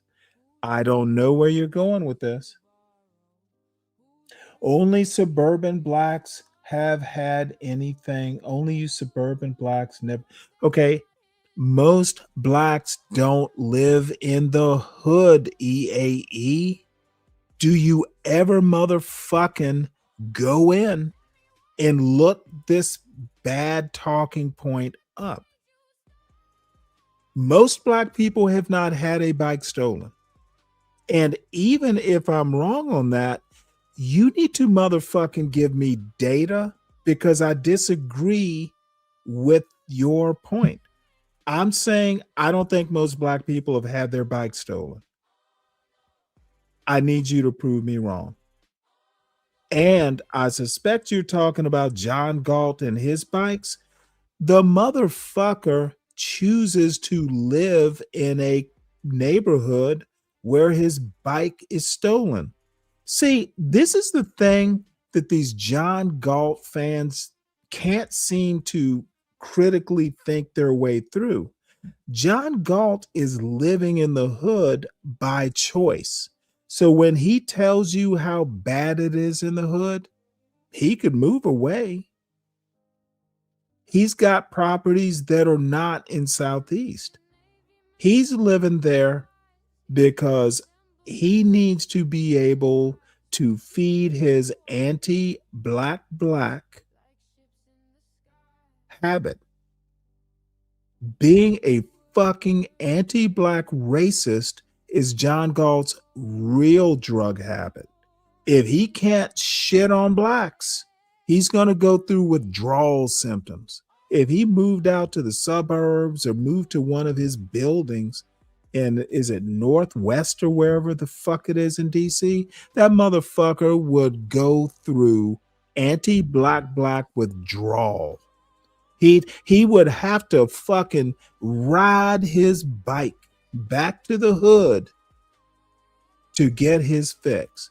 The dude is a fucking racist, and he's living in a place voluntarily, and it could be because he's comfortable, because I think I've talked to him about this once or twice before, but y'all are fucking buying into Galt's bullshit. He's living there voluntarily. If he had his bike stolen 3 times, he wanted it stolen 3 times, and the bitch probably didn't even put a chain or an anti-theft device on it. Dude drove his e-bike to a place where a pack of kids were up there, kind of wilding out, but not quite. Do y'all remember when John Galt basically parked his fucking e-bike on the sidewalk, and I don't know what kind of shit he talked to the cops? John Galt wound up getting put in the slammer because he parked his bike on the fucking sidewalk, and I don't know whether he wouldn't move it. I can't imagine why a cop would just arrest you instead of just asking you to move the shit. I know John Galt was drunk and talked some shit because I've seen him talk shit to cops years ago.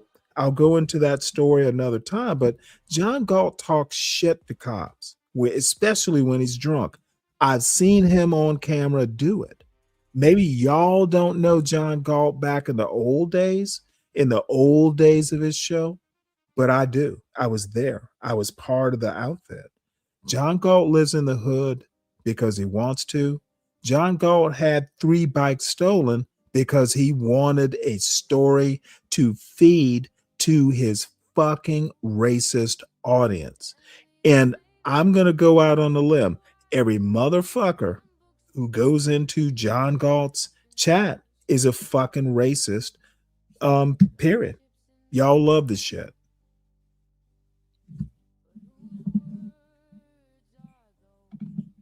Link is posted. Space that don't belong to you. And see, here these blacks are, they want to overlook that. They want to justify being somewhere where they're not wanted. The whole diverse neighborhoods. Nigga, you ain't wanted in those diverse neighborhoods. Realize that. Right? You're not wanted there. You're not What makes them diverse? Can I have whatever that makes them diverse by the way that you call them, you blacks need to come to grips. What makes them diverse? Whatever it is. Black people ain't there, what makes them diverse? Let me, and Sen, this is going to be a fine point, and I'm not necessarily fussing, but I want to kind of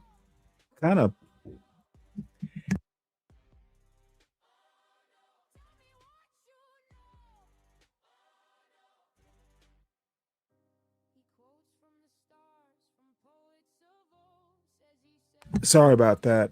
I was talking to my son. Martyrs, John Knightish and John Galt have a victim syndrome. They don't have a martyr syndrome. Okay, martyrs are not necessarily victims. There's a huge difference. Knightish and Galt have a victim complex, not a martyr complex. What's up, Dave? General Dave, you there? Yeah, I'm here. What's up, man? Well, I don't know. You tell me. You came up. It's so much, but I don't know how long you've been around, like, to see cycles, like, so that you don't get stressed out and all this other type of stuff. So, oh wait, hold on. Let's stop right there. I'm not stressed out. Well, I've known John Galt for at least 2 years. Remember, I spent a year or so, as part of the John Galt channel. Dude, I don't subscribe to his channel. No, about the sector. Let me finish what I'm saying, please. Let me finish. Oh, go ahead. The only reason I'm watching this right now is Speak Radio said, hey, look, I interact with John. This might be interesting. I don't subscribe to John Galt's channel. This is the longest I've watched him in probably a year. So no, I'm not stressed out. What I am stressed out about is the blacks who accommodate him. Right. That's what I wanted to address. Even stressed out that much about that. That's kind of what I wanted to address, like the cycles that happen, I guess, in the sphere. And how can I say this? The main thing is you can't talk about current, not you, this, whatever this sphere, that sphere is, you can't talk about current events right now, because it's not looking good. I can't, or they can't. They. Why not? Because it doesn't look good on what they stood on. You know what I mean? Like you don't see, right. The DJTs and all that, you don't see the hats out and woo wop, right? So to fill that void, it's like muscle memory, all right? Blame the black people. But here's the silver lining. Black people really ain't out there. It's like millions and millions of everybody else saying exactly what black people were saying. So it's like this error code going on. And this is why, I get called a liberal all the time. You know what I mean? But I noticed that. Well, are you a liberal? I guess if you want to put it in that pocket, I vote for it. Like, I kind of look at voting different. You know what I mean? I agree with, I don't want nobody to touch all the Medis, the Medicare, Medicaid. Don't touch my Social Security. You know what I'm saying? We need to have some type of mental, the basic shit. You know what I mean? I guess nowadays that make you liberal. So fuck it. I'm with liberal, right? But the main issue is there's been a collapse of the other side, a full-blown collapse. And, everybody's scattering. Like, I don't think MAGA's even alive. I don't want to say it like that, but is even functional anymore. You have all these top, it's just been taken over by huge money. That's all it is an in and out money. And so the goal essentially is another day without having to actually talk about what's in the news is a winning day. And they also can't talk about other groups either. So, it's a lot of shit going on. Just didn't happen in this week. Major shit. But you really, the big pushback on how to deal with every like I'm just saying, like I just know that this is how I actually debating and everything like that. When you stay in the current, everything dissolves. Like, I refuse to debate about suburban, urban, and rural. You know what I mean? Like, what the hell? Like, you're in Georgia. Like, y'all got some of the best, like, richest black suburbs I've ever seen on acres. You know what I mean? And so when the conversation gets there, I just kind of step back because it's just basically somebody telling on themselves, like either they don't know or they know but don't have it. You know what I mean? So I just kind of step back. And black people got it all over the nation. But to wrap it up, I usually just start cussing people out when they start. I maybe have to switch that up or just stop talking to people in general. But when it comes to little silly shit like that, like if you want let me rephrase it. The strategy now, since you have the voting, that part of the Voting Acts repealed, where it looks like it's going to be more suburban influence being taken away from urban, is now I'm noticing the push to say, hey, why are you blacks in the suburbs? You know what I mean? Because it's going to be more money going out there, but I don't know. I'll cuss everybody out because out of half of the topics, I just don't want to. But the main reason why it's going like that in conclusion is because, is just such a horrible job of what's happening in current events and tied to, I guess, you know, their side that they were rooting for. That's basically it. That's all I want to say, man. Okay, I have no idea what you just said. How does this apply to John Galt? Because I don't like talking about John because I declared war on him before and he was like, peace. So I don't want to go into the war again. That situation's done. But the main issue is that, you know, I don't, if he doesn't know about affluent Black neighborhoods in urban, suburban, and rural across America, basically in every population center, that's like saying, you know, I don't want to go to Hilton Head or something like that. I don't want to. I'm in Georgia. I'm in Atlanta. I'm complaining about Atlanta, and I got $5 million, but I don't want to go to Alpharetta or Stone Mountain, or where was my other people at? Those different types of shit. Do you argue that, or do you just sit there and go, okay, you know, it is what it is. You know what I mean? Or in Chicago, you know, we got, you know, everything. Like every major city has the affluent and urban, suburban, and rural, you know, across the board. And if you want to be a part of that, you got to go to it. Nobody gonna build it where you at just because you don't want to go to it. You know what I mean? So that's all I want to say.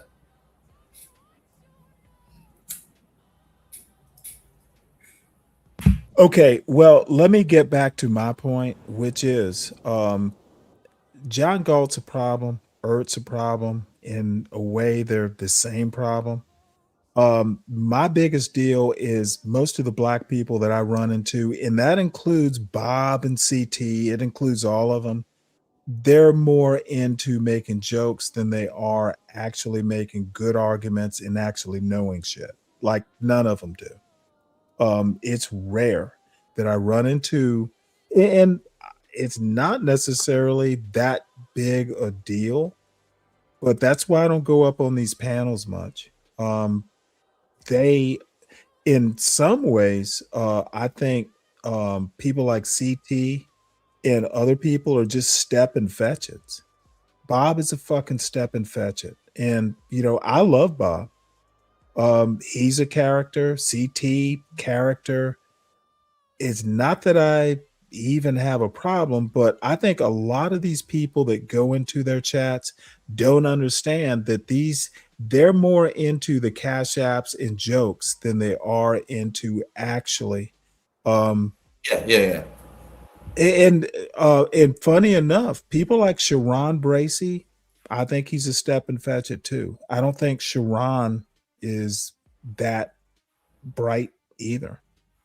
If cash apps are your goal, then you're just it's shit. It's not like I don't want cash apps because you know it does cost money to run a show, but if I break even, I'm cool. You know, the Sovereign Beer Fund, and let me do my commercial, y'all contribute. And people do. And no, let me finish. Customer and okay, I need you to let me finish. Yeah. Please. It's not that I'm against cash apps, but let's be upfront. There are content creators who actually think I can do cash apps and actually be you know, accurate and have good arguments, but I haven't found one yet. I'm trying to be that sort of thing. I would rather be right than get a cash app.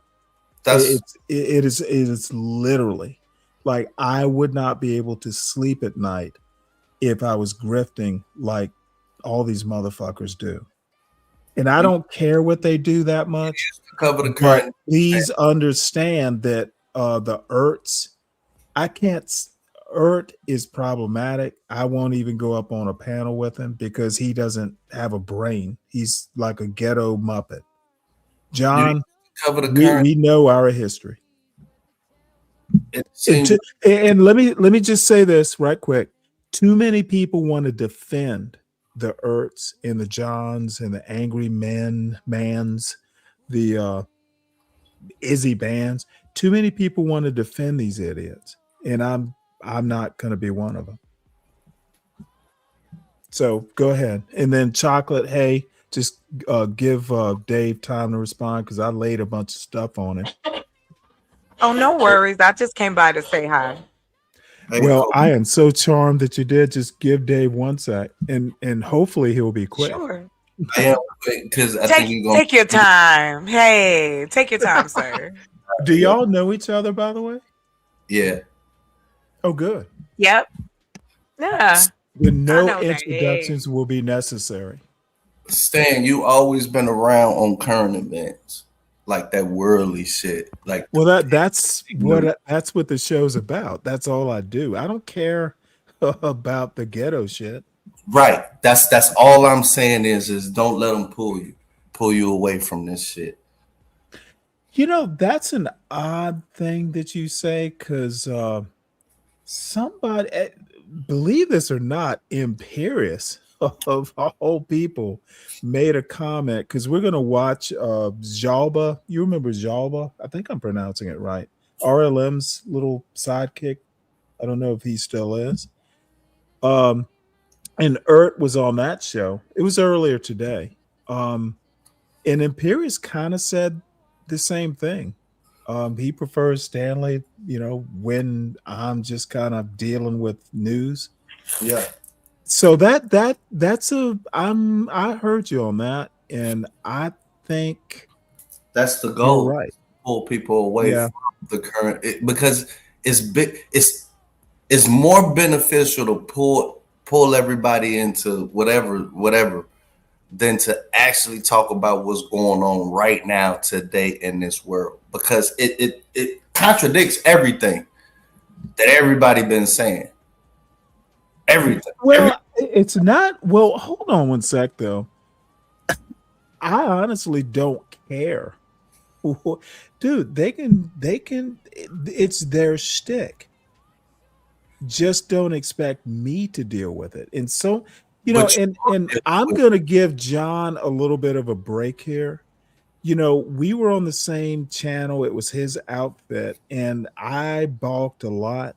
So John kind of gets a little bit of carte blanche because, I pushed a lot. And, the reason I did that overnight show is I wanted to stay out of their way because I thought a different way. I actually like John, but in small doses. He's a good guy. He's a good person, but I'm sorry, what? But you're letting it in right now. You're on an hour and a half of letting what you're saying you want to let go. Oh, motherfucker. Are you timing me? You was going to be saying it cussing me out. I told you. But. Well, no. I gotta let go, man. I can go as long as I need to go, and I am reviewing John Galt.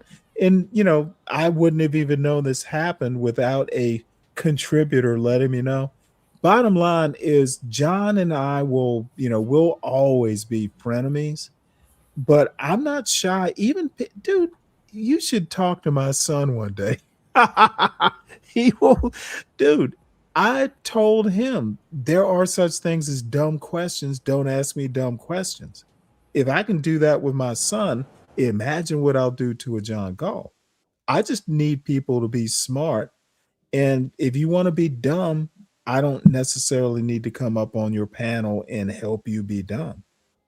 There's way more people on this YouTube than just what we know, man. That's all I'm saying. All I need to do is know the people I know. I'm not going out and exploring galaxies of stupidity. I don't need to go where no Stan has gone before exploring universes of stupidity. I'm good where I am. All right, I'm out of here. Have a good one. All right. Well, I'm glad you came up. Nice to see you, Dave. What's up, Chocolate? Nothing much. Just came by, say hi. I was listening. So I know nice you're of you. reviewing the video. You're soothing the savage beast, are you? No. I'm gonna let you finish. Get it all out your system. Well, I don't So no, necessarily I'm have just an teasing. agenda here, but dude, these people are just. You know what? I'm gonna blame it on Speak Radio. He knew this would. Yeah, he thought I've about you. never. So go ahead, This continue. I'm curious. John Galt character. I don't think I've ever seen him like use the N word like so many Oh, I've times. seen It's before been on a other. while. Yeah, and I'm always amazed. Not amazed that you have people like him. It's just the comfortability level to get on and say, "I'm gonna say this."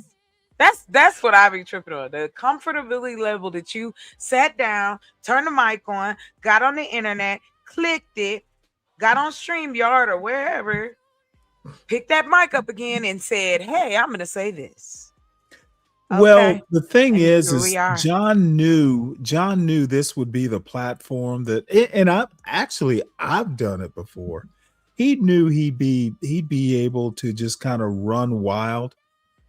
Funny enough, when John and I, because I used to do this kind of like 1 o'clock to 7 o'clock thing because I'm kind of a night owl. Not so much these days anymore, but so my show would bump up against John's show. Dude, I used to go up and sometimes he would invite me, but dude, I knew I could get away with shit on John's channel. It'd be like, what you gonna do? If you drop me, I can come right back. Like I got keys. So you drop me, I'm coming right back. There was some epic. Dude, I used to piss John off. I used to piss John off so bad, he would leave his own show. He would. Yes. Dude, there was one Saturday. What an evil laugh. What an evil villain laugh you just dropped. Wait, that's actually my real laugh. I know. It's quite. But dude, now I'm thinking of those times. One Saturday, do you know who Aphrodite is? I'm sorry, I'm unfamiliar. Okay, well, he shit. Do you know who Ak Nation is? That's an even better example. No, I don't know that person as well. Well, these are some people John admires, and it's like a Saturday, and they come up, and dude, I am up there, and I just go in on John's idols. I went toe to toe. I think it was Aphrodite, and you know me, because I'll dig in, and you know what? Let's see if you can fight your way out of this argument. John got so pissed off, and this was like a Saturday. He's like, fuck it, you close down the show, and just left. It was so funny. Oh my god. Oh, dude, I'm gonna fight to the death. I'm gonna pull out every single. I want to test what you know, and I want to test your intestinal fortitude too. And most of these YNs, old YNs, are punks. Dude, I know more words. I just know better arguments. And sometimes, now, the bad thing is sometimes, you get a couple beers in me. Let's see what kind of ideas, what kind of arguments can you pull out. Let's test your mettle. And that's why I kind of have fond memories of John Galt. Dude, I used to come up there and just run wild. It's like, it would be so funny. You get frustrated and just leave. That's what I mean. How you gonna make that man leave his own show? Lord. I didn't make him. He could. Hey, no one tossed him off his own damn show. I just think that's funny. That's now in retrospect, there might be a special place. Let's hope a special place in purgatory where I have to atone for these sins. But I'm not sure that I'm sorry. I'm not. But that's why people really don't. Right. Only the strong and the brave. There are a lot of people who don't come up to my panel. It Why? is shocking. Oh, I wonder don't know. why. I Me don't know. neither. I could never. I could guess nothing. I don't know. What? Yes. I don't think I would have anything to say. I like this. Oh, It's I Stanley think communication you know what, and it's method. so funny. It's so funny. You know how to disarm me. You do it all the time. It's like, well, Me? No. oh, I think Never. you do. Oh, I don't. well, Not on now purpose. you know. Not intentionally. Oh my. I Well, catch myself. look, there's some people, who just, and I wish I could say it was an act, but I kind of like, honestly, today, listening to Ert and John, honestly, Black people don't have to be like this. Most Black people are not like this, like John No. and Ert. And Yeah, it thank just, goodness. I'm like, all the people, like people in my chat going, well, John Galt's a hero. John is right. I'm like, Is what? he? I'm Why like, is he? where Was he do in y'all come military? from? Here's the deal. Yeah. John Galt's not even from the ghetto. He's not from a big city. He grew up in fucking small town Alabama. But people think he's an expert on the ghetto. Now he's a landlord in the ghetto and all this stuff. And I'm not necessarily why do you saying want he's to be wrong, a- but dude, he lives there because he wants to. Yeah. I think John Galt's attitude, his orientation is disrespectful to the people who cannot afford to get out. John Galt lives there by choice. So many people have no choice. And that I find him thoroughly disrespectful of his skin folk and possibly his kinfolk.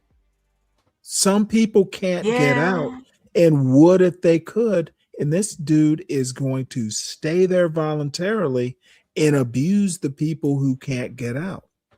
That's disgusting to me. It's not manly behavior, I have to agree. and it's certainly Yeah, not wow. Black manly behavior. Not at all. I agree with you on that. It's sad that that's even the case. And that is what he's representing out here as well. Like, other people listen. I know we think we're small potatoes, but people do hear us. I think that we should have a certain level of respect for the audience we have. But you know what? Now, I'm not going to disagree with you, but the people that hang with me. But that's what I mean. Of course they do. I'm saying we all of it connects. Our topics, our personalities, the people who come and see us and support us. So to me, I just feel like there's a certain level of responsibility. Not that you have to kiss anybody's butt, but also know that this is recorded. Well, responsibility for what exactly? Can you be specific? I'm being specific. I said being respectful to your audience. You say how are you suggesting I'm not respectful of my audience? No, I thought we were talking about John Galt. Oh, you mean Galt? Okay, I got you. Sorry, I'm taking it personal. Okay. All right. My audience knows who I am for the most part. Of course. Believe me, there have been plenty of people who learned who I was, and they're like, "Ooh, I'm getting the fuck out of here, unsubscribe." Some do, some don't. Right. Exactly. Everybody's ain't everybody's cup of tea. Like, it's just wild. Well, but yes, you know, continue. the same thing applies to Galt. His audience loves him.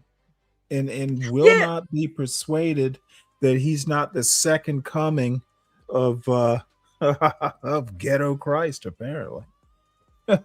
Hey, we have these personality types on every level, on every demographic, where the person wants to be a big fish in a tiny pond.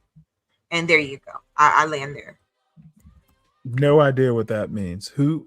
So you're thinking John Galt wants to be a big fish in a tiny pond? Yeah, well, because he's the biggest fish. He's the one providing housing. He's the one providing, quote unquote, opportunity, right? And okay, I can guarantee you, they're bigger like property owners in Southeast DC. Oh no!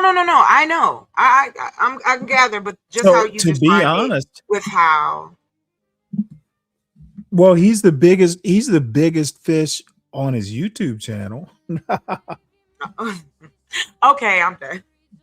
I don't want to derail it. You finished watching the video. Well, there's really nothing to derail. But okay.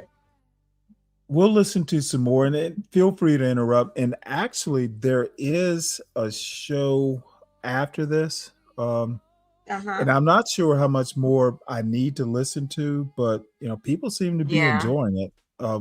And I will be accused of stealing other people's content, but someone sent it to me, so let's just call it a reaction. Got you. John, land your plane, and I'm gonna let Pittsburgh talk.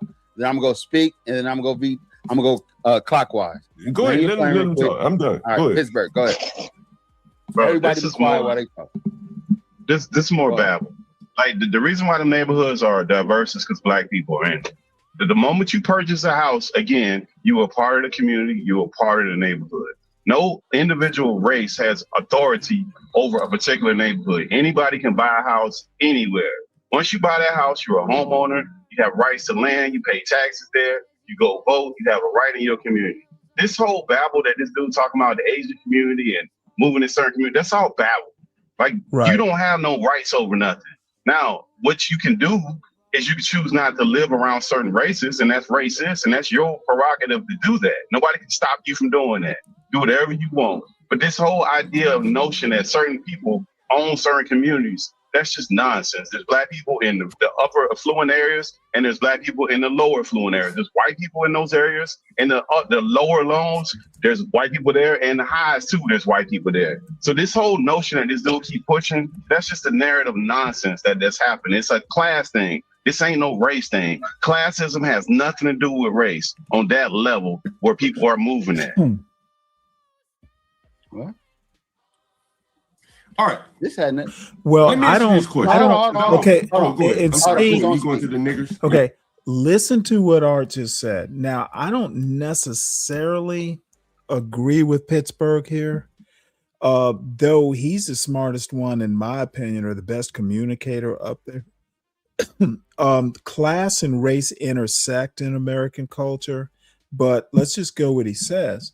But listen to Art's response. And again, Art is just dismissive, but in a very wide. There's white people there, and the highs too, there's white people there. So this whole notion that this dude keep pushing, that's just a narrative nonsense that's happening. It's a class thing. This ain't no race thing. Classism has nothing to do with race on that level where people are moving at. What? You see this dumb fuck? What? Dude lives in a state of permanent confusion. Now, I don't know whether he's being disingenuous or he's genuinely confused, but the guy literally just made a class analysis versus a race analysis, which I think the two intersect. But that's just really, kind of pedagogy at this point. But listen to this dumb fuck. And he does it again on the next show. Art is, I think, I can never tell whether he's actually stupid or pretending to be stupid, and maybe it's a mixture of both. This ain't no race thing. Classism has nothing to do with race on that level where people are moving at. What? All right. This hadn't. Let me ask you this question. Hold on. Go ahead. I'm sorry. Go ahead. You going to the niggers? Go to speak. Speak. You want to say something? Nah, keep it rolling. I'm just listening at the moment. All right, B-Dub. I will say this. I will say this. We got to stop with this. I'm gonna go live with the white people. You go where your money takes you, motherfucker. Man, go live with some niggas. I don't want to live around you. Hey, bro. Exactly my point. But what I'm saying is, you go where your money. Now, this is another thing that I found real problematic. So go where your money will take you, but I don't want to live around N-words. It's crazy. It is self-hate on a level. It is prevarication. Okay. You know, if you go live in a rich neighborhood and black people live there, well, they're rich too.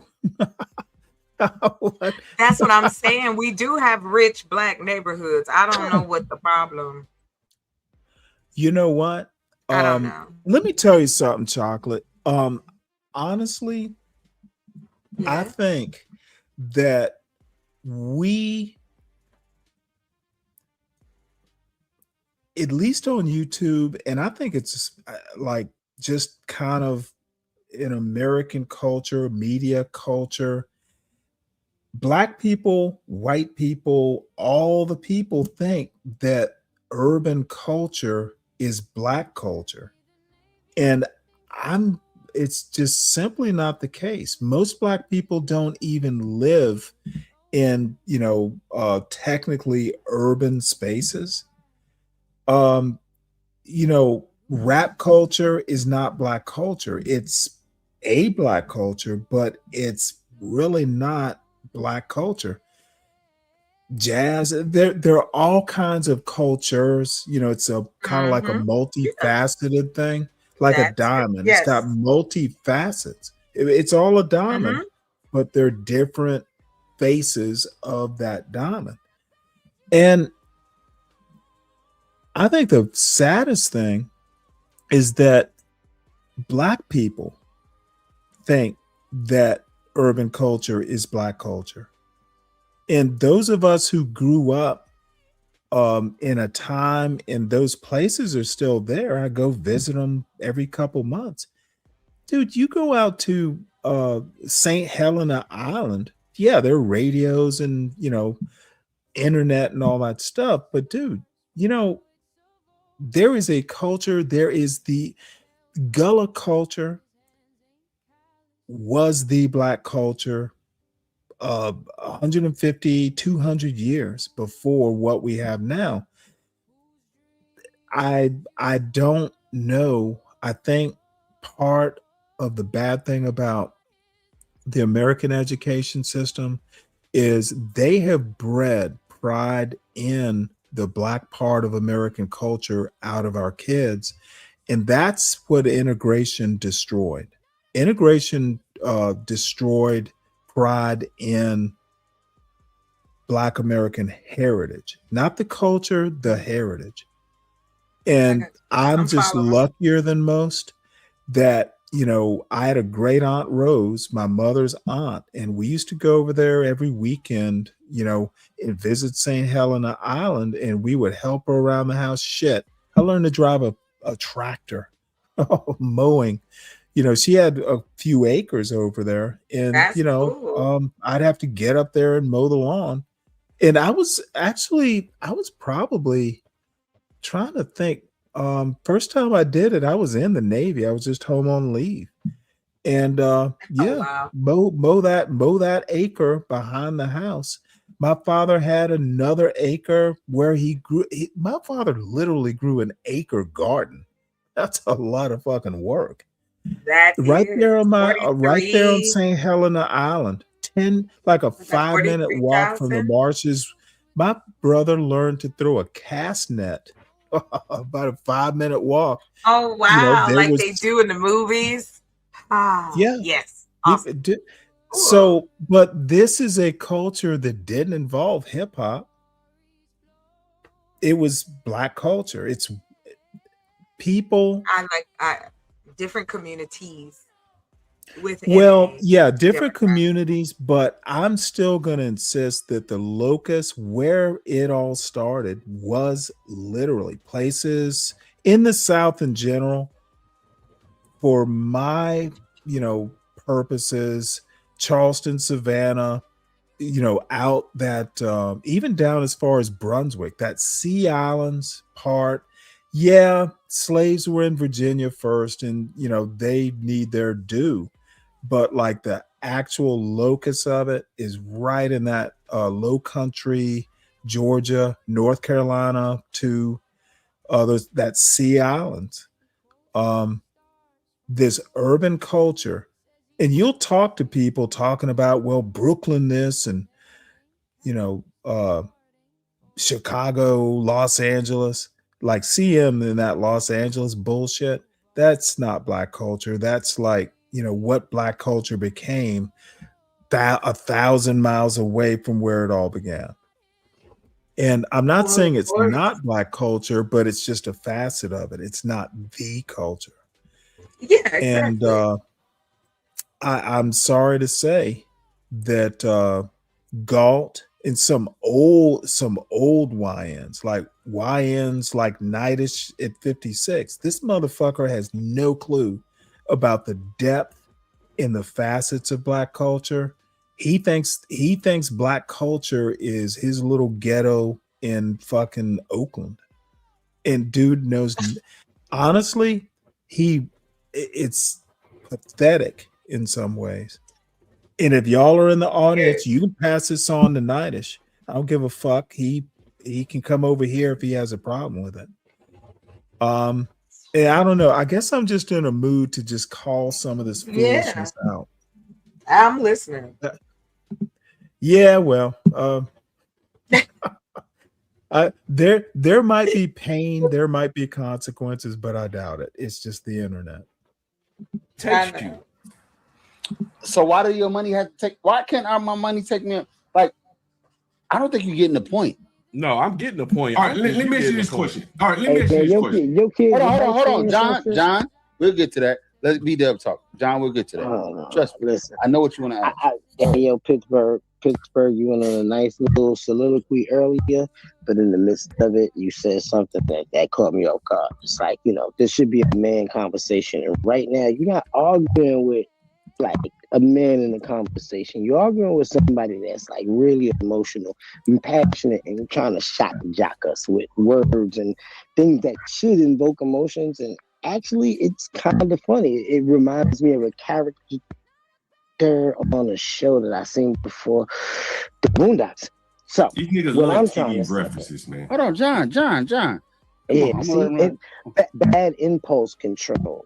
These are the men that were supposed to teach us how to control ourselves and be admirable men in the streets. And this is what they're doing on the internet.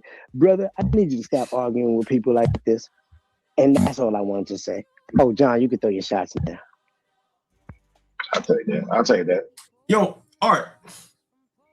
The day before Carmelo killed that Metcalf boy, what do you think his mammy and his daddy would have said about living in Frisco? Listen to this. The day before. What? Why is he just belaboring this Carmelo Anthony point? This dude I don't even understand what the point is. Why does he keep bringing it up? And EAE, I've never been to Compton. I've never even been to California. So the answer to any more Compton questions is I don't know. I did hear that at one point in time there were like horses there, but that's all I know. So you can move on to another line of questioning. Ask me about something on the East Coast. I had with my son. I would have told him, like, man, look where I moved you to.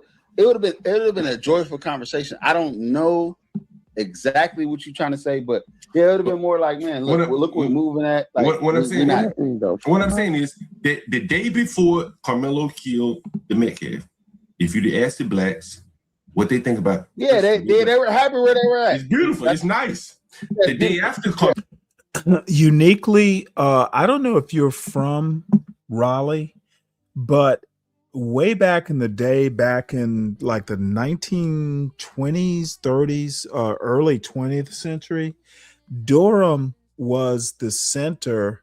It was a black financial hub. There were a lot of insurance companies and stuff. So that they're black millionaires there, it's not that big a deal. It was a financial hub back in the I don't know, 20s, 30s, somewhere in there. Mellow Kill, Metcalf. These people racist. These people So John, wait a minute. This is why you can't trust black. This is why you can't trust black. John, let me ask you a question. Seriously. You literally just made up an argument and then argued against your argument and then answered your argument right in front of everybody with hypotheticals. Okay. Is that logical? Should we? Uniquely, I didn't mean it in that way. No big deal in that there have always been rich black people. They're millionaires there now. There have been millionaires for quite some time. That's what I meant by no big deal. If it's a big deal to you, I respect that.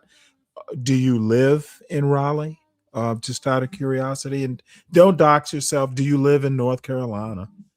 But Charlotte, Atlanta, even New York City, there have been rich black people for quite some time. Consider that like rational in any of this conversation? Isn't that what happened, nigga? No, it's not. Oh, it's not what happened? What was Carmelo's grandmama and his dad and shit screaming from the courthouse? What were they screaming from the courthouse?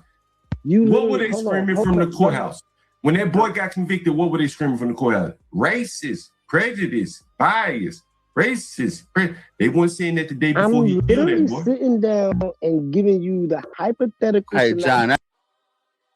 Again, and I may skip over this part because John literally wants to turn this into another Carmelo Anthony bashing episode, and Art is up for it. If he wasn't, he would have quashed this by now. So I'm gonna skip way ahead. Art, I'm not talking to you, man, bro. Because you can't be real. So literally, John Galt is taking over Art's show. He's literally telling the host of the show he can't talk to him. Art, do you think that blacks are robbing white people in the inner cities? Like in New York City, DC. You think whites? I mean, do you think whites are robbing black? No, I'm saying, do you think blacks are robbing whites? Yeah, it does happen. Not per capita. Oh my lord. Yeah, it happens. It happens. Right. Do you think that whites are carjacking blacks in the inner cities? No. Do you think they're robbing on a blacks? very low scale? If it does, on a very on a very low scale. Bro, where y'all getting this from? Y'all just making up stuff now. That's we can put up the FBI stats because all this is propaganda that he's pushing. Now he wants to bring up FBI. These niggas just said whites are carjacking people, bro. See, this is what I'm saying. Niggas are just This lying. propaganda, bro. This is propaganda. Wait, hold on. Yeah, you know what? I usually think more than 4 people on a chat is gonna just not be a good conversation unless you have a good moderator and disciplined people on the panel. And 5 is too many here. Hold on. Whites have car theft. Am I speaking propaganda right now?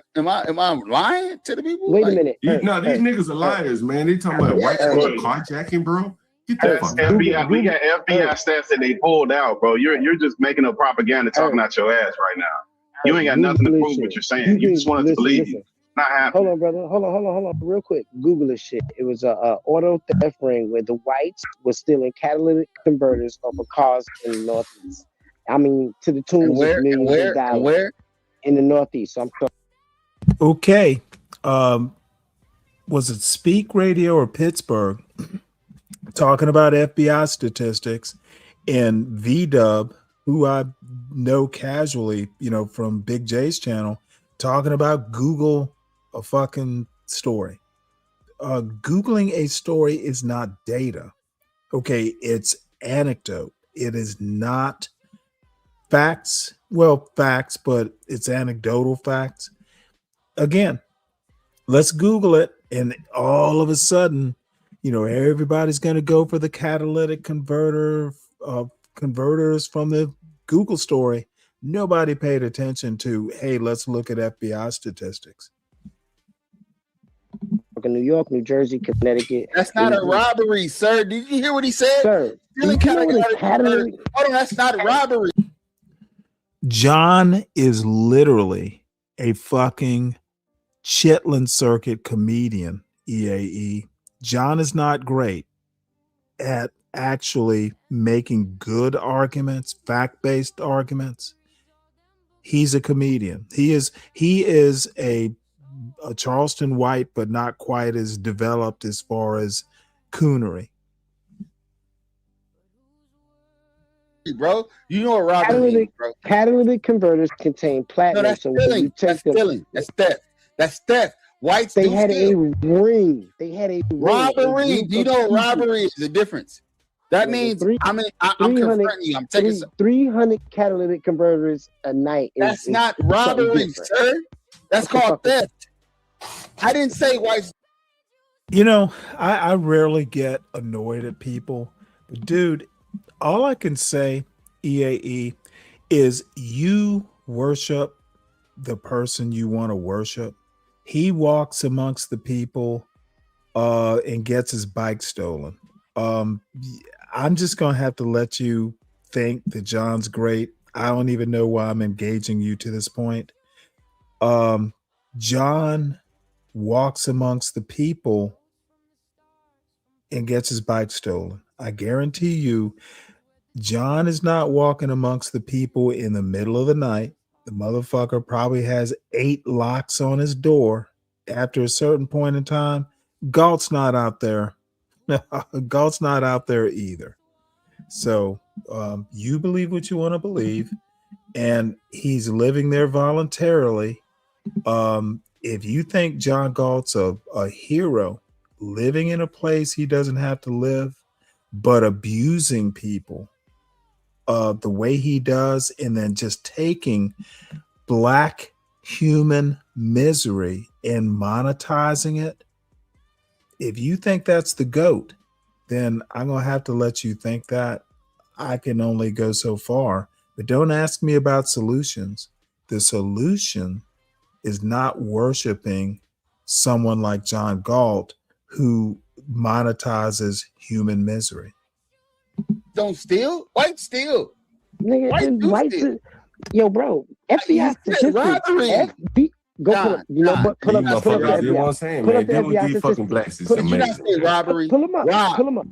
Pull them up. Okay, I didn't say whites don't steal.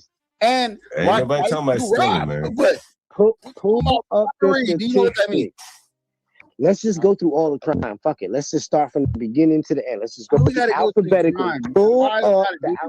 Let's be logical. It's going to show you statistically. It's going to show you exactly who commits the crime. Hey John. Hey John. This you fucking niggas are insane, man. They're insane. Man. Why don't niggas want to be niggas when it's time to be a nigga?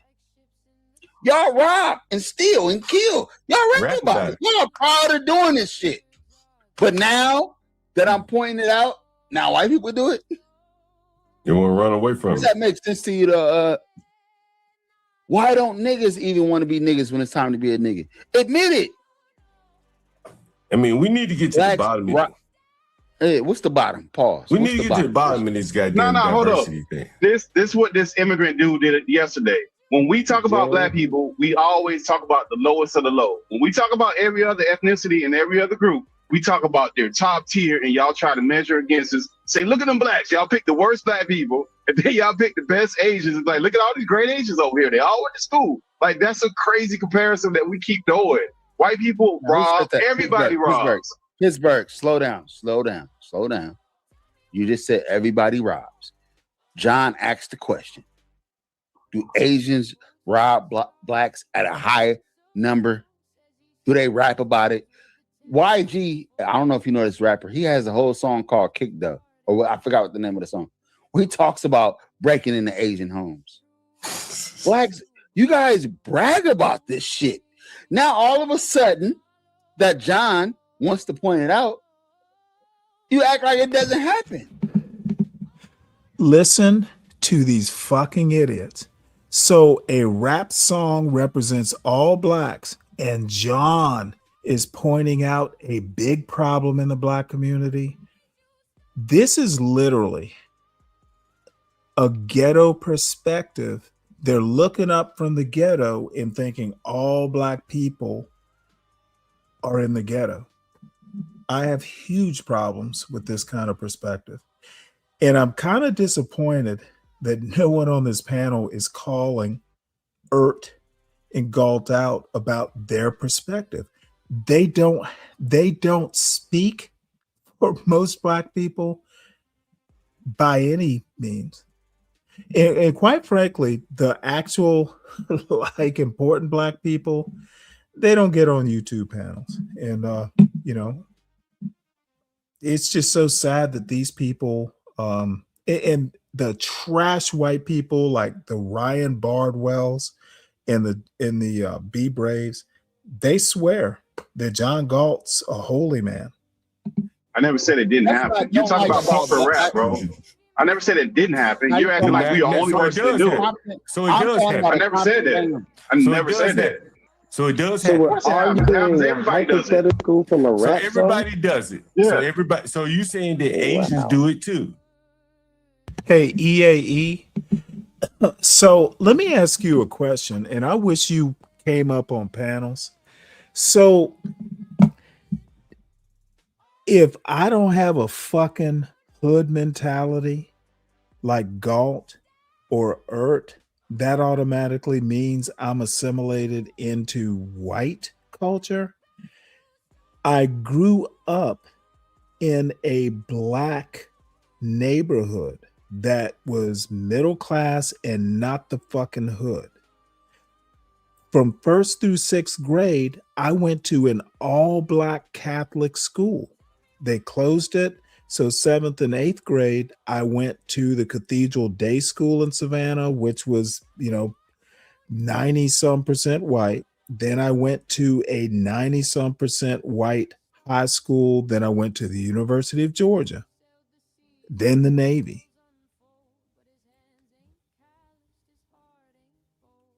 My Catholic parish, St. Benedict the Moor Catholic Church in Savannah, Georgia, Clarence Thomas was a member of, I don't know whether he was baptized there or not, but it was an all black parish in Savannah, Georgia. How the fuck could I be assimilated into white culture when I grew up in black culture? Even in high school, I could go a whole summer during the summer break and rarely see white people. This bullshit about, well, black people can't speak proper. My mother was an English teacher. She was black.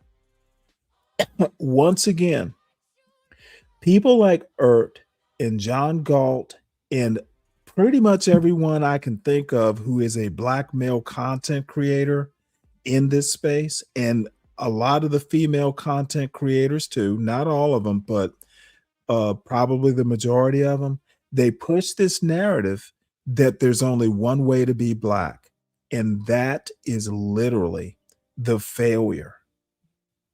So I'm assimilated into white culture because my mother, who was black, was an English teacher and insisted that I speak proper English. How is that assimilated into white culture? I grew up around black people. Literally.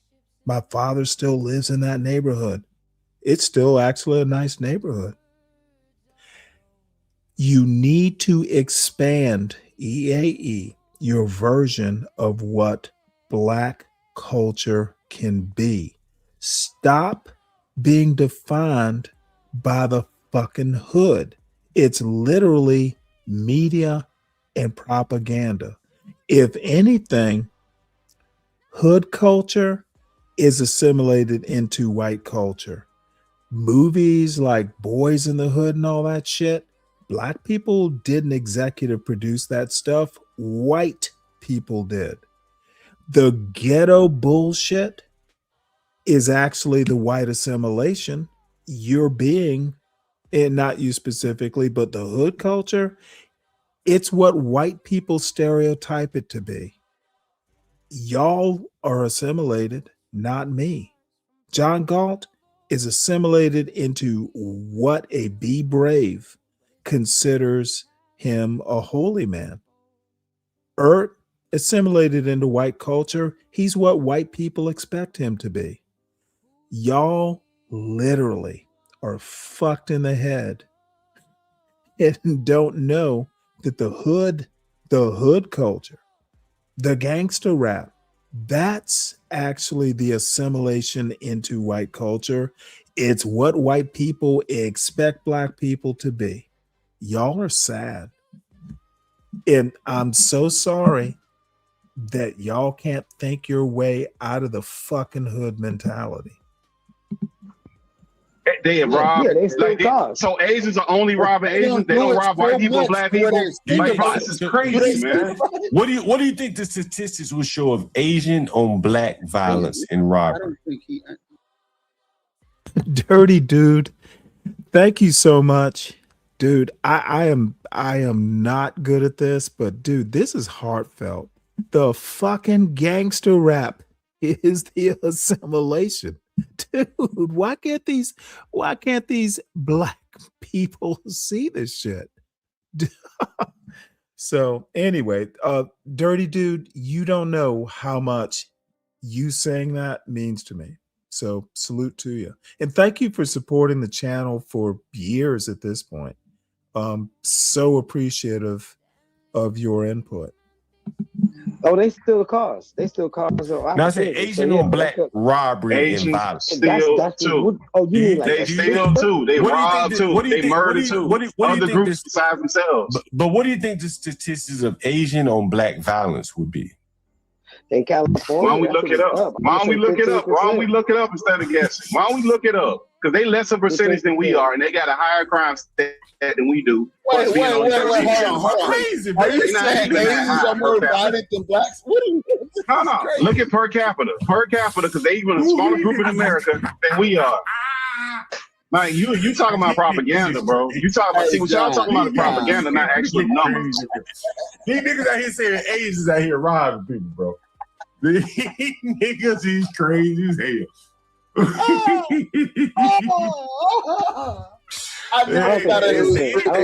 don't think they rob them. You right? Asians don't rob nothing. Yeah, you delusional, bro. They pushing propaganda, bro. They got the extended Glocks and shit up. Oh nah, man, Asians got that fit. So they don't have an Asian triad game. We ain't got a triad game.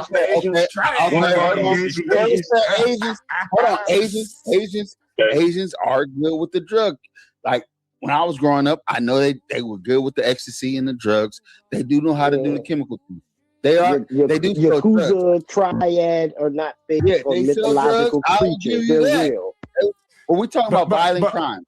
Art, man. So they're not violent. Like, art, bro. Like your game is violent. Art, you like. Okay. Oh boy, so much good stuff here. Sin, you know what? You are the most interesting woman on the internet. I don't even know how to approach that comment except just shake my fucking head. Brian Nichols, whites want hood culture eliminated. Well, much like Be Brave, you don't understand what white culture is. You are absolutely wrong about that. There are parts of white culture, but again, much like black culture, there is no one white culture. It's faceted. You don't speak for white people, all white people, any more than John Galt speaks for all black people. So might want to think that one through.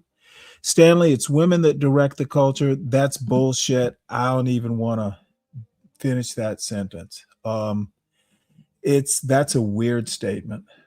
Let's see here. Yeah, why hide Hollywood Arista Records, dude. Kanye West, dude. These people don't understand. There's an argument out there that I heard years ago that white people basically encourage gangster rap, et cetera, et cetera, et cetera. Dude, black people didn't start, these big record companies.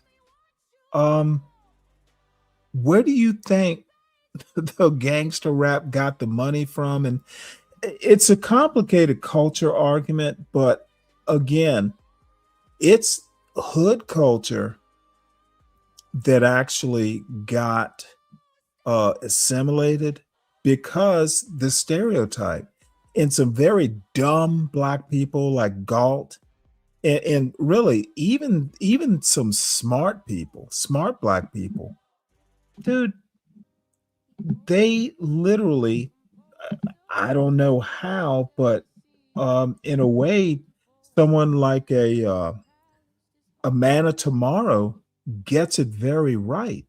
Dude, these black people have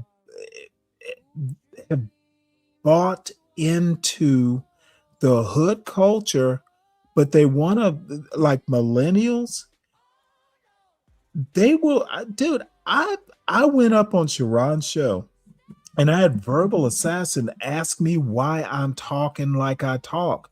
What you sound like a white man. This silly woman didn't know that not all black people talk like her. The fuck? So all of a sudden there's in 2026, I could understand it in 1936, 1926, 2006. This woman literally in 2026 asked me, am I black? Why do you talk like that? Like, have you fucking ever been out of your hood? It really kind of took me aback. I did a mental double take when she asked me that question. Like, you've not heard Barack Obama?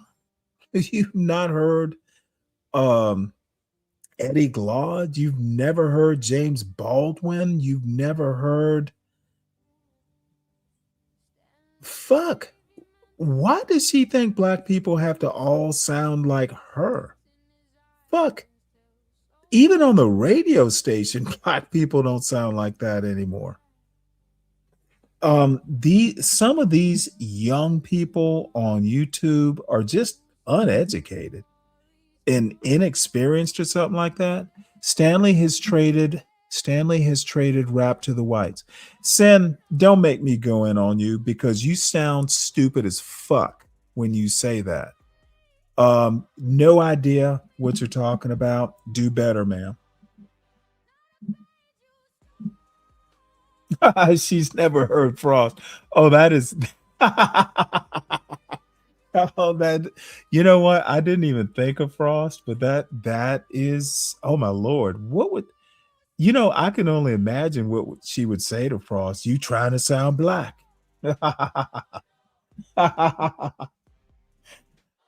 Yeah, to a large extent, you are where you're raised, but you're also who you're raised by. Like my mother had a more kind of accent than mine. But it doesn't matter. It just shocks me that in 2026, black people, apparently millennials don't watch movies. I mean, Halle Berry never sounded, like, even Southern to me. Stanley, you're just saying stuff without sound arguments or facts or all emotion. You're definitely black. Carrie, I don't give a fuck, dude. Anytime you want to hit the link and test me out on the facts, I'll treat you, dude. You don't think I know facts because you don't know the facts. What I recommend you do is hit the link, but before you do, you better know some facts yourself. I know what I'm fucking talking about and I can back it up. I don't do talking points, son. I know my shit. So you comfort yourself, and then you go comfort Clifford that I don't know shit. I don't need your approval. So good for you. MOT is liberal, and so am I, Brian. And I bet you and he in a conversation, he probably know more facts than you, Brian. And you are my age, so I'm not going to discount an elder. You might know more than him, but even liberals can know some facts. I literally said that rap was the fault of the record companies. Sin, once again, your hearing is selective, and maybe your mental capacity is selective too. I literally said that the whole ghetto culture, the hood culture, is assimilated into whiteness. You seem to have missed that part. Don't know how you did, but I'm saying it a second time.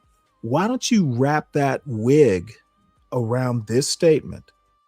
Hood culture is assimilated into white culture because it is what white culture thinks black people are. Put your wig on that. Don't ask me about rap or anything else. I need you to address that specific statement. Let's see if your wig thinks better than you.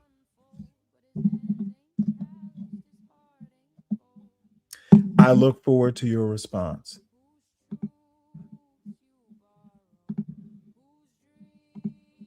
There's a non-violent way of selling drugs.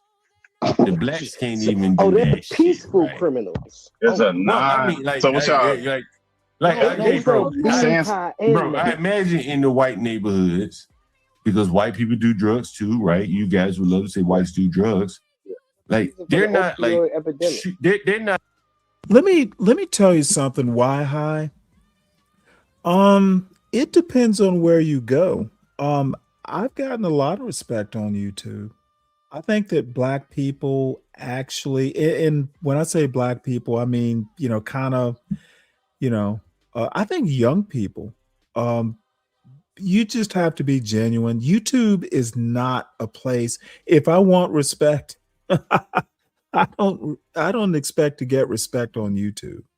The evolution of this show, where the show came from, most of the people in my my chat on any given day are to the right of me. They think a black liberal is basically a communist. So I know the audience, but I don't know that I agree. I think people know CM for who he is. They know it's entertainment, but for some reason or another, we as a collective think entertainment is truth. In a way, having someone like a Jay-Z, for instance, who became a billionaire as an entertainer, they'll treat him like a genius. Money equals IQ. And that's an American thing, not specifically a black thing. Beth on Yellowstone is going to be my spirit animal. When I can cut people down like her, I'll go on panel. How about you be you? I've seen you do it in a chat. You don't have to be Beth. How about be CYN, Sin? I don't know if it's short for Cindy or Cynthia, but be you. You're good enough. You don't need to be Beth. Home invading, setting up the drug dealers and killing them the way that. But all right.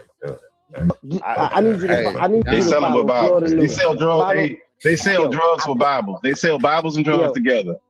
I post all this shit on my channel all the time. Every time a crime happens in Florida and it's a white person, I post that shit right on my wall. So go along, my friend, have fun. Because I post this shit all the time. I bet you do. I bet.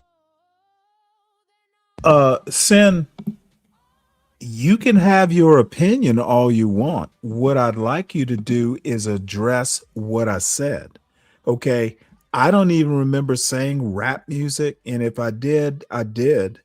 My overall point is that the hood culture, the rap music, all that urban culture stuff, that is, in my opinion, the assimilation into white culture. It's what white people expect of black culture.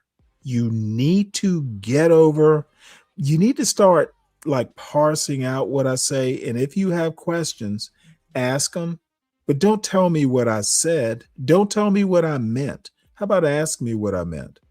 Rap culture, if you just want to use the word rap, is what white people expect of us. It's assimilation. Deal with it. What's up, King Rooster? Yeah, I grew up around black people too, King Rooster. And this whole thing about you don't want to live around black people. I don't want to live around hood black people, but shit, I go home to my old neighborhood. My father still lives there. I see all, some of the kids or, some of my neighbors are my father's age in his 80s. I grew up there. I lived around black people until I left home. Nothing wrong with living. Certain types of black people you don't want to live around, certain types of white people you don't want to live around. But these people have a mission. These anti-black blacks like Art and John, they have an agenda, and it's hating black people. I don't even understand why you would ask a question like that, Carrie Gone. Is a black president, that doesn't mean you're president of the black people. President is president. Black president is president. I have bigger concerns than just what's happening in the hood.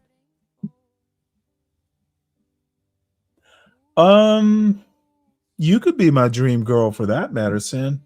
If she is your spirit animal, how about you be my dream girl? Hit the link. And I'm dead serious about that. I appreciate your sense of humor. I've seen your little thumbnail pictures. You could be my dream girl. I'm not sure about the wigs, but if that's part of your shtick, might have to accept it. Be my dream girl, Sin. It would not hurt my feelings if you said yes. So let's see. Hit the link, y'all. I'm at 5 hours and 30 minutes. I don't know. It's not that I can't do a long show, but I am getting a bit tired. You know what? Let's skip to close to the end because there is one more show I wouldn't mind seeing. If I'm going to go longer than 6 hours, I can't watch the rest of this. It's just too painful. Figure out how you got black fatigue but could take black pipe. See what I'm saying, bro? Hey, I know that shit don't make no sense. Who got black fatigue? Me, right? Speak. You got black fatigue? No, he's talking about Pearl. He's talking about Pearl. Pearl got black fatigue, but she taking that good old BBC, nigga. Fuck out of here. That's why I lay it down. She got a half breed now. She with a half breed now. Yeah, hey, listen, I'm laying it down on whatever I feel like laying it down. I don't give a fuck what y'all niggas think I'm.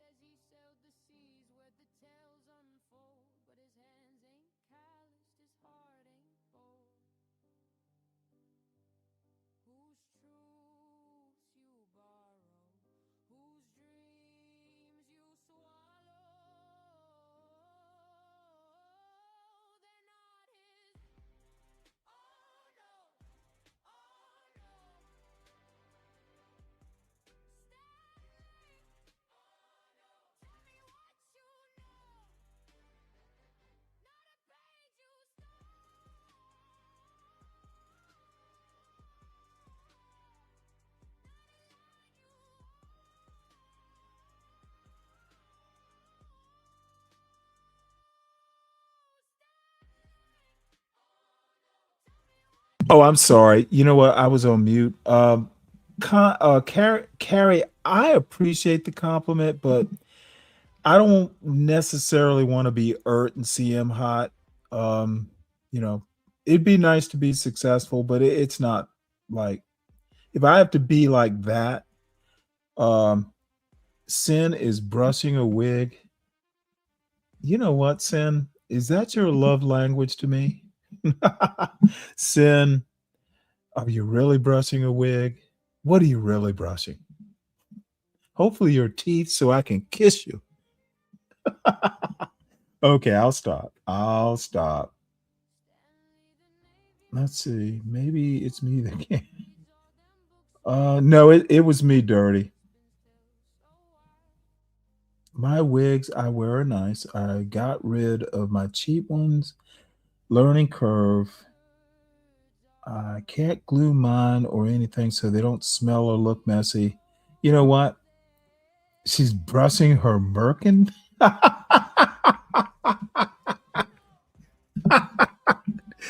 Oh, that is funny. Hey, Mariah.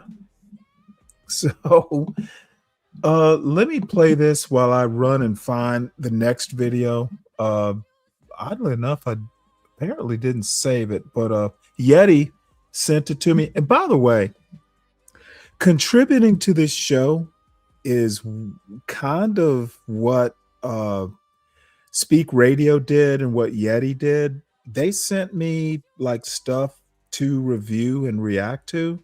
That's contributing to the show, folks. Please do. I'm not going to react to everything, and I wasn't even going to look at this stuff, but someone kind of brought it up, and so they switched gears.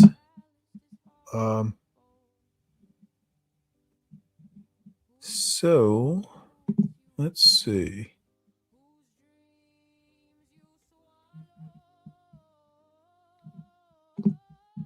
Just give me 1 sec here.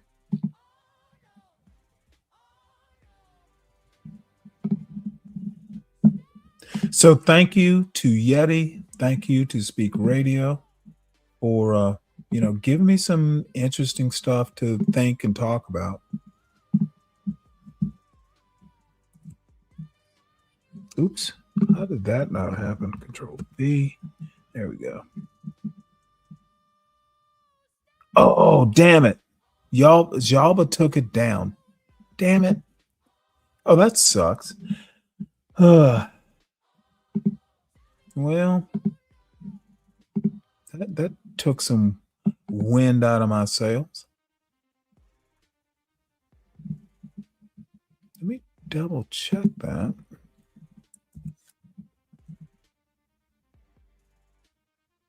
Well, too bad. Because there was a little bit about me in there, but wasn't that important. Well, folks, if no one's going to come up to the chat, to the panel, that's kind of the most entertaining stuff I had. I did have other videos, but none of them is entertaining. Is that one? Gave me a lot to think about and reminded me how just effed up some of this rhetoric that these anti-black blacks just spew out, and people just eat it up. It's just amazing. John Galt is the GOAT. The GOAT at what? Self-hatred? Hating black people? The fuck? We must do better, even here on YouTube. This whole black, we gotta think urban and we gotta think rap, and black people can only speak one way, and if you don't do it that way, it's like you're sounding white. We got white people who sound black. This is 2026, folks. You literally don't have to be a stereotype. And I just don't get why we are just in a rut like that. And not all black people are. The blackosphere, or whatever we call it here, the black manosphere, the blackosphere, the red pill community, they're all in a fucking rut. And the reason they're in a rut is they just don't want to get out of the rut. The rut is profitable, and they're just going to keep beating that fucking... What's the black version of a piñata? Ghetto. What's a ghetto piñata? They just keep beating it until all the candy runs out, and apparently the candy does not run out.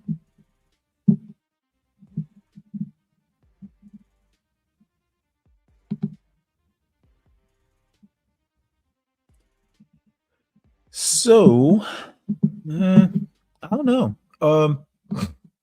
Hit the link, someone. Come up. Let's chat. Or this might need to be shut down. Unless I can find something interesting. And honestly, I'm not sure that I do have anything interesting. I do have content for tomorrow, but I don't know. That's kind of getting into tomorrow's candy. No one wants to come up? No one wants to kibitz?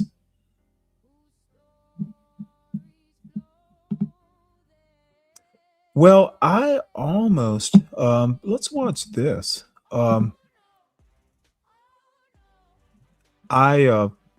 been watching a lot of boating and stuff, and I have to admit, she reminds me of someone I once knew. And I'm gonna get all kinds of comments about this, but I don't care. And since no one wants to come up, let me do this quick commercial. Please make sure you hit the like button. If you're new to the channel, go ahead and subscribe to it. I won't bite. If you are too afraid to come up to this chat, well, why are you afraid to come up to this chat?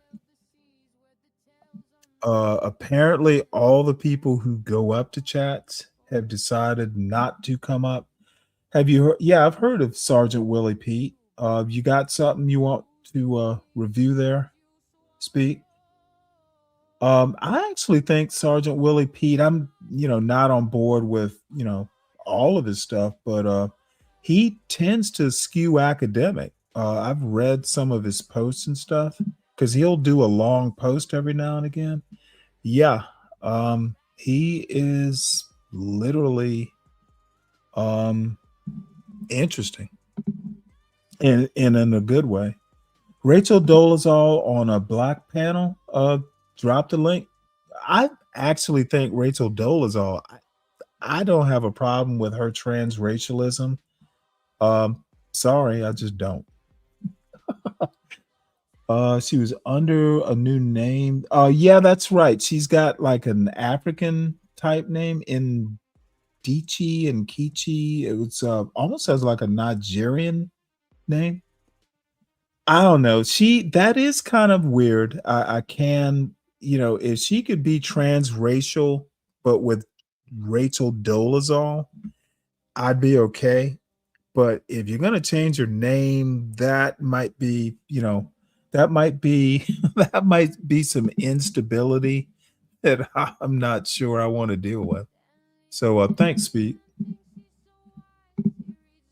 But from what I've seen, and HB a while back took a still photo of her OnlyFans, and I hate to tell you this, I looked, and I just did not have a problem with her. America has the white people.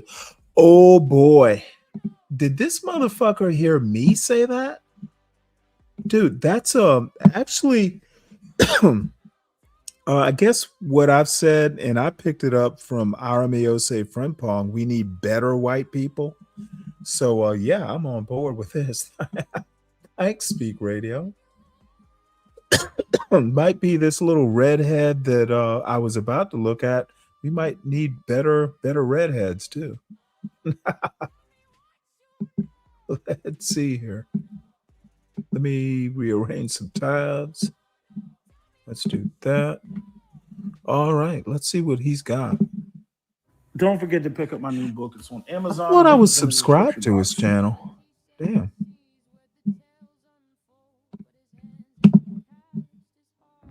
Understanding I'm gonna end up white writing a supremacy. whole nother book. He makes it easy. He makes it so easy because, I mean, first off, it's a lot based off of text messages because he be texting just back and forth, like, with these long gaps in between. And I'll just go back, copy the whole section, send it to myself, then email it to myself, and then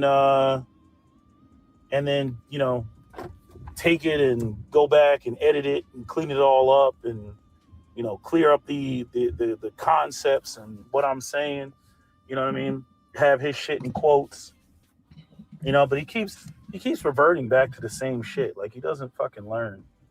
You know what I mean? Like, he's like he sends me these videos that trigger him.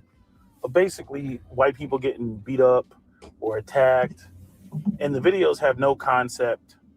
And a lot of these videos are being put out there that he's using by other black people. And black people we're just fucked up. We're just so off code. There's a big problem with, the different teachings that go on in the black community. And I really do blame the Christians for this. I blame the black Christians for this because the black... Carrie Goon. And Carrie Goon, tell me if I'm pronouncing your name, your handle right. I don't want to mispronounce it. What is he complaining about exactly? Can you help me out? Spell it phonetically. So I hate mispronouncing names. White supremacy versus black individualism. So black individualism is bad? Why exactly? Hey, Tina. Ooh, look at you. Oh, your hair looks nice. Would you straighten it? Okay. You're muted.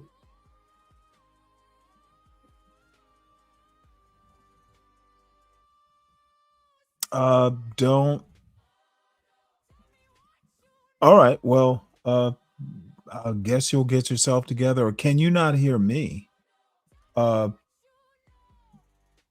you're muted if you're not. Rachel is a Scorpio. She was so close to being a Sagittarius. Wait, hold it. You know her astrological sign? That is weird. Carrie Go One. Oh shit. You know what? Okay, Carrie. I'll just call you Carrie, but Carrie Go One. I don't know why I didn't see that. But thank you, sir. Oh yeah. Whenever you want. Your hair looks actually really nice, though. I have to give you a compliment. Hopefully it doesn't go to your head, and hopefully you didn't come up here for an apology for something or another, because I am not apologizing. Hey, Dawn. So anyway, Carrie, why is black individualism bad? I think I know where you might go with this, but I think you start with the individual and you build from there. I'm not saying being a black individual is like a philosophy you have to adhere to, but you can't help other people if you're not helping yourself. And I just tend to be kind of an introvert anyway, so I'm not a joiner.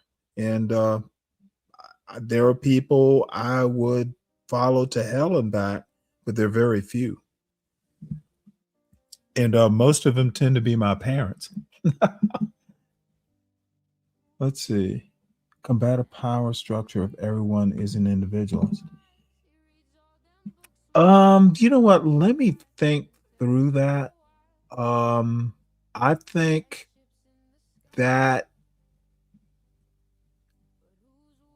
it depends on the power structure. It starts with an individual. I'm not sure that I agree with that, but let me think through it. I think it's a good point. I'm just not sure if it's a right point, but it's a strong enough point that I have to think about it. Damn it, where is she? Oh, this woman. She's a runaway bride. Christians, they believe they're not focused on white supremacy. Black Christians do not comprehend or understand the system of white supremacy. They're too hyper focused on getting into the pearly gates of heaven and how everything's about justice and righteousness and having the sweet twinkle of Christ in your eye, regardless of the fact that we exist in a system where the very people who sold us Christianity don't operate and function via Christian principles and teachings. They don't. They operate on the system of white supremacy. White supremacy is white people's religion. It's not Christianity. Christianity for them is conditional. Again, it's morality is for friends type of mentality. You see?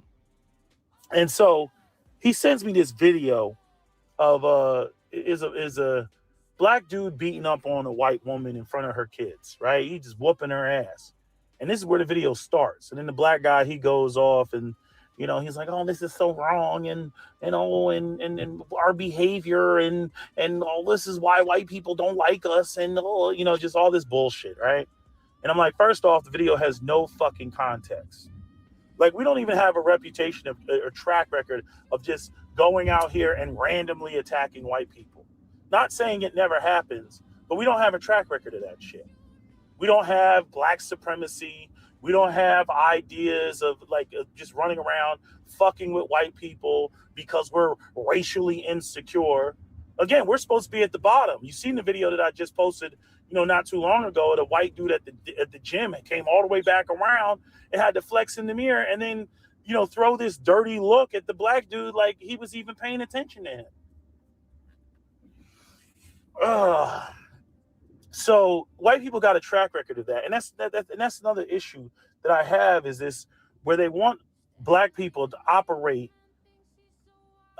independent of the context of the history in this country of white people's behavior. I'm like, it's not going to happen. We know who white people are. We know who you are. So he goes off on this shit about the lack of morality of black people. Oh, they're poor and they have low IQs and everything, right? I'm like, oh, here we go to this shit. How many conversations have we had? I already broke this shit down to you. And then again, whenever he gets triggered, it's like he goes backwards. He goes backwards and he goes to that comfortable place that black people have no soul, black people are amoral, and that you shouldn't beat a woman, especially in front of her children. Now he's concerned about the mindset, of the children.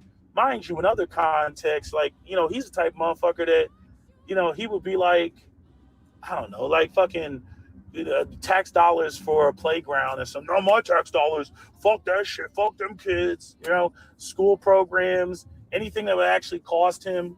And this goes into one of the things that I talk about in this new book, which is how white people and their Fox News propaganda, this sort of empathy gap, but it's a racial empathy gap. It's not just the empathy gap. Like the empathy gap book was about, people not caring about boys and, self-deletions of boys and all the stuff that men go through that society would find intolerable if women were to go through the same thing. But what I recognize is that there's a racial empathy gap, right? And this goes back to that whole morality is for friends bullshit, right? So, what's about to say about his empathy gap? Damn. Oh, Deacon Dave just popped in. Dude, are you trying to piss me off? Oh, this hurts. Let's see. We need to talk. I've actually never seen this podcast. Oh shit. Holy cow. Oh, she looks way different. In Kichi Diallo.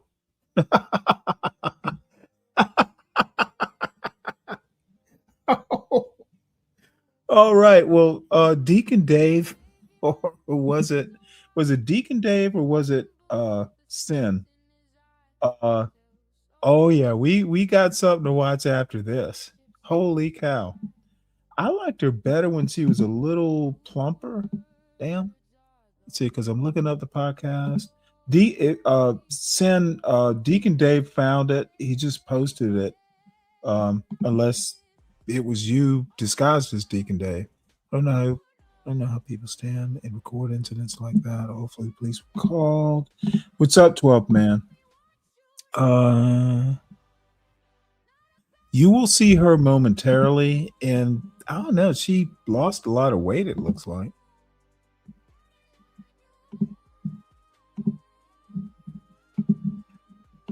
I was about to say, there was something I was to say about the empathy gap and him, the video, and the guy is beating up on the woman. So anyway, she gets triggered and he reverts back to his, there's just something wrong with black people. I'm like, no, there ain't nothing wrong with black people.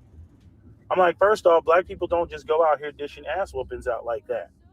I mean, this almost goes back to the Bill Burr, like when Bill Burr was up there and, talking about how when women act like there's just absolutely no reason to hit a woman. Look, some women need their ass beat. Women can do a whole bunch of foul shit, right? There's a difference between men and women. Men are bigger and stronger, right? And so men can easily outwardly, project violence, but women can't do that. So women got to be sneaky about how they do foul shit and fuck people up, spread rumors, character assassination, right? To do, all that type of, passive aggressive bullshit. That if a man were to, express his anger outwardly like that, instead of direct confrontation, we call those men cowards, right? That's where all the say it to my face. I just looked at YouTube Studio, and I have lost 2 subscribers just in this show. I suspect one of them is Napstar, which I don't have a problem with that. Hopefully the other one is Palomino Ricky Z. I don't have a problem with that. Hey, talking bluntly and honestly will lose you subscribers. And unfortunately, at my rate, at my subscriber count, I can, two people gone, I will notice, especially at 3 digits versus 4 digits. But it's worth the price. I probably won't even go back and look at this show. I rarely go back and look at my old shows. I do try and clip them, but I skip through huge parts. This show will probably need to be clipped, but maybe not, because I think there are some parts that maybe should be clipped. But sorry, even if I'm wrong, someone needs to come up and correct me. But I think I'm right about a lot of things, and this John Galt and especially, they are just lost boys and off course. They think they actually have some corner, some knowledge, some key to being black. On code is what a friend of mine that I haven't talked to in probably a couple years now. Oh, Stanley, you're just not on code. You need to be synchronized. Fuck. And I literally used to tell him, fuck the code.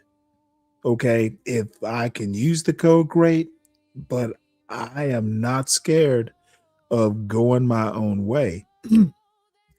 And to carry go one, dude, trust your own brain, trust your own instincts, trust your own training, especially if you were raised to think for yourself. Don't be afraid of what you think.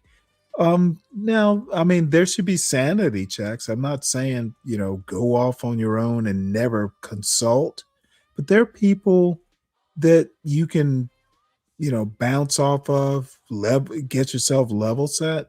But in the end, acting a certain way, fuck that. There is no cookie cutter that stamps out, the black robots. Ghetto culture, rap culture, hip hop culture. If you want to go another direction, fuck it, do it. Now, it's harder to do as a kid, harder to do maybe even as a young adult, but once you get my age, dude, I stopped giving a fuck back in my late 30s. Gossip isn't nice, but come on. No idea what that means. Help me out there, uniquely. Salute, Black Knight. Good to see you. Say it to my face. Well, women aren't going to win that battle of saying it to your face. So women are going to backstab you. You know what? Actually, women are going to do things like, got time, put you in a compromising situation. Earlier that I actually had to go, you know what? He's right. So if you got time, it was the one about, well, Stanley seems to be getting lost in Wakanda. That was actually funny. So how about come up and talk about that point? It was funny. I have to give it to you. Let's see. Now, the problem with this one is I won't be able to show it. Sin, funny enough, I've actually always, now that I think about it, do you look like Maya Rudolph? That would be funny. And I'd be all in. So let me know. Surely you don't look like her. Her Rachel Dolezal imitation? I'll watch it in just a minute. How old is this? 11 years ago.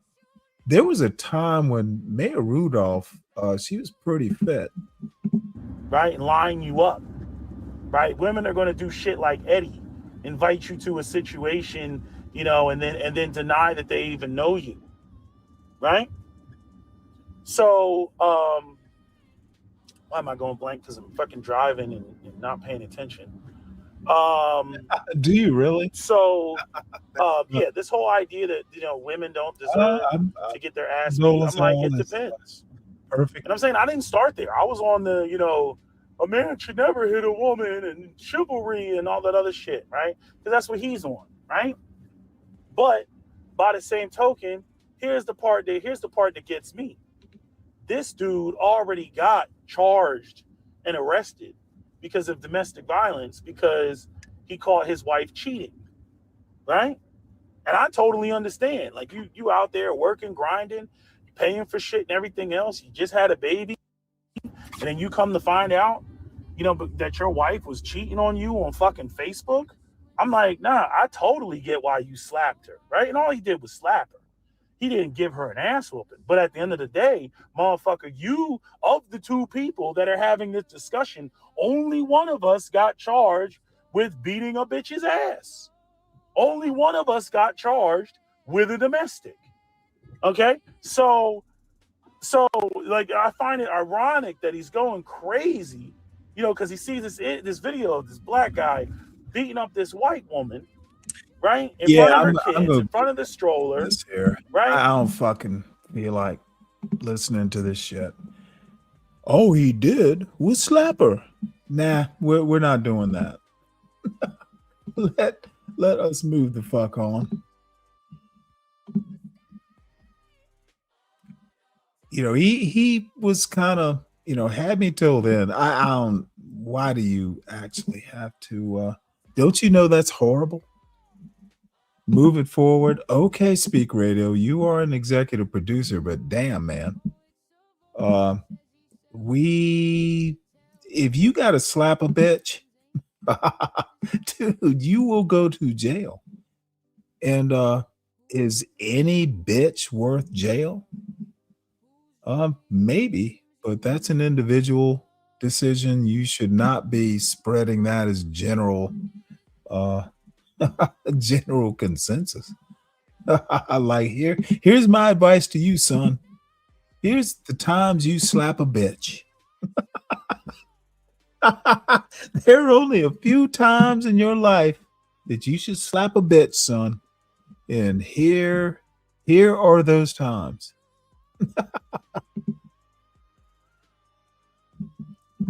Only slap a bitch if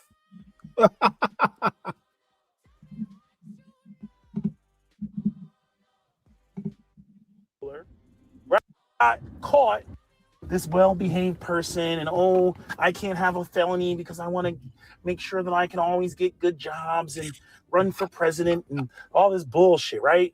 Like as though the system rewards you for not having, a fucking felony, which again, when the powers that be have removed all of the benefits, it doesn't fucking matter. But it does not fucking matter for all that, whether you do or don't. It's not like you're being, you got people that got, there are ladies present, and I want to keep them here. I do not want the ladies that are present, Mariah and Sin and Uniquely. Chocolate is gone. Dawn is here. I don't want them. I don't want them to think that I condone slapping a bitch for any reason. Not that they're bitches, but we want to at least keep the ladies here. Straight A's and went to Ivy League schools, and they can't even get a job. So what the fuck does it matter if you got a goddamn felony? You know what I'm saying? See, like, everything that affects black people ultimately ends up affecting white people because of the fact that coal mine. White people really do believe that it's about their behavior. And one of the things I was pointing out to him is like the Fox News mentality. All you have are consequences. All you have is, you better not, because I'm going to beat your ass. You removed all of the incentives that kept people in line because there were actually rewards that go along with it. So the point that I'm making is, the people that have felonies, yeah, they get arrested, they'll go to jail and everything, but they don't have to worry about that squeaky clean reputation anymore. They ain't got to worry about that because the way that people treat felons, the way that people look at felons, it don't matter whether you did shit 20 years ago. Motherfuckers are still looking at you like, he a piece of shit. He ain't this, he ain't that. So what the fuck does it matter? You know what I mean? If you go out there whooping somebody's ass, once a felon, always a felon. You can't unfelonize in this country, right? Which should be a part of the reward system. It should be, okay, if you've been able to keep yourself clean, okay, you made a mistake, we're going to expunge your record, and nobody can. Okay, once again, this is just not well thought out. We got a felon in chief as president. It can be done, but there are certain conditions to make that happen. Come on now. Now, maybe he's just talking about black people, but even then, I'm just not sure that that's a hard and fast rule. Well, let's put it to you this way. It's harder if you're black, but I think it can be done. But you're gonna have to do a straight and narrow that's a razor's edge. They can see it and nobody can view it, and then fully reincorporate you back into the society. But no, not white people. White people want to make permanent second-class citizens out of people. So, when it comes to, what their threshold of tolerance is for the bullshit, it's probably very low. You see, and I'm not going to lie. Part of me envies that. Part of me really envies, you know, that type of shit, because you got to sit there and, oh, I got to worry about having a good job and everything. And part of that is a mechanism of control, right? You know, being a first-time felon is worse than being a second-time felon or a third-time felon or a fourth-time felon, right? You know, this is why they came up with the 3 strikes and you're out laws, right? To try to keep felons from engaging, right? So make the punishments harsher and stiffer. You know, but the point that I'm making is just, you know, that you know, I'm somewhat envious of that. And again, the whole aspect of you know, this idea that, you know, you have white people that they're just going to go out there and they're going to you know, fuck with black people, and that black people are not going to respond or clap back. I was like, no, they need to. They need to. Just like that shit with Boyle, Oklahoma? I think it's Boyle, Oklahoma. Right? Or Boley, Oklahoma. I forget how you say it, but the place where, you know, Pretty Boy Floyd was out there, right? This is 1930s. They tried to rob a bank, you know, and Pretty Boy Floyd told his men, he was like, yo, don't fucking fuck with that black community over there, because them motherfuckers got guns. Mind you, this is 1930s America, right? This is 1930s Oklahoma. Tulsa, Oklahoma, the burning of or purging of Tulsa, Oklahoma, that happened 10 years earlier. Right? So black people, you know, they were armed to the teeth, because they were like, nah, these white people, they'll come in here and they'll burn this motherfucker down. We might as well make a Custer's last stand. And that's exactly what, you know, what their position was. So Pretty Boy Floyd knew not to go into this black town. Because what I was trying to explain is like, white people only understand 2 things: is power and violence. And power typically in the form of money and resources and, you know, some sort of aspect of control, right? That's the only thing that white people understand. You know, and so when it comes to violence, you know, I'm all for white people getting their ass whooped, even if it costs black people going to jail, penalties, whatever the fuck it may be. Oh, wow. Because black people. Well, damn it, that's not a show title. Wow. Where the hell did you hear that one from? That's a good one, Why High. I'm gonna have to use that as a show title.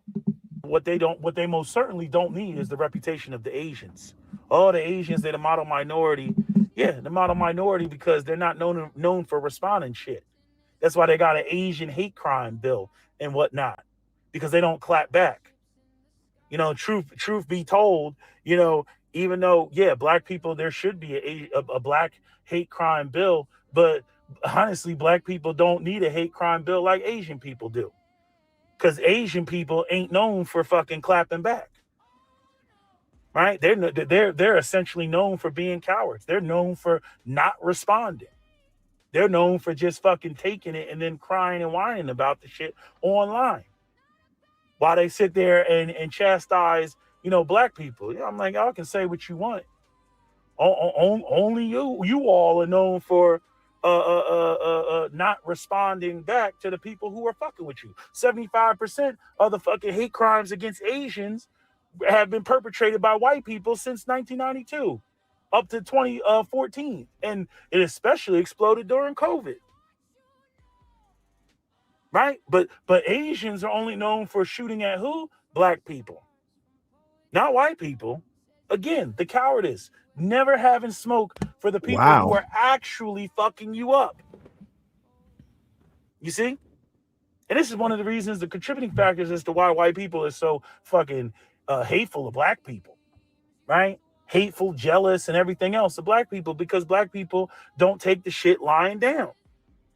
You didn't already marginalize us, took everything and all this other shit. You know what I mean? What the fuck we cared about whooping your ass?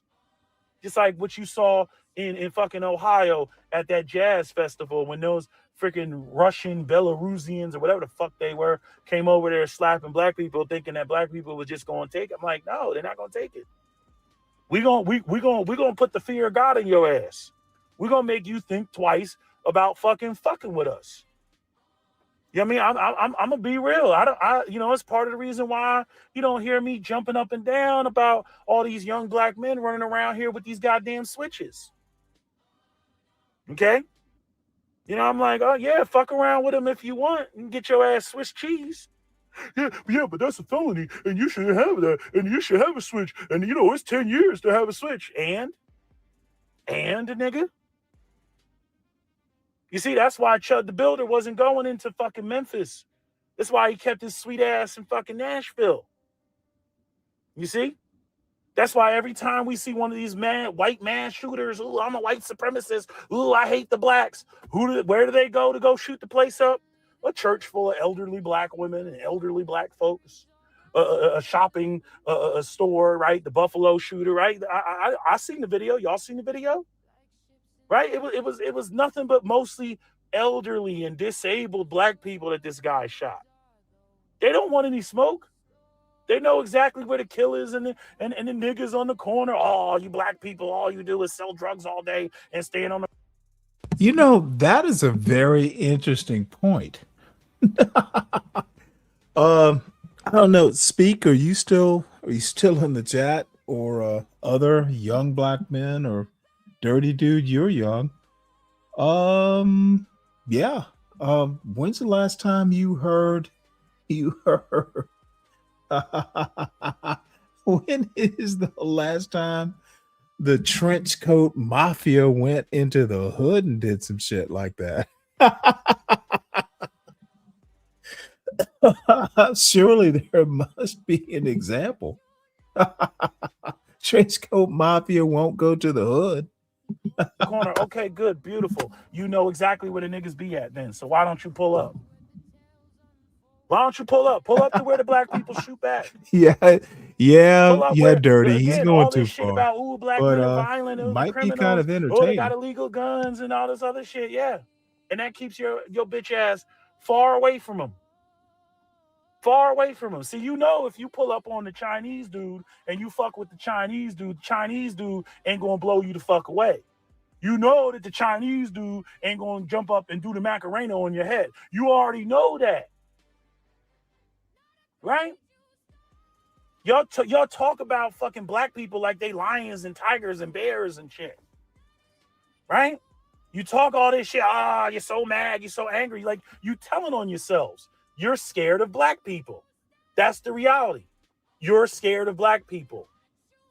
And you don't like the fact that white supremacy can't be reinforced because black people ain't scared of you, and black people let will me tell you clap something, back Dirty. on your ass. Dude, you know what? I don't ever really wish, to be, I don't glorify my high school days. My happiest days were really when I was dating my wife and beyond. But I do remember back in the rerun days, when, shit, if you missed a show, you don't have to wait till next summer to see it. But those 3 channels, and we were lucky, in Savannah, we had 4. But I had to have rabbit ears and it wasn't real clear, that UHF channel. Actually, we had 4, maybe 5. But anyway, those were the good old days, dude. You had to know when what was coming. Back in the days when TV Guide or the newspaper, the TV section was actually something that you would read, because damn it, you need to know when what is coming on. So I don't know. That lack of data, that lack of choice actually was good old days. Newfound respect for the hood. That's funny, Dawn. Trench coat mafia ain't coming here. The shadow. Oh, dude, this is like back when I was maybe in 6th or 7th grade, when transistor radios, like Sears used to sell those little handheld transistor radios, AM, FM, but that was back in the day when there were more radio stations on AM than FM. Black Knight. I've always been a night owl, even back then. I take that little transistor radio with a little 9-volt battery.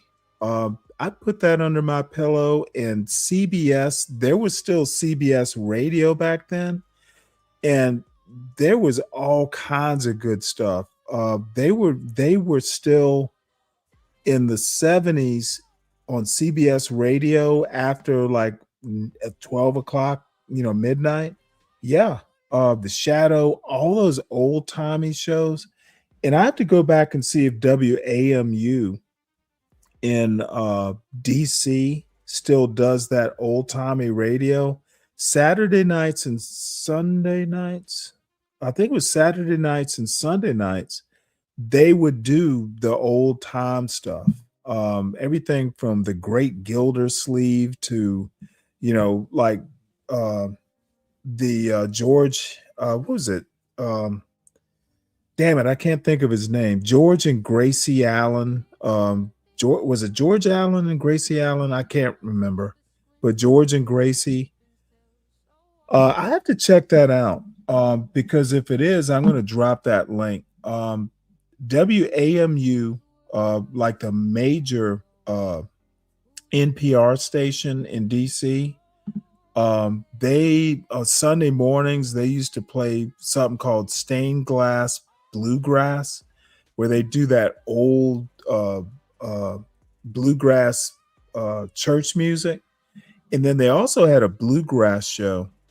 Believe it or not, I love bluegrass, and I haven't listened to bluegrass in years. But dude, I have bluegrass albums. I fucking love bluegrass, and I got into it when I lived in upstate South Carolina. Oddly enough, I kind of fell away from it when I moved to Northern Virginia, closer to West Virginia. But anyway, I'm boring people. George Burns, I'm sorry. God damn it. I am so old. Flash Gordon, yep. Was it Gracie? His wife's name was Gracie, right? Oh, Art Bell? Hell yeah. Fuck yeah. Dude. And then George Noory took over. George Noory, he wasn't bad, but no one could ever fucking beat Art Bell. That dude was weird. Somewhere out in a bunker in the desert or some bullshit. I'm probably going to watch it tomorrow. Won't be the whole show, but I actually the Tony Brown. Yeah, it's going to be tomorrow. That's going to be part of the Saturday show. Now that I'm thinking about it, there is some black sailing show YouTube shows that I want to get into. But yeah, Art Bell, that shit's a classic. That dude was weird though. Burns and Allen, you're right. Man, I'm getting old, Black Knight. I couldn't Gracie Allen, yeah. So Tony Brown tomorrow. In the show, I think it's scheduled for maybe 3 or 4. Who knows? I might go earlier. Probably won't go later. But dude, I honestly, EAE, I thought Tony Brown had died years ago. I've shown a few of his shows on, this show, maybe 1, 2, 3, maybe 3 of them. But no, we'll get into him. Tony Brown, a fucking legend. He's right up there with Ebony and Jet.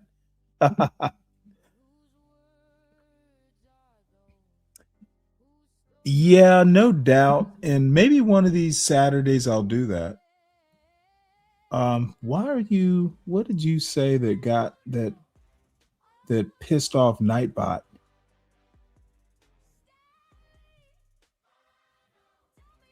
I don't know, EAE. You got to break out of that. I think life gets more meaningful the closer you get to the end of it. And I could do a whole show about, I said, I met my wife when I was 38 and she was 37, I think. And, you know, in my opinion, and it's not for everyone, but what I'm going to say to you is the closer you get to death, actually, the more meaningful life gets. You start to value it more. It's counterintuitive, but young people don't give a shit. That's why they take all the risks. You get a whole lot less risk. You get more risk averse the older you get because you know that shit could go. So majority of people in your kindergarten class are probably gone. That would depress me. Well, you know, in a way, I literally don't remember anyone that was in my kindergarten class, so it'll be okay. If they're gone, I don't remember them anyway. is,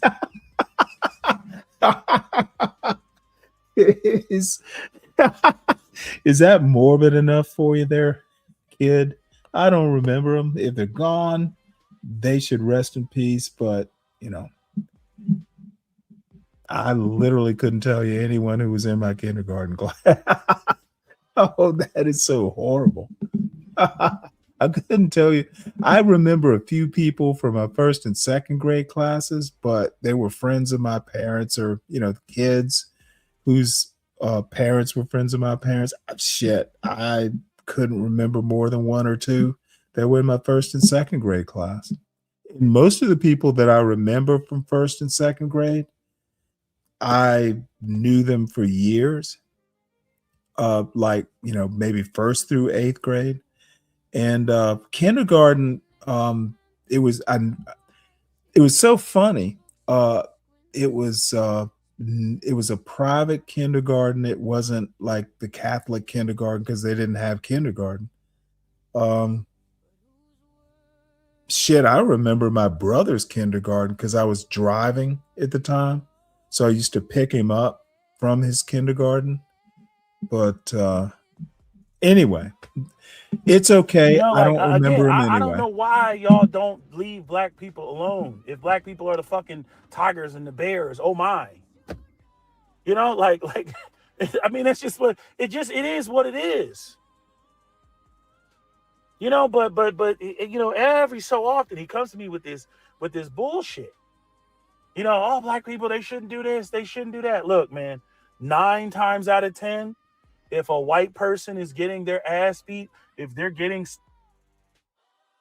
Let me make one point. When I was in my early 30s, I had a buddy of mine who's a bit older, but dude, the old black men right along the Wilmington River in Savannah, shit, every day they go out fishing.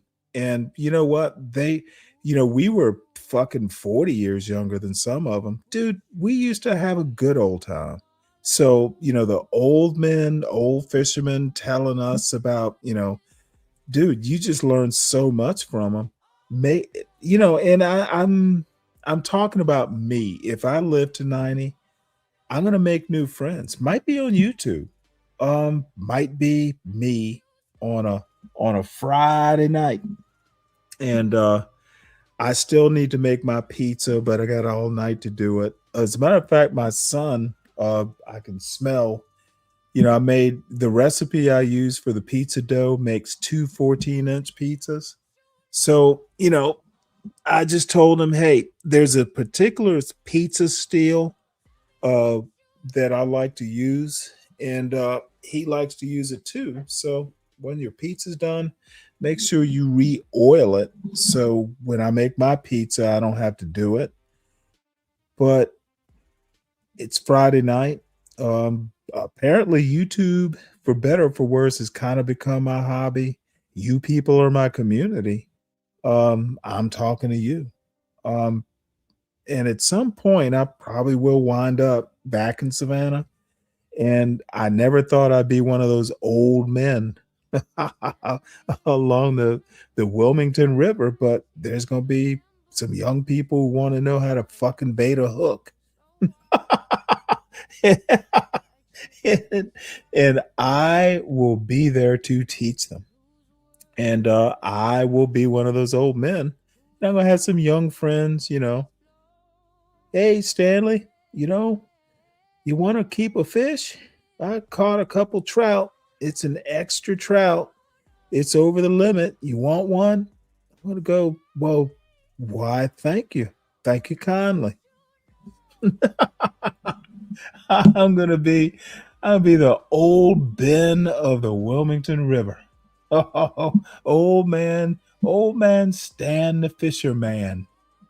So there are ways to defeat loneliness. You just have to be a little bit more gregarious. And if you're old, don't worry about it. You'll meet some friends. You just need to go fishing on the Wilmington River. Times are different. Nobody's making adult friends, Stanley. We cooked. Nah, I'm literally making friends. And you know, it's so funny. There's nothing preventing me, because I actually don't live too far from Hartsfield, Jackson. There are people that you know, we could probably make arrangements to meet somewhere. What do you think this social media YouTube platform is all about, EAE? You can meet people. Fare thee well, my old lover, Nev. Oh my God, really? Really? You're just gonna fucking, you know, do. Yeah, is that the only bluegrass song you know, Sin? If you're gonna be my woman, you have to learn bluegrass better than that.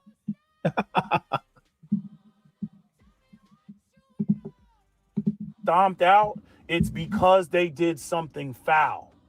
Black people already know that the courts are on your side, the police are on your motherfucking side, the prosecutors on your fucking side, the DA's on your fucking side. We already know this. We see this with the Carmelo Anthony case. And with black people, it's just a simple judgment call. It's like, you know, fuck it. You know, am I going to go to jail today?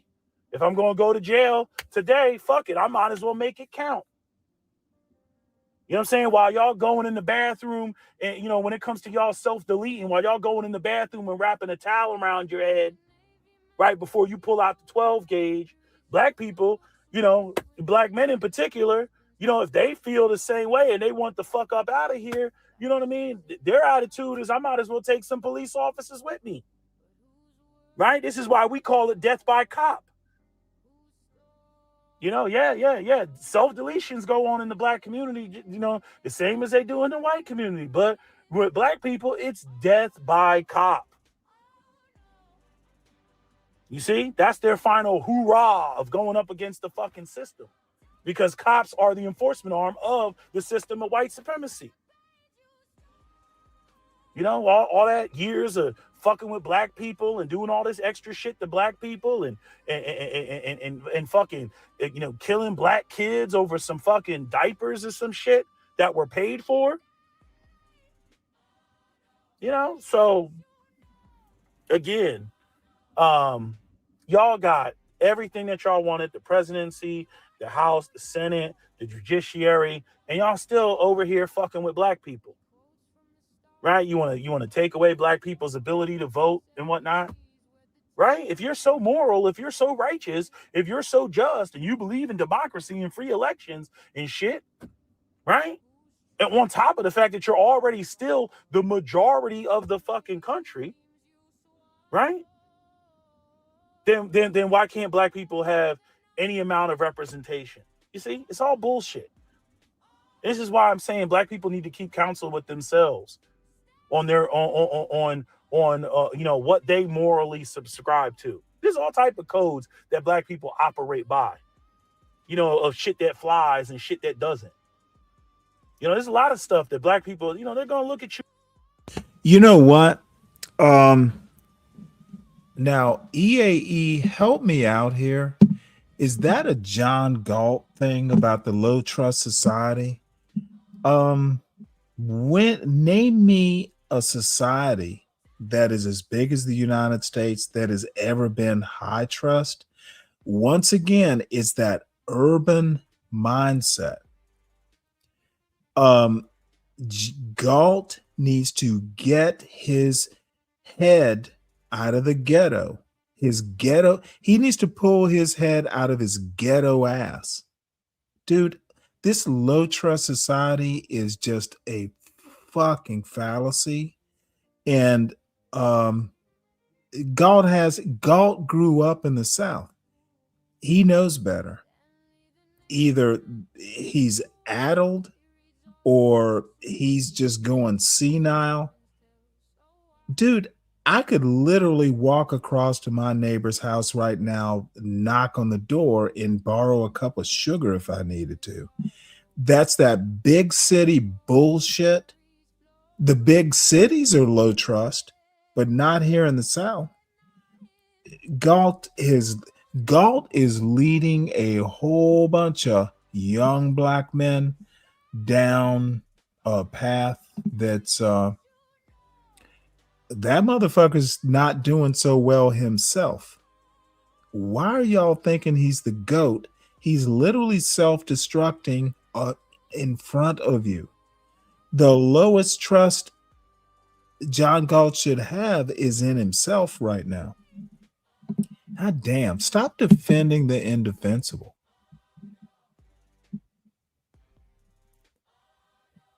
Okay, your area is low trust. Well, move away. Stop making your area a black demographic problem. Most black people don't live near you, EAE.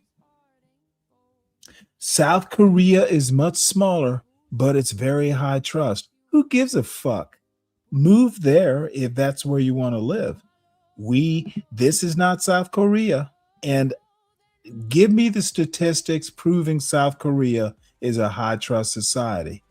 It's got its population is way smaller than the US. I'd be interested to know what the population is, but I'm gonna guess for South Korea, if you took New York, all the big cities in the US, let's just do the big four: LA, Chicago, San Francisco, Philadelphia, and New York, probably Boston, I guess you could throw in there. So that's 6. Bet the population's bigger than North Korea. I'm sorry, South Korea. With a side eye if you tell them a story and there's some fucked up shit in the story.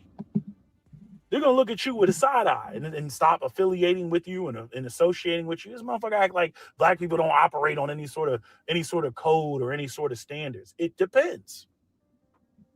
It depends. Also, with the full recognition that black people are also operating outside the confines of the white system that we already know is racist towards black people. That's why a motherfucker out here, he's selling drugs and this, that, and the third. You know, yeah, we would love to be the dare kid and be like, you shouldn't sell drugs. Don't do drugs, right? Yeah, that's easier to say. But when you factor in the fact that, black men are marginalized, discriminated against, if you got a felony, they ain't trying to hire you and shit. Niggas still got to eat, right? He still got to live and shit like that, right? So Sin, I've actually seen this video before. He's pretty good. Fuckery that goes on in the black community. As a matter of fact, I bet I have it saved somewhere. But this whole operating by these sort of ultra conservative Christian values and standards. I have a music folder or playlist. Believe it or not, this video is actually saved in it already. It's really good. So thank you though. All that shit. And you know what? Let's move on. This is just kind of depressing. Not that it isn't good. It's just, we need something a little bit more snappy and something worth mocking. So this is Jeff St. James, this fucking weirdo. Dude, is it true that all these psychoanalysts are the weirdest of people? And oddly enough, let's have a look here. I'm actually Curious. We need to talk. How many views did this get? 4,600 views. So people did watch it. Hassan Johnson, Jesus Christ, that's another fucking weirdo. But I hear he's a widower, so maybe that had something to do with it. All right, so let's see what we got here. Let's hope this is pithy. When there's a little bit of ignoring anatomy and biological differences, and how that could negatively potentially affect ladies as well, and vice versa. If we're trying to make men act like women, is there some potential harm that could be had by ignoring some of these biomarkers? So Leslie, and then anyone else can kind of jump in. Sure. Thank you very much for having me, Jeff. And it's nice to see all of you. It's nice to see you again, Danny. And this is a great topic. I think that it's the answer isn't really simple because it's a mixed bag. I mean, I'm sorry, Feminism Panel, Ask a Brother podcast, We Need to Talk. No idea what We Need to Talk is. Anya Shock, Leslie Elliott Boyce, Ariel Brewer, Alan O, Jeff St. James, Tiasan Johnson, Dr. Danny S, and Nkechi Diallo, who I'm rooting for her to win. I'm rooting for her to win. And because she is my sister. They couldn't find like a fellow sister. It's like four white girls and Nkechi representing Black women. This ought to be interesting. have definitely been some necessary strides made in terms of giving women equal legal rights in society. I think that's super important. But then you look at things like the normalization of daycare and sending your kids off to be raised by somebody else while you go to work. And that's really devastating. It's devastating to families, children, and to generations of people. I think there's a really high. The fuck is she talking about? Did she just wake up? Is she fresh off the boat? People have been sending their kids to kindergarten. Let me ask this silly woman a question. Kindergarten is a couple German words. It's called kindergarten. Obviously, it's not even that much of an American concept. It's suddenly a problem. This silly fucking woman, and look at Jeff Saint Forehead fucking nodding his head and the other silly people nodding their head too. It's a problem. When did it become a problem? 100 years ago? Because that's when kindergarten, it's not even an American or an English word. Again, people just get up on these fucking panels and just yap.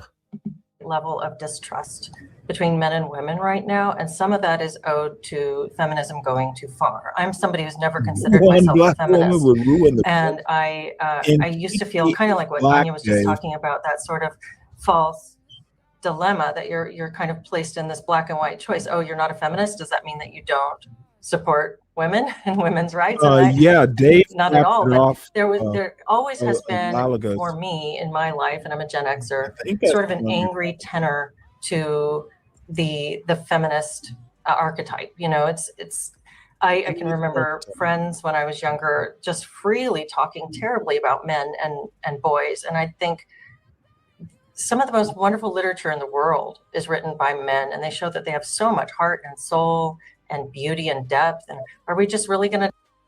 Oh my God, the fuck? Some of the most beautiful literature in the world is written by men.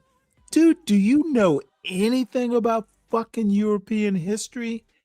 Dude, women, it was considered disreputable for women to write. What is it? George Sands? There were European women. Jane Austen wrote novels under a pseudonym when she first started out. Oh my God, these fucking people are fucking stupid. Okay, millennials, you know what? I'm not going to make a generational argument because I fuss against it all the time. Okay, I'm not sure I'm going to be able to make it all the way through this podcast. Oh, the men, some of the most beautiful literature. Oh, fuck. Dismiss them and lump them into one little category. We don't want that done to us, so why would we do that to them? And I think that it's always seemed very angry. And likewise, it's interesting right now. Hey, I feel like there's a lot of pressure to condemn feminism. And I feel like that also is sort of a black and white choice that I'm not ready to full on do that either, because I think that there have been strides that have been made. Although for me, I sit outside of that. I don't consider myself a feminist. I'm going to ask this question because I've been wondering about it for a while. What is your fascination with Grace Thorpe, Sin? I must know. Do you actually think Grace Thorpe is pretty? She has potential. She's smart. The Thorpes come up quite a bit from time to time. And I've been meaning to ask you, what is it with the trailer trash Thorpes who are from Rhode Island? And to be honest, there's trailer trash in Rhode Island is not quite like trailer trash is here down south, but they managed to be that kind of trailer trash. They fit in with trailer trash in the South. Their accents would just be a little bit, more northern. What is your fascination with the Thorpes, Sam? Can you enlighten me? I don't think feminism is precious. If you actually wanted to come up and interrogate me about feminism, a smart woman doesn't need feminism. She's just smart. So thank you very much, Dave. Feminism isn't smart. I'm sorry, feminism isn't precious. Smart women don't necessarily need it, but they need to marry smart men. So thank you. Black women would be dragging these optics. Sin, can you just tell me about your fascination with Grace Thorpe, and then we can deal with this comment, this counterfactual, how do you know this? Sounds like you're kind of prejudiced against Black women. No idea. She must be lagging or something. Thorpes. Yeah, I figured that woke you out of your little slumber, didn't it, Brian? Thorpes. Per se, but I do think it's a rather nuanced and mixed bag. And we could really get into it here. I'd love to talk about the pill and some of the points that Louise Perry makes in her book, which is an excellent book. I'd give it to any young woman. And so much more to say. I look forward to hearing other people's thoughts as well. Thanks, Jeff. Yeah. So anybody else? It's popcorn style, and everybody's willing to kind of jump in from here. Real quick, anybody that's currently watching. I'm going to sound so horrible when I say this, but Jeff, you know what? I'm not going to say it because it would just bring smoke, and knowing my luck, Jeff St. James would hear what I'm about to say and have some smoke, and he'd be right to do so. But all I have to say is that beard, his hair, his beard just reminds me of a movie. One that Charlton Heston was in. If you haven't done so, please make sure that you make sure that you share it with at least 2, 3, 4, or even 5 people. And listen, y'all, these panels ain't always cheap. So if y'all want this type of stuff to keep happening, make sure you guys hit that $ or super chat button and show love to the platform. And real quick, I want to read one Dr. Vince Johnson, thank you for the $1.99. What an amazing panel. Thank you. So yeah, whoever was about to. Okay, let's hear what freaking Dave has to say. Why is it that you only know the South? Cali blacks don't know the South. Neither does NYers or Chicagoans. Son, let me tell you about something called books. Let me tell you something about something called the Navy. I've met black people from all over the country. See what dumb fucks like Clifford don't know? I've met Californian blacks. I literally have friends who live there. California as a state is not a place I need to set foot in to know Californians, and black Californians at that. The wonderful thing about the Navy, wonderful thing about college, I've met blacks from all over the place. From New York, Chicago, even Ohio.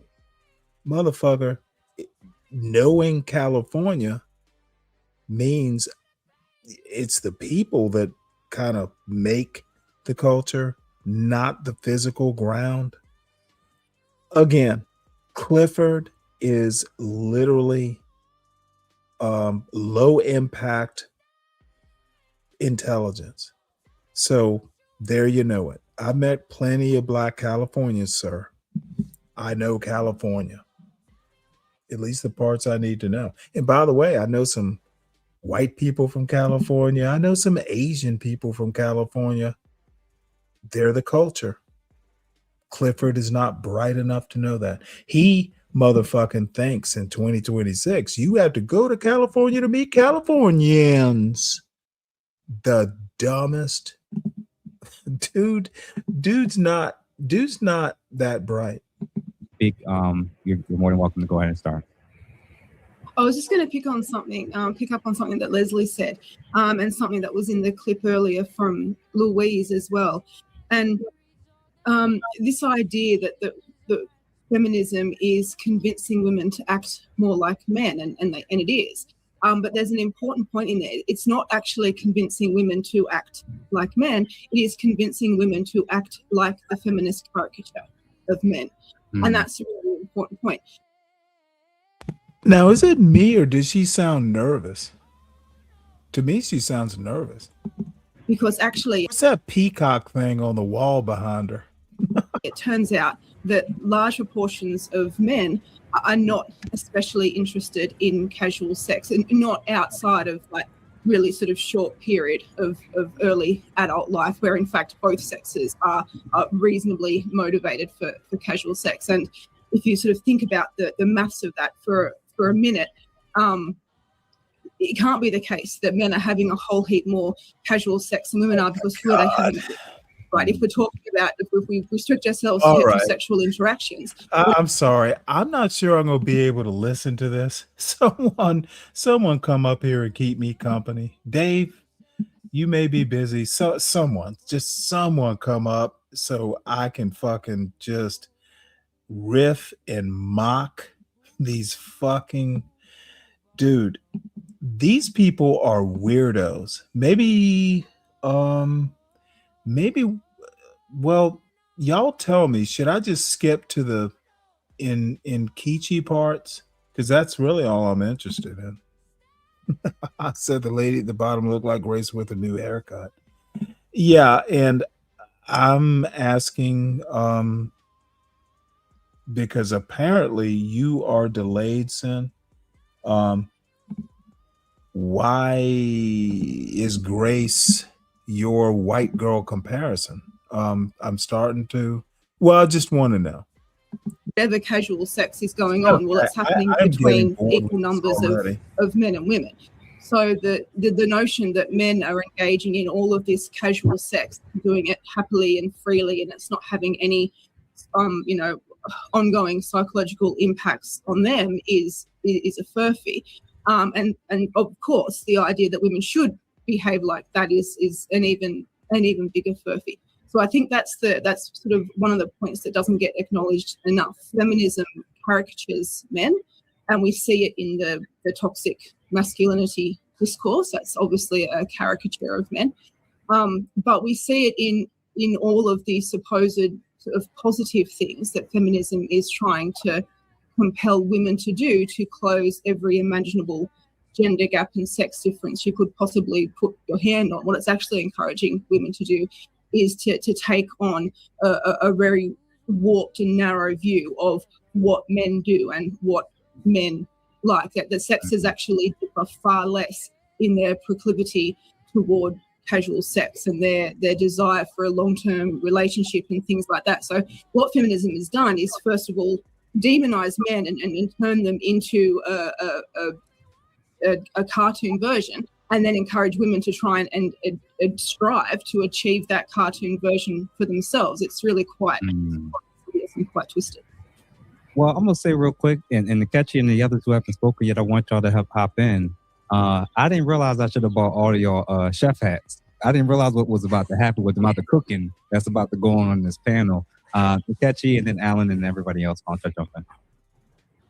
Yeah. So my concern with a lot of the discourse right now about feminism is that we're blaming feminism for failing families, right? Mm-hmm. But so has.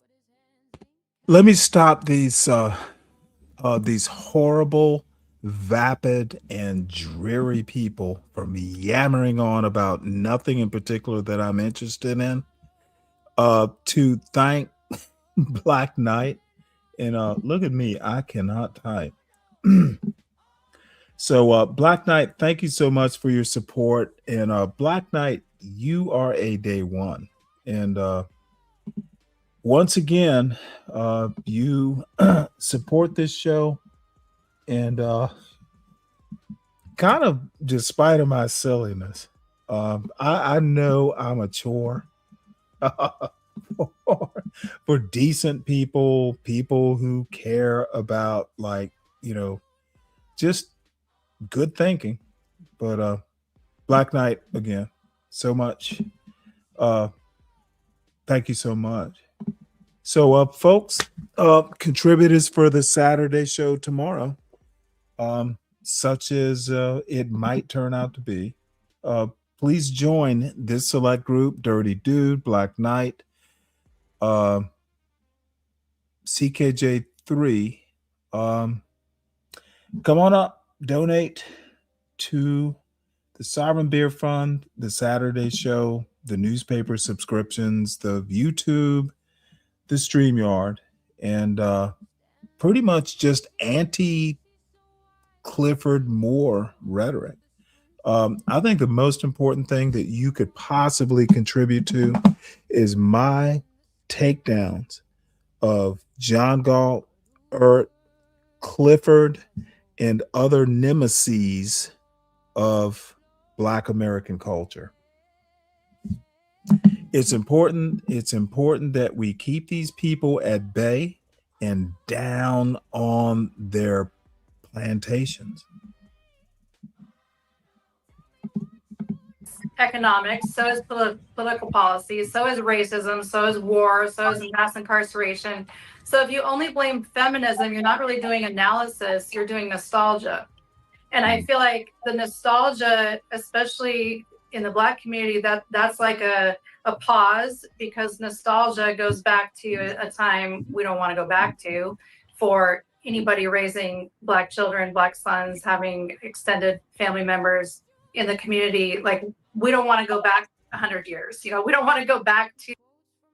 I hate to racialize this, but this fucking idiocy, thinking that the sociology of these United States, feminism affects Black women and white women the same way.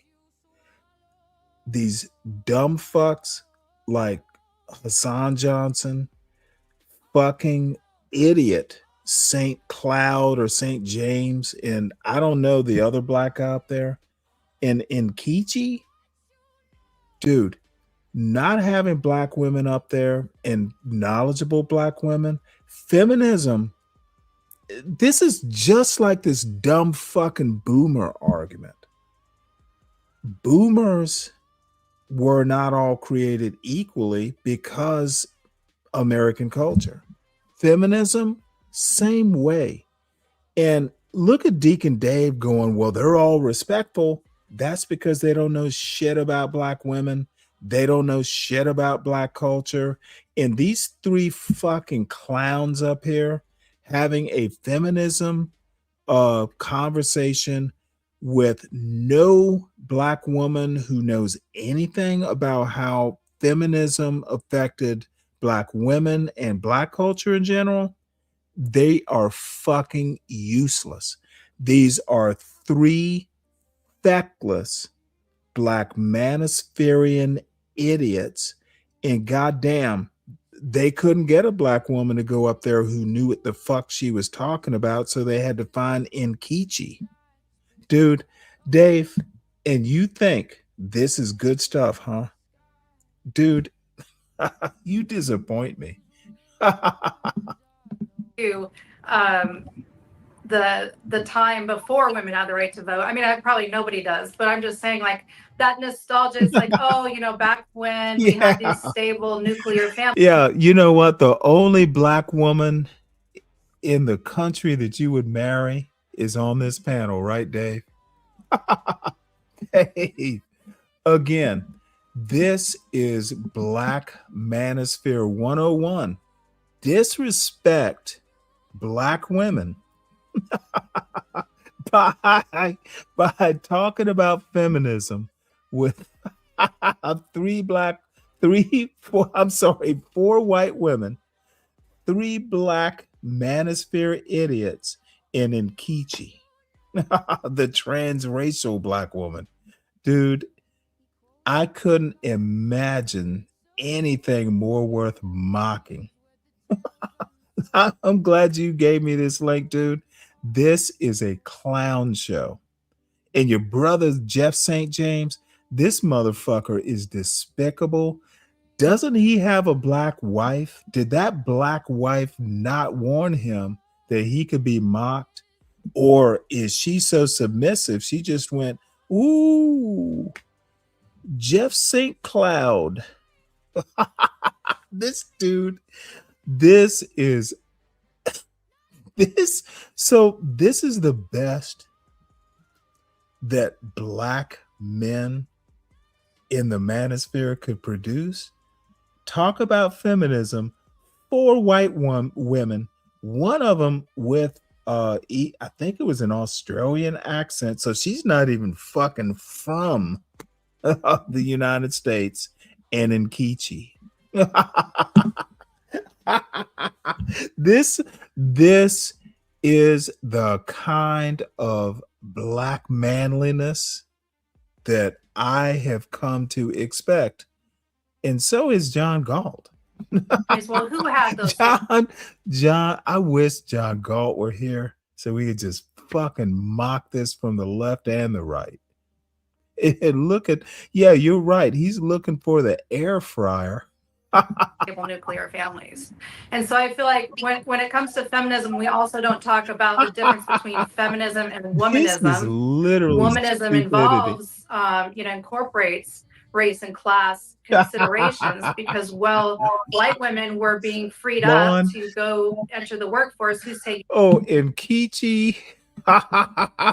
Nkechi's spitting truth. Nkechi's spitting facts.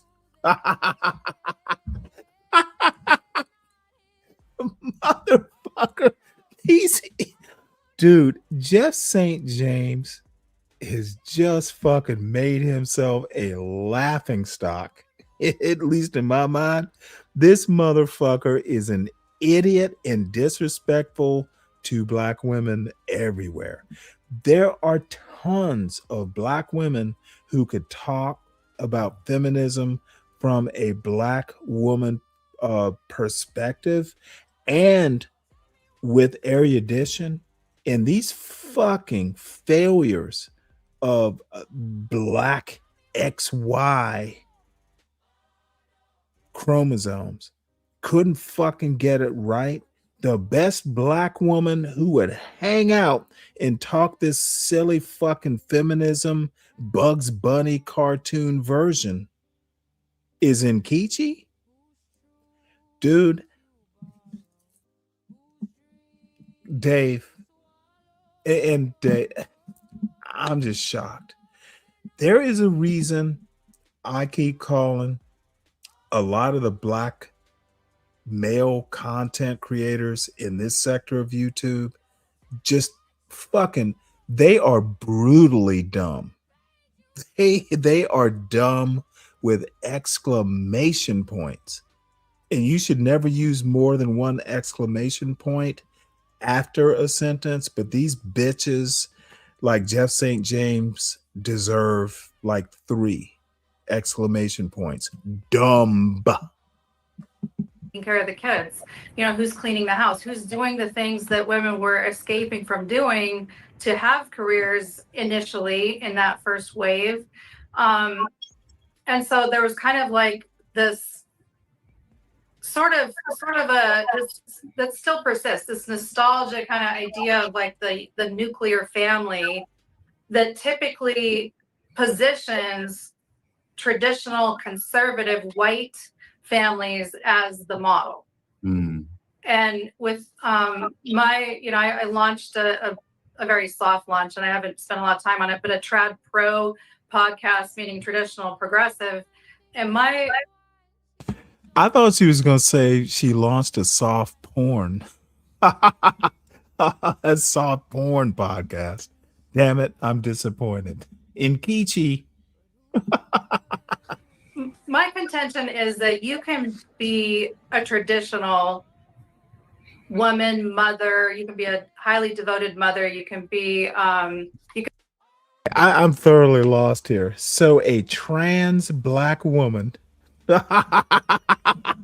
talking about traditional motherhood? Okay. Is this literally like Jeff St. James trying to do a Chitlin Circuit comedy skit to impress Charleston White? Oh, woo boy.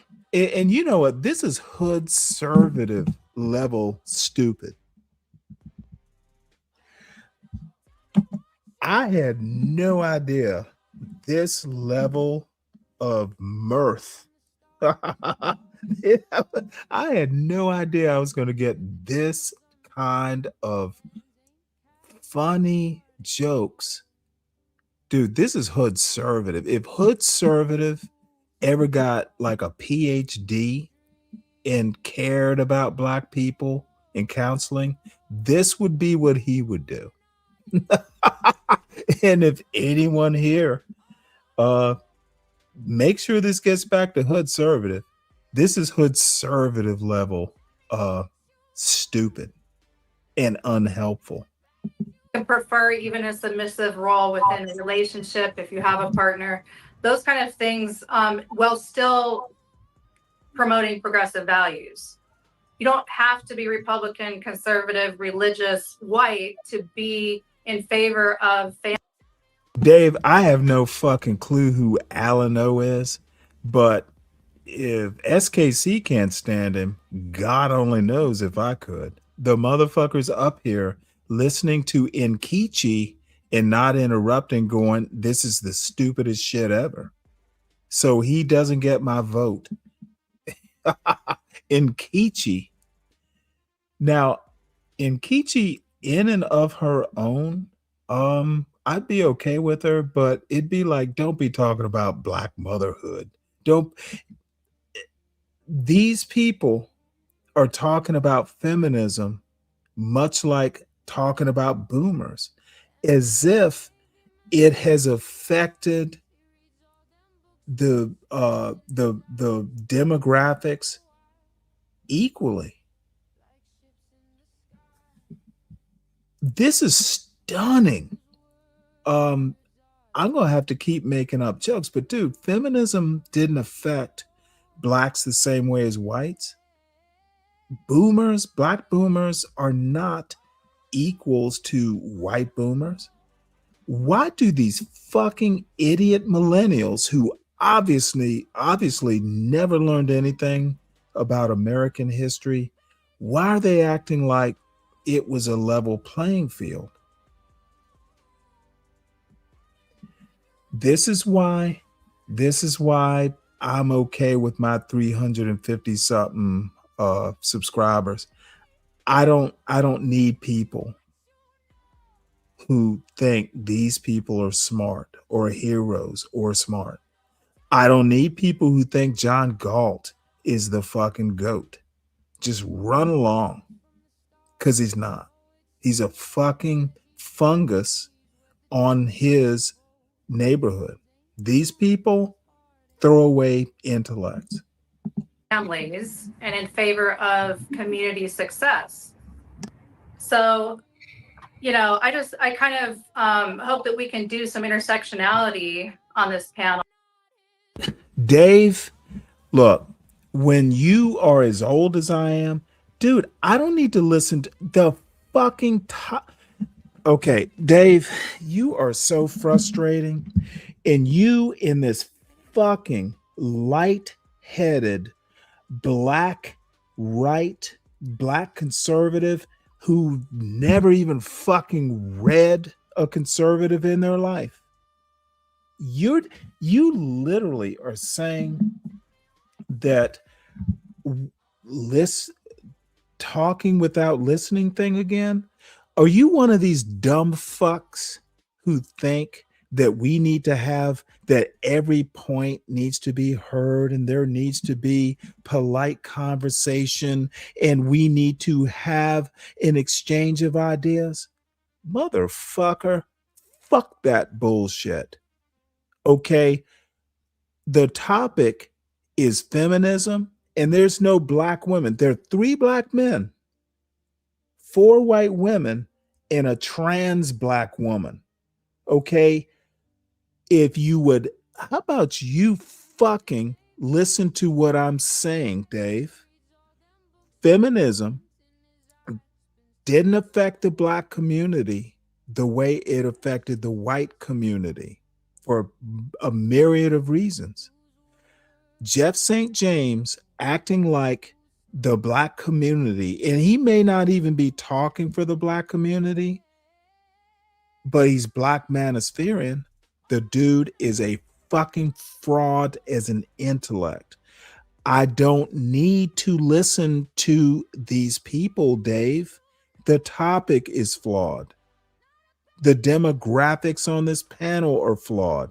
And if you are stupid enough to think that some white woman from Australia talking about feminism, that's a problem in and of itself. Australia is not the United States. Feminism, it has as many facets about it as black culture, white culture. It's kind of generic, and talking about a generic topic, it really doesn't help that much. I don't need to listen to a stupid premise to know it is a stupid premise when I read it. Dave, this little fucking fake bullshit about, oh, Stanley, you need to listen. Fuck that. If I know the topic is stupid, why would I listen? As a matter of fact, I'm about to move on because I'm not sure I can even listen to this dumb fucking shit. What's up, Savage? No, come on, Dawn. I know you. I believe in transracialism. I think Rachel Dolezal is a trans black woman. Now, that doesn't make her a black woman, but it makes her a trans black woman. And by the way, Deacon Dave, I'm surprised you haven't said, well, this is the black men's fault. Alan O, motherfucker, he's an idiot if he thinks why would someone who actually has a brain even be on this panel? I'd have said no thanks. Just like I'm about to say no thanks to watching the rest of this bullshit. I want to see Nkechi, but I'd rather see her on OnlyFans than this pretense of erudition.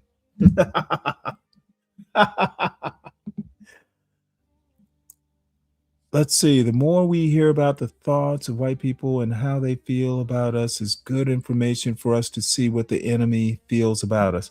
About as stupid a comment as I've heard tonight, Savage. Thanks for the input. And by the way, welcome to the show. Hit the link. White people are the enemy, huh? Interesting. Funny you should say that. I won't go there, but it's funny to hear you say that. Is Deacon Dave a trans white man? Oh,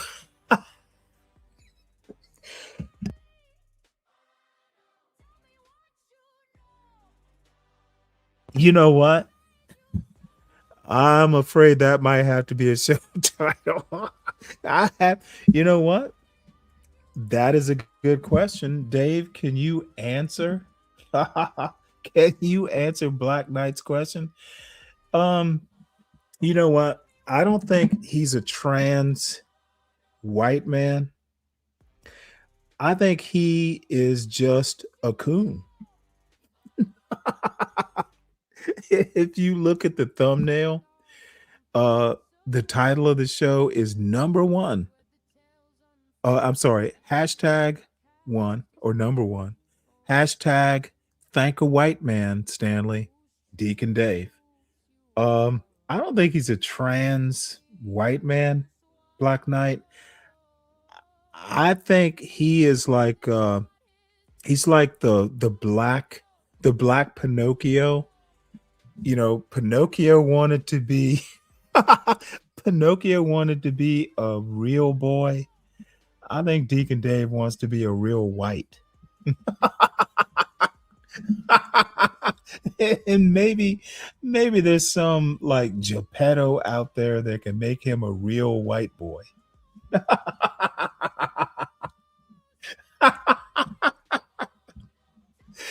Oh boy.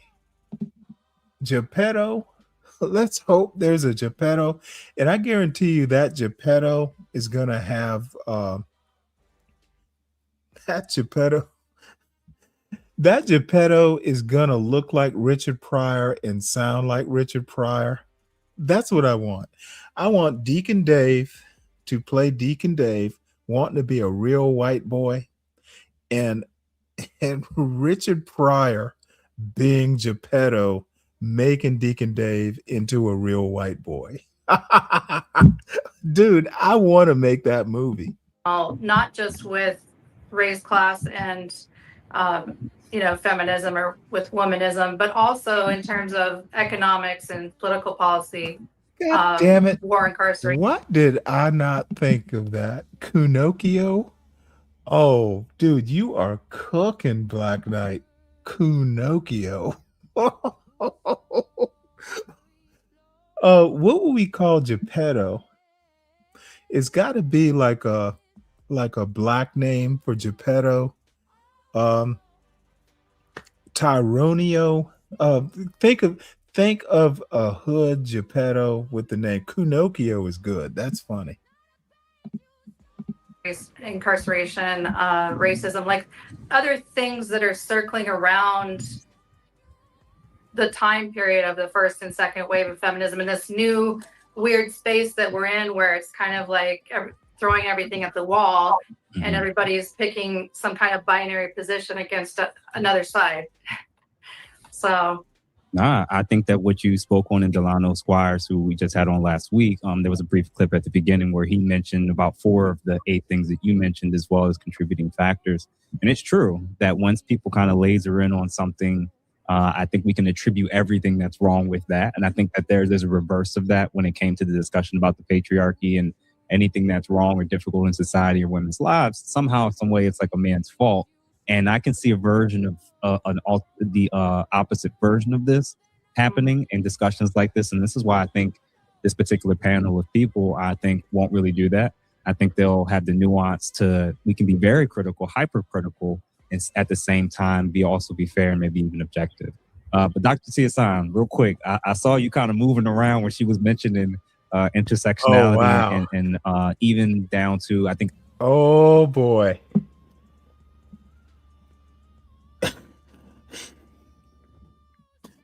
Japuki. Japuki and Kunokio. Okay, Deacon. I'm Black Knight. I'm sorry, son. You've got to be elevated to executive producer for that. Okay. Japuki. Japuki and Kunokio. Yeah. All right. The concept of that's were we gonna be very a healthy thing. back when the nuclear family was that more might be intact? the Saturday show. What do you think, brother? Oh, that was just a shoulder injury. That was nothing directed at her. No, but honestly, for me, the issue when you start talking about feminism, when you start talking about patriarchy, I think there's often a misalignment. And I think this happens in the Black community as well. These ideas are just used very glibly and applied with a broad brush, but there's often not a lot of context. I mean, when you start talking about Black folk, and this whole question of the nuclear family, obviously that wasn't a luxury we had. Because coming out of slavery, you're talking about a lot of fictive kin, a lot of families that couldn't guarantee that they could stay together. And then, at Reconstruction and onward, you have all kinds of economic and political issues that block us from being able to participate in certain ways. So the family was never able to kind of be this ideal that the country is held to. And then when you start talking about, feminism and patriarchy, we can start there.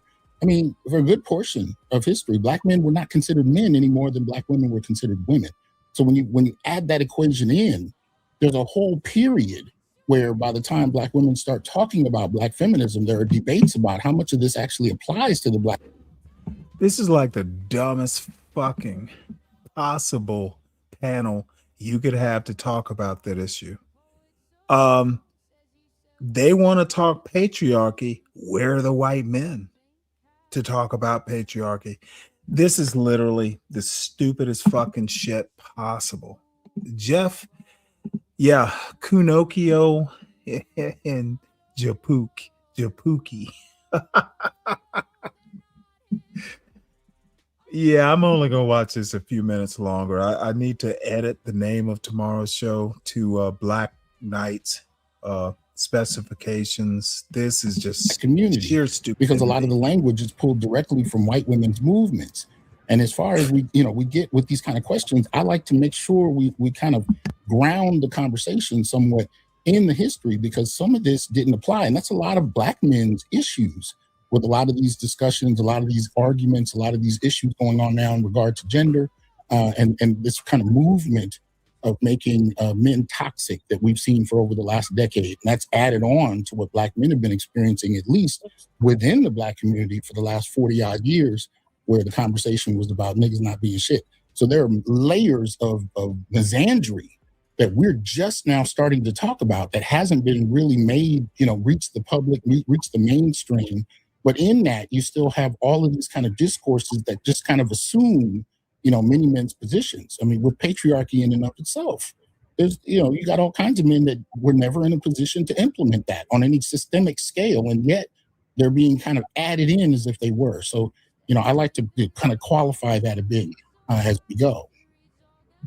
Real quick, when you're referencing feminism, whether it's a critique, a praise, or something in between, it could be helpful to kind of acknowledge if it's more of the macro feminism, if there's one that's more from an intersectional perspective where you're kind of focusing on a particular group. Obviously, there's like liberal feminism and radical feminism, even Marxist feminism. There's obviously different strains. So if you can kind of open up with or include that kind of in your responses, at least so we know what it is that you're kind of critiquing and why. Alan and Dr. Brewer, what y'all thinking? Well, I feel. Oh, you go ahead. No, go ahead. I'll wait. I'm listening to all of you, and I feel a little wet behind the ears because I never studied feminism in any way, shape, or form at all. I was raised inside of it. I drank the Kool-Aid completely, and I am still taking off the blinders. Like today, the level. Right? Like, oh my gosh, like the way I just made that comment to my husband, just for all of you, I'm a relationship coach. So I work with couples. And on Instagram, I primarily take on the women and the way we have been fully indoctrinated to trust. All right. Well, let's see. Yeah. You know what? This is just fucking torture. If anyone else wants to see this, let me put the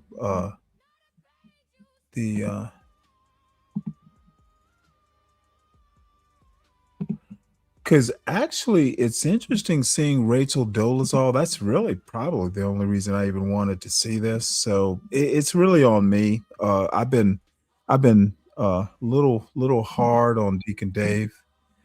I'm just not. I can't do this. Two, it's bad optics. It's bad logic. It's just a bad form. What's up, 12th man? Hey, Stanley, how's it going? Pretty good. Just having a whole lot to fuss about today, which is unusual, huh?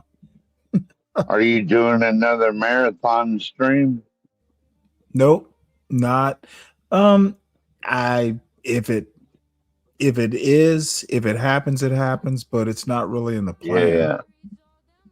Well, you're 7 hours and 24 minutes in. That's a pretty good marathon already. I'm doing it just because, it's a Friday night and my next step is to make a pizza and, eat it. And funny enough, nice. I found this this YouTube channel called it's Classic British TV, and I'm watching this old like 1970s British kind of a soap opera thing. It's almost like a British dynasty. If you remember the American like late primetime soap opera, it's kind of on that order. It's amazing what's out on YouTube. So yeah. If I get a chance tonight, I'll probably watch some more of that. But I don't know. I'm just kind of hanging out on a Friday night. Oh shit! It is already 12. Oh wow! I had no. Well, it was pretty noisy around flown. here today. Had the Oh, really? house Why is that? sighted. The house that's was right. sighted. So Did it get lots of completed? beating and banging, but man, it looks 100% better. Well, good. You got a picture? Well, maybe here in a bit I'll get up and go outside and just. Well, no, show it doesn't have to be now. Just at some have point. to be now. No, I wouldn't think so. Of course, it's still it's still what, 7 there? 7 o'clock? It's like 8:32 Alaska time. Oh, okay. I thought it's it was almost an hour midnight your time. Yeah, it is. Well, midnight 30. 12:30. Still daylight here. Yeah, I can imagine. So where are we gonna go from here? This might actually be the jump off point because I don't really have anything else to show. We can kibitz, but I think I'm out of the video material.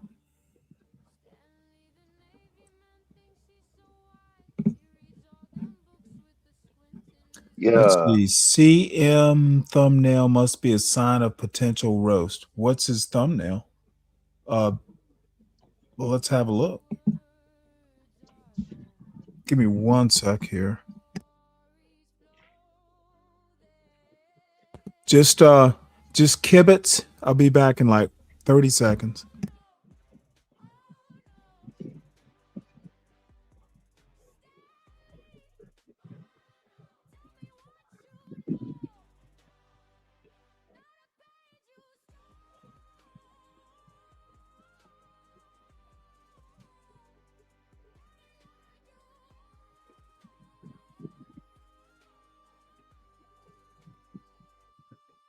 All right. Sorry about that. Let's see. I'm Good gonna question. go ahead and get up and show you around, I guess. Okay. Let's put you up on the big screen.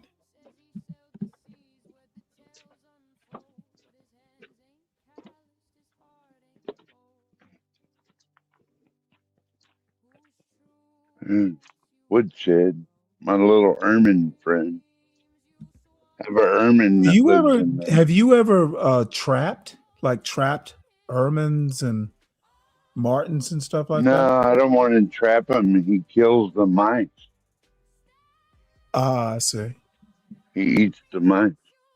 There's a Oh, solar up nice. Look there. at I that need to brush them solar off. panel. So you're an alternative energy person. Interesting. And that's my diesel heater exhaust coming out right there. So they did a really good job. He's got to come back tomorrow, Mhm. do a couple of things, Now is it aluminum? trim around the window. Is it aluminum? T111. Huh. That's like it's a siding they make out of fiber and wood product. Super, okay. Yeah, you know what? super Actually, yeah, waterproof and all that. I got you. Oops.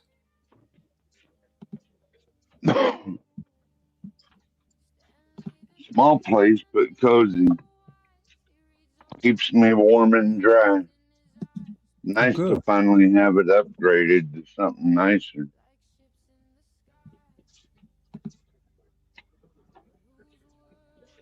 Oh, look at him. CM has started. Well, I see he's got a picture.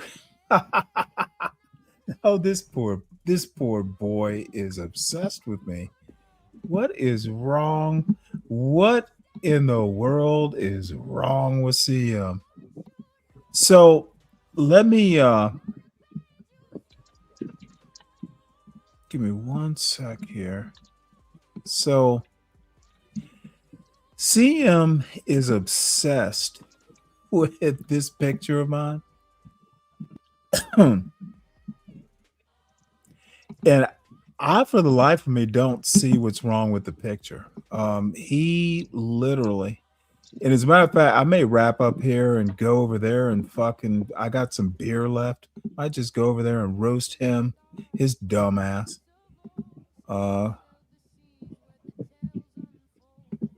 Let's see here. Here we go. So this dude here, this picture right here, let me give you a little bit of background and, folks in the chat. My son, I think I told you the story. One day, it was like my son's senior year towards the end of the school year. And his guidance counselor calls and says, well, Mr. Cross, can you come to the school? I think it was on a Tuesday. Can you come to the school on Thursday? Actually, it was a Wednesday. Can you come to the school tomorrow? And I'm like, holy fuck, what has he done? That's what I asked the guidance counselor. Like, I've never been called from the school, like, can you come in tomorrow? I'm like, holy fuck, is he gonna graduate? Yeah, like for what? The fuck? I'm sorry, what? I would have been like, for what? What's going on? Well, that's exactly what it was for. Like, dude, do I need to get a lawyer? It's like, so from the guidance counselor, so I was seriously concerned. And so I'm like, well, wait, I mean, what has he done? I think I might have asked him, do I need to get a lawyer? It's like, oh no, we're trying to surprise him. He got accepted early to Georgia Tech. So I'm like, whew, that's Wow. great news, et cetera, et cetera. That's quite a It wasn't surprise, like I he bet, was, too. Stanley. I was nervous about it, and kind of pissed after I learned he only applied to 2 colleges. Dude, I was like, you need to apply to Princeton, you need to apply to Vanderbilt. Vanderbilt teaches computer science from their engineering department. Of course, Georgia Tech's a whole engineering school, but I was kind of annoyed that he didn't apply to Princeton. That, like, I figured out how to get your ass up there, to an Ivy League, but he wanted Georgia and Georgia Tech. But anyway, so that's where this picture's from, and I don't know if you can really see it. And I have it somewhere. Well, while I'm talking, I'll see if I can't find it. I don't think it's a bad picture. But anyway, so the little green like shoulder is my son standing in front of me. It was a picture that was taken. And yeah, I'm old, and that's my hair. It's a Harris tweed jacket. I love that fucking jacket. So I'm wearing Yeah, I love like tweed coat. Yeah, They had it's class warm back too. in the day.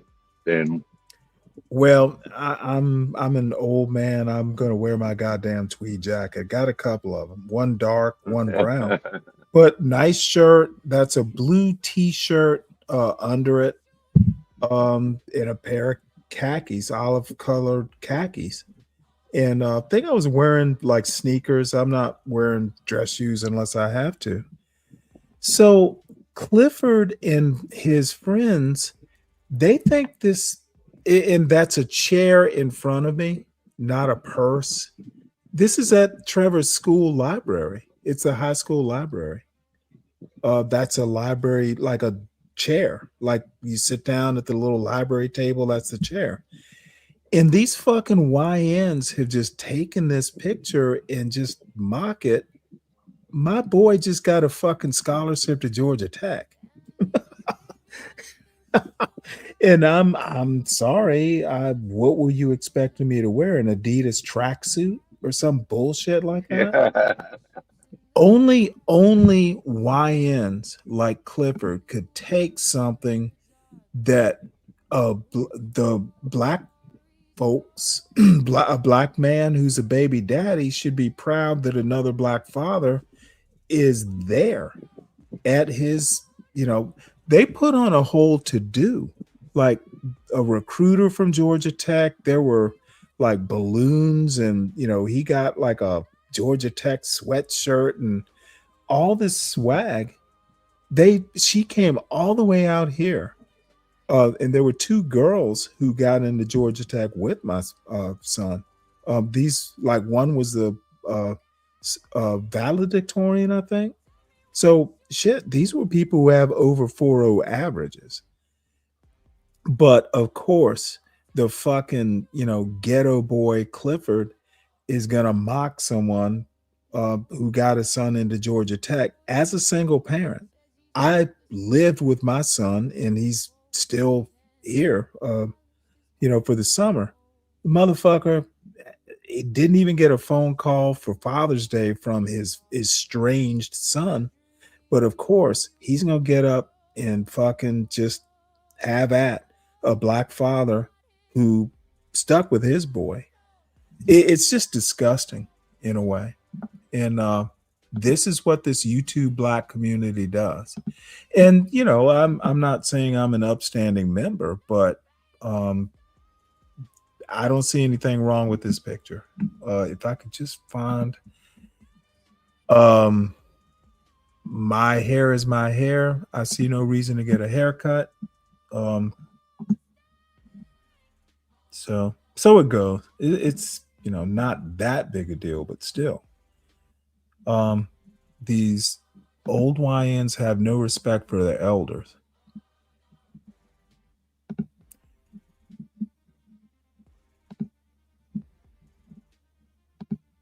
So I don't know. I may go over there and fuck around. Probably need to make a pizza. My son made his pizza, so I guess I need to make time. Oh yeah, my thumbnail, Stanley. Yeah. When you got the purse at the. Yeah, this is Deacon Dave has gone over there. I think this show's about done. Apparently everybody's going over to CM's to hear the mock roast. So it is what it is. YNs win the day.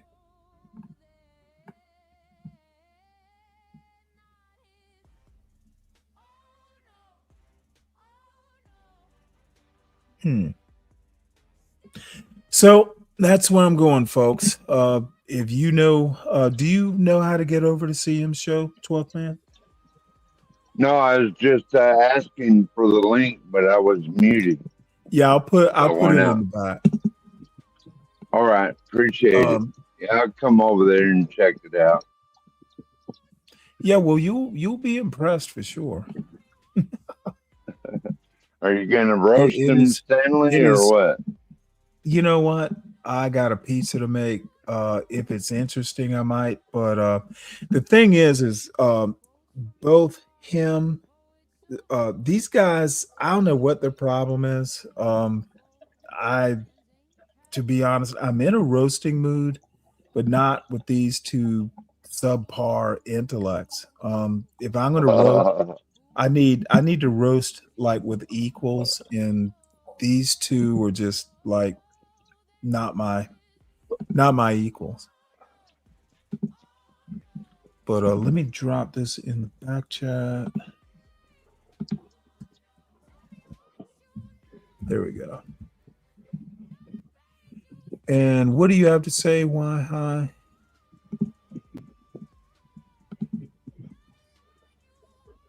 Kids don't respect their own parents. You won't get it either. You won't. Which kids are you talking about? Why hi? My son tends to respect me. And if he said, I've heard him say some curse words under his breath, and then I do the standard parent, like, what'd you say? And he answers nothing, like I didn't hear you. But you know what? As long as you say nothing, there won't be nothing happen. I won't be putting nothing upside your fucking head. What's up, Mike? Hey, good evening. How you gentlemen doing tonight? Pretty good. Oh, that's what's up. What we talking about? Well, it was a myriad of things. Apparently CM, hold on give me 1 sec, Mike. Let me switch Shout out out here. to CM. Just died. Shout out to CM. Yeah, CM's well, apparently CM has decided to use my picture in his little thumbnail, which I don't mind. I know these young people have to have a way to get back at their elders. Well, don't you use people? Don't Okay, you bitch, use people? hold on. I'm not done talking yet. Oh, What's I'm your not problem? either. You started before I stopped. Well, you asked me We're the not, question. yep, Man, we're not having that, son. You asked me the question. So anyway, this is the thumbnail. that 12 he man, wants shut to the use. fuck up. Nobody after your laughter. This is the thumbnail of me that he wants to use. Stanley told I you don't. to shut the fuck up. He didn't tell me to Did shut it the work? fuck up. Did it work? Did it fucking work? Anyway, bottom line is, I guess I shouldn't get so mad that CM, needs a father figure. And Shout out to CM. If my thumbnail gets a few more people to look into his show, I guess I should kind of be flattered. Well, even bad news is news. I mean, Well, I don't know that I agree with know? you totally, but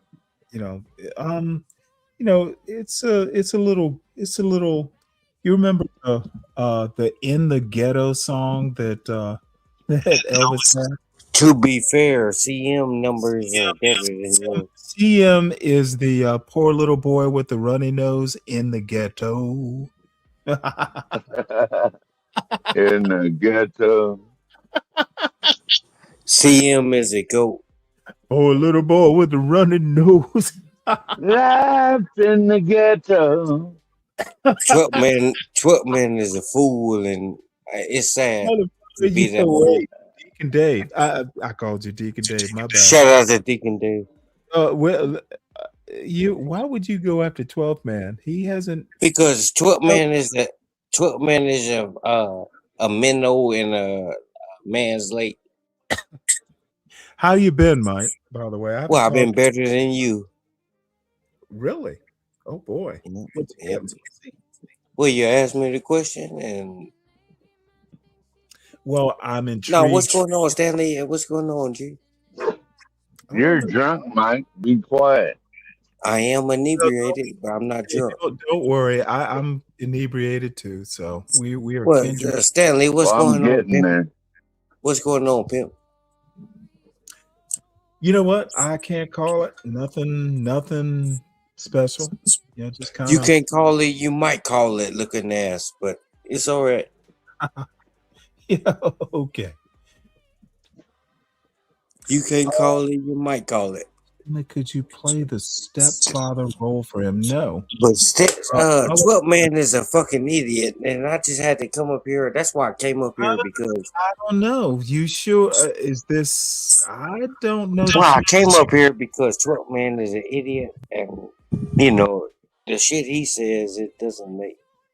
Stanley, at least you have and I wouldn't consider it a substantial amount of knowledge. You have a mustard seed, but they say that's all it takes is a mustard seed. That's what they say. Really, Mike? Yeah, that's what they say. All it takes is You actually missed. I think I had a couple good soliloquies. I might go back and see if are clippable. About the soliloquies is not nothing but a bunch of bullshit. You need to clip something that's worthy. Well, I had a critique of John Galt in. See, what you're not going to do is talk about John Galt. That's what you're not going to I'll do anything I want on my show. Well, I respect John Galt, and I can't stand for that. Yeah, well, you know what? I respect your respect for John Galt. Well, I do the same thing when people speak about you. I stand up for you, even though I don't like you. I appreciate that about you. I stand up for you. Let's not talk about it. You should try to find a medium where you guys can get along. We do get along. The last I checked. Didn't you bury the hatchet? Didn't you bury the hatchet? Well, yeah, but so burying the hatchet means that I can't state my opinion about his performance on some of these. Well, that's not quite what it means. But did you watch? Mike, did you catch John Galt on Earth's show? Yeah, I didn't see nothing wrong. Yeah, I was watching part of that this morning on your I don't think show. nothing. 12 Man, shut the fuck up. What was all that about, Stanley? 12 Man, shut the fuck up. Stanley asked me the question. It was an N-word off. I've never, honestly, I don't think I've seen. They had N-words per capita. It was like it was like so many N-words per capita. Hey, do you mind if I ask you a question, Stanley? Can I finish my sentence? Hurry up. You know. No, John was at his like worst. It was really disturbing. So I didn't think it was disturbing. I just think it was honest. And you thought that was normal? Yeah, I didn't think. I think you were just speaking facts. Oh wow! Yeah, because you people think that John Galt was a fact-free existence. John And I made this comment. See, these fucking, like, in my opinion, John Galt is a wannabe Charleston White. He just says shit that's funny. Two different people, Stanley. Two different people. Hey, funny, but for YNs like Galt, funny equals fact. If it gets a laugh, then it becomes fact. That's why YNs like him fail. Well, John Galt and Charleston White, these are two different individuals. I understand that there are two different individuals, but making the comparison. Hear me out. John is a goddamn clown, just like Charleston White. That's your opinion, but these are two different individuals. My opinion. Charleston White, the difference between the both of them is Charleston White. Charleston White is what do you call it? The black activist for Carmelo Anthony. You know, he's one of them type ambulance chasers, and he just says stuff to get people riled. He says stuff to get people wound up. And well, let me help you out. Ambulance chaser is something that they usually call lawyers who do that. Yeah, Ben Crump, Al Sharpton, and those individuals. Right, and Charleston White is not a lawyer, so why you would call him an ambulance? Why did he involve himself in the murder that was everybody knows was wrong? That's a good question. You tell me. I have no clue. I'm here to tell you that Charleston White should have just stayed to himself. He lost a lot of credibility. With whom? He went for he stood up for the family, so-called stood up for the family to begin with, and then he retracted his words. He's not a real.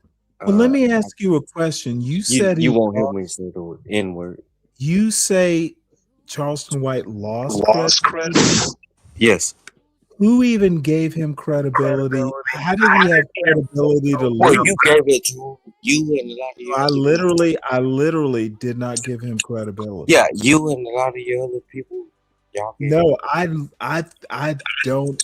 Because Charleston White, I don't. You brought him up. I didn't.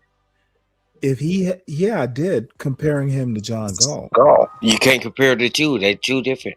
I think I can. John Galt stand on business. Charleston White is a flake, and he's John Galt stands on business. Yes. Ooh, boy. I said that. Yeah, no, you said it. I said yeah. Because Charleston White, you got an echo. He's just looking for the next interview.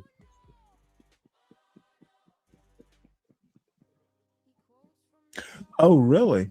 John Galt don't need the interview. He has his own platform. So on social media, chasing is being a content creator who thrives. And see, 12 man, I heard your little rumble, the laughing, and you over there on John Galt. You're fake. You're fake. That's interesting. Your opinion of me means well, Stanley, the reason why I said I don't care about your opinion of me. Stanley, the reason why I said that is because you have to look at it. John Galt, he's not out here trying to be like Charleston White. You're not a blip on my radar, Stanley, you little I'm speaking shit. to you. Hold on one Stanley, second. I'm speaking to you, Stanley, and John Galt, he's not out here trying to, look for the next interview. He's out here giving interviews to individuals, showing you people what it is. Charleston White, he says a lot of people that get the Let me feathers ask ruffled. you a question, Mike. Charleston, listen, Charleston White get your feathers ruffled up, and you think he's telling the truth? It's comedian. Okay, I need you to tell me what exactly it is John Galt is showing. Because John Galt shows you the life of the black individual. The black individual. Y'all act like these people go to John Galt and I like the way you framed it. Actually, y'all act like John Galt is going. I need you, dude. You better sober up real quick because I don't. Well, have see, that. bitch, now you lost your mind. Yeah, I was about to give you a compliment. I like the way you said. Okay, go ahead. Black individual versus black community, but I beg to differ. John Galt thinks he knows the black community, and he's like the arbiter. He's like the impresario. John Galt is an anti-black. And That's not true, Stanley. No, dude hates black. He hates himself. That's not true, Stanley. Let me tell you something, and I'm not going to get knee deep in it, but John Galt is in the process of wrecking his life, his own life. Well, that's not true. That's not true. No, I'm afraid I know a little bit about inside baseball. Well, Stanley, what you have to stop doing is assuming, and rather than take. No. I literally just said I know a little bit about the inside baseball. I'm not assuming. Well, you don't know it. You think you know it. I'm afraid the inside baseball didn't swing left, did it? I keep saying that I know a little bit about inside baseball.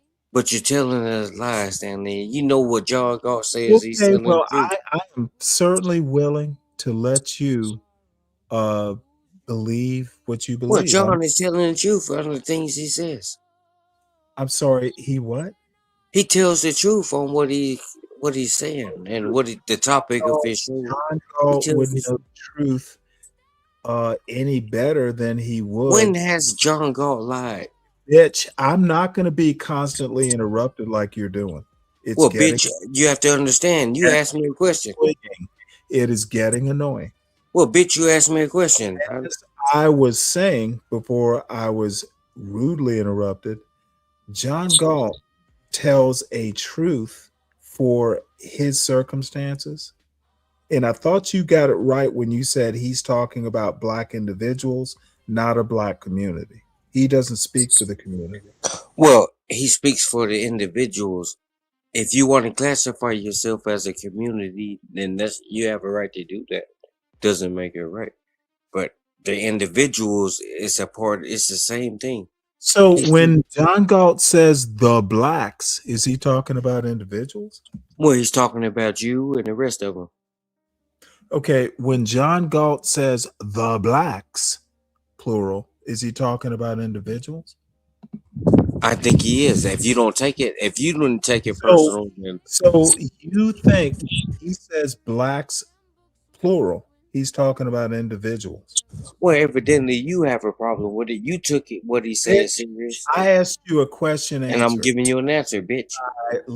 Well, then you know what? I'm going to accept your answer because that's obviously. But I'm just saying, if you took offense to what he says, the best you could possibly do. So I'll just have to let it. Well, Stanley, what I'm saying is, if you take offense to what John says, that's a you problem. You're an individual and you don't agree. Let me help you out. Why do you think I take offense at what John Galt says? Well, because I think you do it because you speak on everything he does. Individuals. I don't think he's talking about me. Well, you speak on everything he does, and you think you have a problem with everything he does. Idiot, and I think the people who like John Galt are idiots. I think. Well, why comment on the idiot? Why do you give him the time of the day?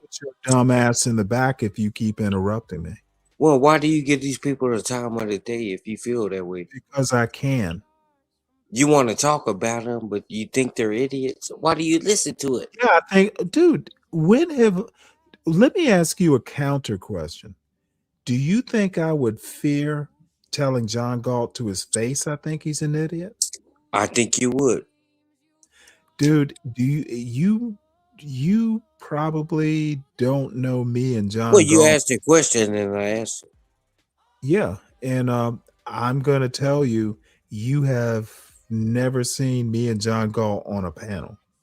Well, why can't you say, "Hey, John, I disagree," instead of calling them names and all this? You were there. Why can't you get along with him? Because I think he's a fucking idiot. Okay, if you think somebody's an idiot, why do you follow them around? Are you telling me I ought to tolerate fools gladly? Well, I just want to know, why do you follow these people around and you know they're idiots, or you think they're I'm not following them around. I don't subscribe to John Galt's channel. So why do you talk about it? Oh, because it was recommended that I review it. Okay, so if you think these people idiots and you think they're idiots, if somebody recommended it, don't that make you an idiot for for engaging in it if you already think somebody's in it? No, it does not. Well, I think it does. Well, I think you have low. I think you have lower standards for yourself. You don't know how to think, so Well, I'll have to allow it. well, you can say what you want, Stanley, but it don't change the fact that I'm telling you the truth. Well, you're telling me your truth. Well, I'm just keeping it real, and Your you know it's the truth truth. is not the truth. So what makes you think your truth is the truth? I never claimed it was. Well, you act like it. No, I You don't act think like nobody can say nothing if I you do don't not agree with Stanley. act like it. My opinion is that John Galt's a fucking idiot. Well, my opinion, I disagree with your opinion. Okay. So I let's don't move. think he's an idiot, and I don't think you're an idiot. I just think you guys both have, Look at this. difference of opinion. Hey, Danner, you know CM is live, right? You can take your little sissy ass over there and I just think you guys both have a difference of opinion, Stanley, and you get more no, butt no. hurt.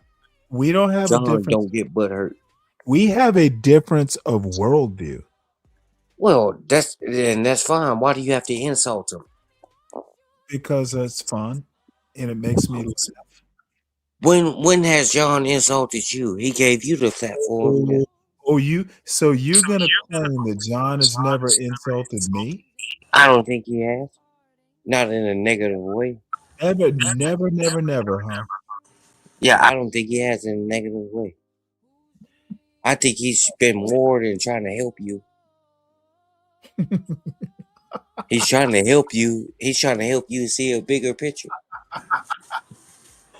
You see how you lied?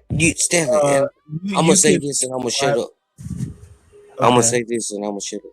You see how you lied? That echo needs to go. Okay, well, as long as you shut up, you won't hear the echo. But, are you telling me on my own panel? No, I'm not telling you. I'm asking you, can you be quiet? Oh, let's see.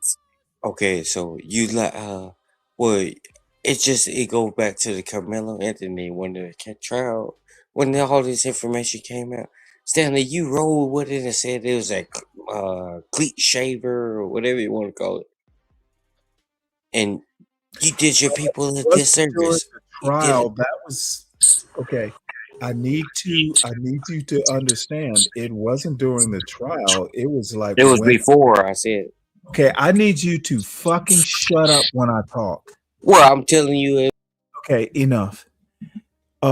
The whole thing, it was out in the news that it was like a cleat tool or something like that. But that's like a year or two ago by now, or at least a year ago. So yeah, I went with it. And sorry, I didn't care that much about it when it started. I don't even think it was racial. Well, it shouldn't have been a racial issue. He murdered that man. He murdered and you stuck up for it. You stuck up for it. No, you stood 10 toes down and said, I guarantee he's gonna get off. I need you. I didn't stand 10 toes down.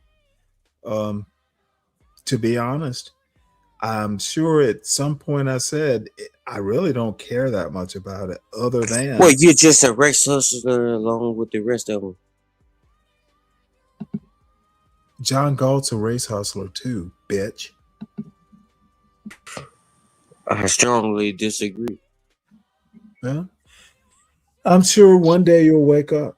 But hey, Stanley, I do have to come clean with you and tell you, I wouldn't keep coming back here if I didn't respect some of the things you say.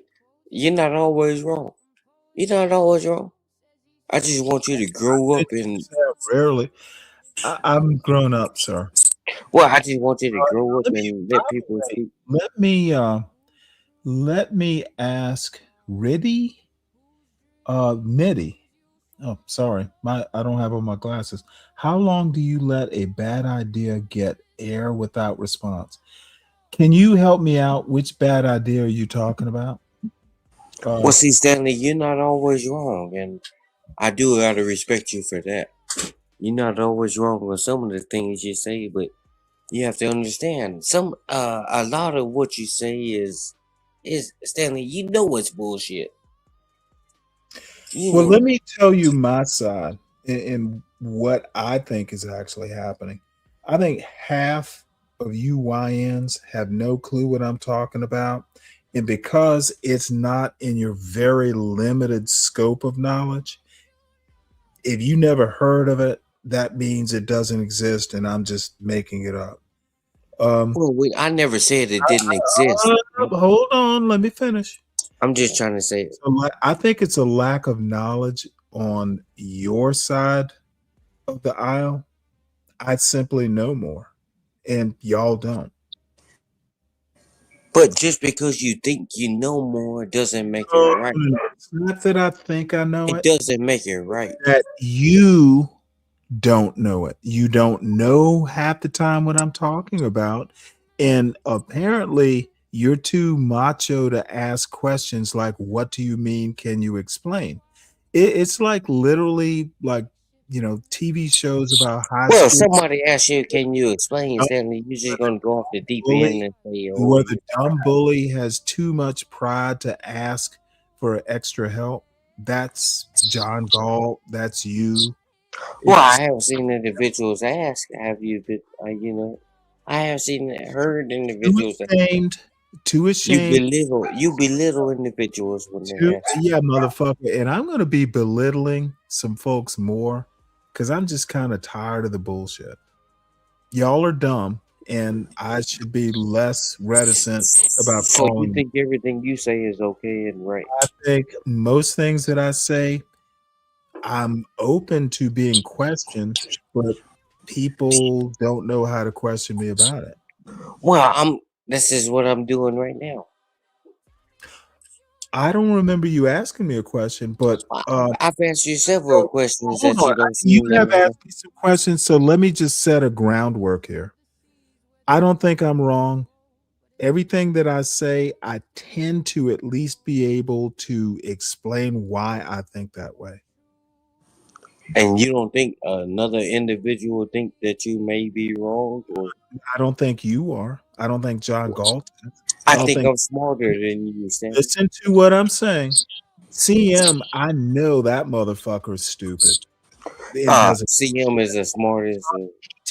He talks more shit than he's ever learned. I think you're the same way. Hey, but I'm asking you. Half of John Galt's brain is just gone from his bad habits. I didn't ask about these two individuals, Stanley. You brought them up. I offered it for free. Yeah, don't bring people up when I'm addressing you. I'm going to do what the fuck I want to do on my panel. So will you not allow me to address you instead of bringing you? Can't now that I'm done. Okay, so I want to know why you're so butthurt. I'm not. Well, it sounds like you are. I literally just gave you the answer to your question. Accept it. You really didn't, Sandy. You bashed these individuals. You said I'm butthurt. My response is I'm not. Well, you bashed these individuals. You want to explore your notion that I'm butthurt. Well, you didn't take accountability. Why do you want to belabor a point when I just said I'm not? It's not belaboring the point. It's just that you have to understand. Literally belaboring the point. You're not always. I am not butthurt. Why do you keep pursuing this? Maybe if you would have stuck with John Galt, maybe you would have learned something. John Galt. Haven't no, you you're heard? Not going to say that. You're not going to say that. Oh, motherfucker. Wait, did you just tell me what I'm not going to say? Yeah, you're not going to say that. I'm not going to stand for it. Bitch, what are you going to do? Well, I stand with John Galt. No, seriously, what are you going to do? I'm not going to do anything. I'm not with violence. Well, then fuck John Galt. I don't think that's credible. I'm going to say it with you on the panel, and I might clip it in AI, you saying, yeah, you're right, Stanley. I'm not going to let you speak to him like that. If you, why don't you join his panel and tell him if you feel that way? It, Mike, and I might just put an AI voice saying, yeah, Stanley, Yes, Stanley, you're right. My name is Mike123, and I endorse this message. Well, see, Stanley, What would I you don't do think if you I should did? speak to him like What that. would you do if I You did? know, why do you bring the people that you hate? Why do you bring them Because up? I don't hate, dude. I don't hate anybody. Why would I hate people? Well, why do you bring you don't like these people for what they say? Why do you bring it up? Because I like mocking idiots. What? And you know how stupid you sound? I don't give a fuck what you think. You're not smart enough to even think I'm stupid. And what makes you so confident you're Why smarter would than I me? care what you think? Well, what makes you so confident you're If smarter I than me? don't think you're very bright, why would I care if you think I'm stupid? Well, what makes you so confident you're smarter than me? Hey, 61 years of success, baby. Age means that I'm not your fucking baby. Hey, I said 61 years of See, success. now you're going off the deep end. Now you think Yeah, just because you're not gonna call me baby and all this. Of course. Only my sugarfoot called me baby. So 61 years is why I think I'm successful. Well, you got 61 I stupid made it years. to 61 years. That's 61 the stupid years. Yeah. Once again, the YN way of evaluating arguments makes a mockery of your intellect. I've been listening to you. I've been listening to you speak all fucking week long. YN analysis, son. Think like I've been listening to you speak all fucking week long, and nobody came up here to challenge you, but my boy Deacon Dave. He the only one to challenge you. He's, I do have to give him credit, and you credit too. I think Deacon Dave is better at challenging me. Well, I wouldn't say quite so. He's good at challenging you, but No, I wouldn't think say better. You do. Well, I wouldn't say he's better, but he's more articulate than Mike. You don't have to say it. Let me say it for you. He's more articulate than me. Yeah, true. Now that part I don't know. Don't you need to give yourself some credit. You two are about as equally. No. Deacon Dave is more articulate. You're as articulate as Deacon Dave. Well, no, I don't think it. I give him credit where credit is due. Well, let me dispel the notion. I think you, and let me give you this compliment, are as articulate as Deacon Dave. Well, I have to disagree. I appreciate it, but I disagree. I don't need your approval or disapproval or agreement or non-agreement. It's my personal opinion. Well, I think that's a false accusation. A false compliment? Well, I wouldn't consider that a compliment. I think you're trying to be funny. So if I tell you you are as articulate as Deacon Dave, you don't consider that a compliment. Interesting. I'm not saying Deacon Dave. You trying to make me saying like Deacon Dave is just, I'm going to twist your words. That's what you do. I'm going to twist your words around your scrawny little that's neck. What you do. Well, you will regret this in a few minutes. Well, I'm not going to regret anything I said. I'm just trying to make you. I'm sitting here sipping on some Coors Light, and I'm going to make you regret. Nah, you got Mike fucked up, Stanley. I don't know what the fuck you. It didn't that take Coors Light doing you a big disservice. That Coors Light is the rope around your scrawny little neck. But shout out to Deacon Dave, John Galt, and CM. These individuals are all collectively better than you.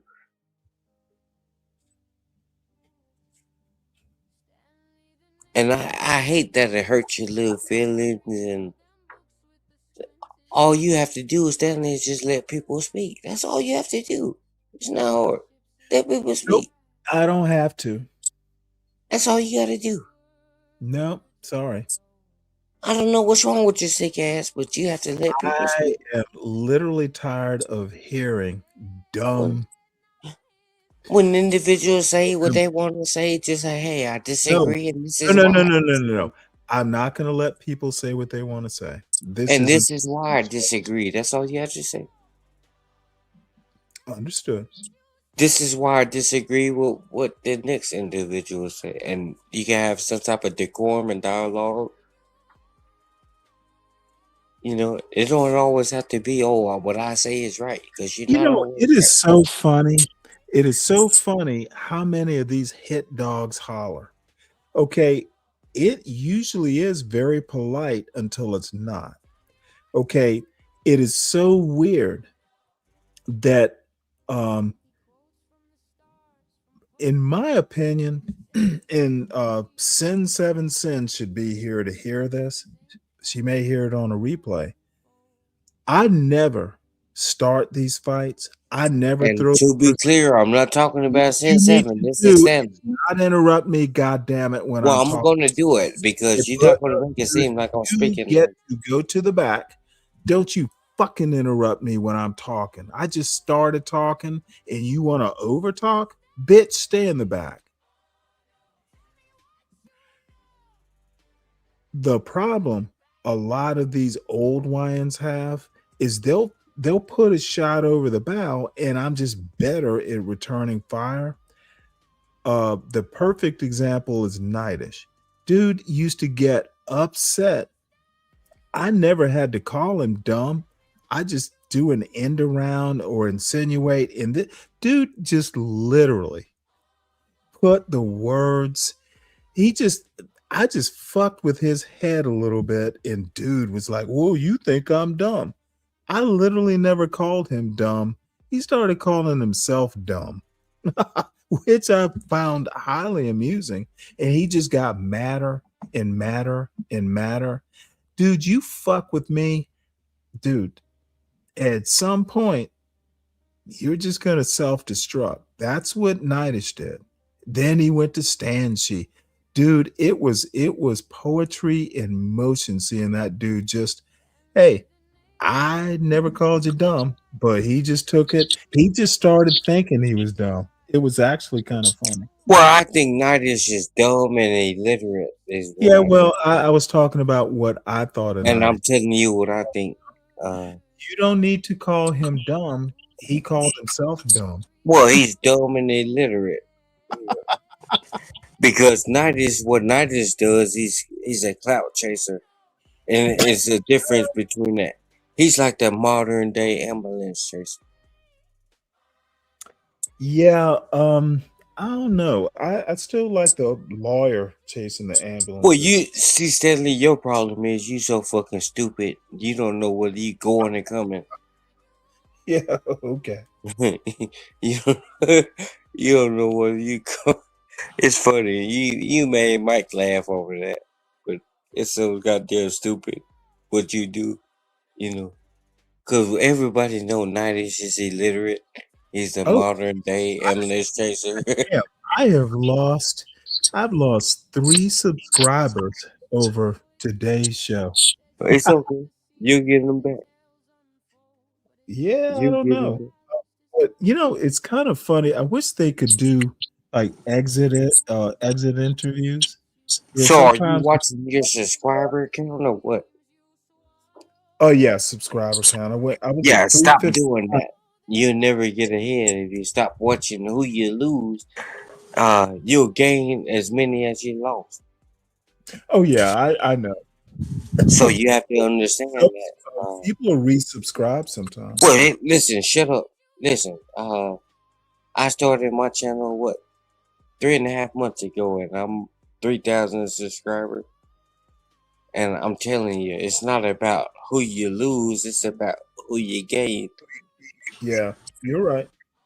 So I'm trying to teach you something here right now. I'm gonna bring you as a guest on my channel. I'm not gonna push you in the back and belittle you. I just want you to have decorum, and I want you to let people speak. Don't overtalk them. Don't call them bitches and hoes. These are my people. Okay. You do know I actually know how to actually have a conversation. And Crown, yes, I'm rude.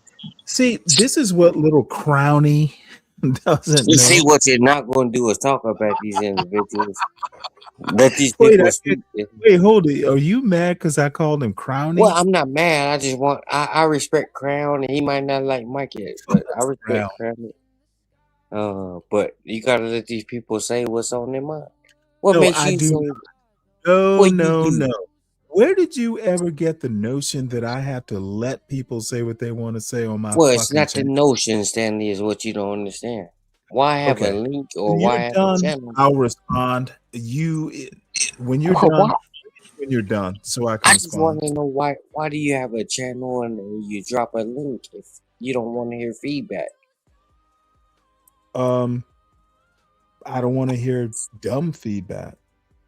Hey, who are you to judge that something is dumb? I am the channel owner. Who else is going to Okay, judge it? that don't make it right It's because you're literally on the trying to finish an answer and you're hopping in. well, Who else because is? you're on the channel doesn't make it right. I will always get to finish my answer. Who is going to judge what's dumb on my channel if I don't? You? Well, I'm here to judge it. Again, I get to judge what's dumb on my channel. Okay, and it's that's why I have simply so much. That's why I have so much pushback towards you because I think you're dumb. yeah. You Well, can be doing so much better than. I don't care. Look, I don't care for stupid people. Never have. So, Well, if you told the truth, you could be doing so much better. what would be the truth? Well, Stanley, you like No, tell me what do you think the truth that that's I should just be what telling? I'm trying to say. What do you think the truth is that Well, I see, should be telling? Stanley, you say stuff to get people riled up to start. So, You say certain things that get an individual riled up, and you know. so I'm supposed to say pleasant things that everybody agrees with? No, you're not supposed to do that. You're supposed to be Then real with what are yourself. you getting at? But you're being fake. Don't be fake. I don't think I'm being fake. Because you're As a matter of fact, I Republican. know I'm not being fake. I'm being me. And Maybe shout out to Donald Trump. maybe Stanley is just fake and real. Shout out to Donald Trump, who's ahead of my life. But yeah, he gives you head for your life. But see, Stanley, your problem is that you don't. Your problem is you quick to call people bitches and hoes and motherfuckers. No, actually, I'm not. Well, you quick to call people bitches and hoes and motherfuckers. Well, let me tell you what I'm quick to do when you're done. Go ahead, motherfucker. See, people, what is it like at high noon? They draw and I just fire faster. You fire a shot, don't miss because well, you're shooting blanks, Stanley, is what you're doing. You're shooting blanks. See, this is what little fucking YN victims like you and John Galt and well, you're shooting blanks, and you talking about your firing. Do not interrupt. Well, you're shooting blanks. Huh? Dude, all you motherfuckers are victims. Okay, y'all get so mad. You try and do your little YN insult, and I just know more words. And I don't just want to roast your dumb ass when you put a shot or you try and roast me. I want to crush you. I want to crush you to a point to where you don't have the fucking bravery to roast me back. Okay, I'm going to go scorched earth if you fuck with me. And that's what some of you fucking illiterate YNs can't get. You want to do one joke, I'm going to do 30 and crush your spirit. So you keep saying I'm calling you bitches and shit. I don't call you a bitch until you say something to piss me off. If you don't want to be called a bitch, don't piss me off. Well, see, Stanley, you said scorched earth. No, motherfucker, I do not have to see. I I gave you the best way to get along. Don't fire the first shot. What are you Because if talking you about? do, You're talking then about scorched you are earth. still motherfucking talking. Don't fire that first shot and you'll survive the experience. That seems to me pretty simple. Galt fucked up. CM fucks up. You fuck up. Don't fire the first shot and you'll survive. Little fucking YNs with little feelings, fee wings that get hurt. Don't fire the first shot. You'll be okay. Well, you're talking about scorched earth, but you're standing on a burning embers of hope. I told you the rules. Well, you're standing on the burning embers of hope. I not tell you the rules just now? When you speak about scorched earth and you're standing on the burning embers of hope, I don't think you're credible. Burning embers of hope? Have you ever heard it? What am I hoping for, Mike? Have you ever heard it? Nope. First time. You never heard of the burning embers of hope? Nope. First time. Okay, you learned something new, but did I? You did, and I feel sorry for you because I don't think you're this type of person. I think you're a good person, but you just you had a troubled life, and you're crying for help. You're crying for help. Well, let me put it to you this way: if I'm crying for help, I know you can help, so you're off the hook. And see, the ash isn't going to save you. The burning ash, it's not going to save you. Anything else, Mike? Well, I have a lot to say, but you're going to drop Oh, in. no doubt you do. I can keep it going 24/7. But see, your problem is you have to understand, Stanley, that you're not always right. Yeah, some of the stuff you say be on point, and I can agree with some of the stuff, but when you start acting belligerent and like you just, nobody can tell Stanley shit. I think I I'm just 61 years explained that all to you. Are you really gonna beat this dead horse? Not that I'm Don't 61 fire years the old. first shot, and I will not be belligerent. Not that I'm 61 years old and I know everything. You don't. Again, Mike, because Just you're because not you call people bitches you're and not hoes actually. See, you want to talk when you should be listening. Well, bitch, you asked me the question, and of course I'm gonna answer it. Are you done answering the question now, Mike? I am done. Good. Don't fire the first shot, and there will be no scorched earth. Well, stop Right, shooting blanks, and there wouldn't be no standing on ash. I told you my rules. I don't shoot Well, stop blanks. standing on ash when you fire the I first shot. don't shoot first. But you stand on a lot of ash, and what does ash do after so long? Yeah, motherfucker. I stand on burned YNs who fired first. But you're standing on the burning embers of hope, is why I told you that. Yeah, You're the hoping burning that- embers of YNs who had hope. Yeah, because you have Y'all no hope. had hope that first shot would work, and I went scorched earth. And I'm You had hope standing when Martin on Luther King Hey, said, the hope is YN ashes. you had a little bit of hope when Martin Luther King Ashes said, of burned YNs who had hope, or what I'm standing on. you're just a scorched earth. It's scorched at this time. Yeah, motherfucker. The scorched earth of YNs who had hope. You're So not even fire. making sense right now, but I hope when I fire this first shot, that's I what you hope- said when Martin Luther King said, hope I had a that dream. joke I is had a good. dream. I hope I can roast Stanley real quick with the first shot. That's what Martin Oh, Luther King shit. said. Oh, I had a shit. dream. I Oh, had shit, a I'm dream. on fire. 61 years later, and you still don't have a dream. Your dream not answered.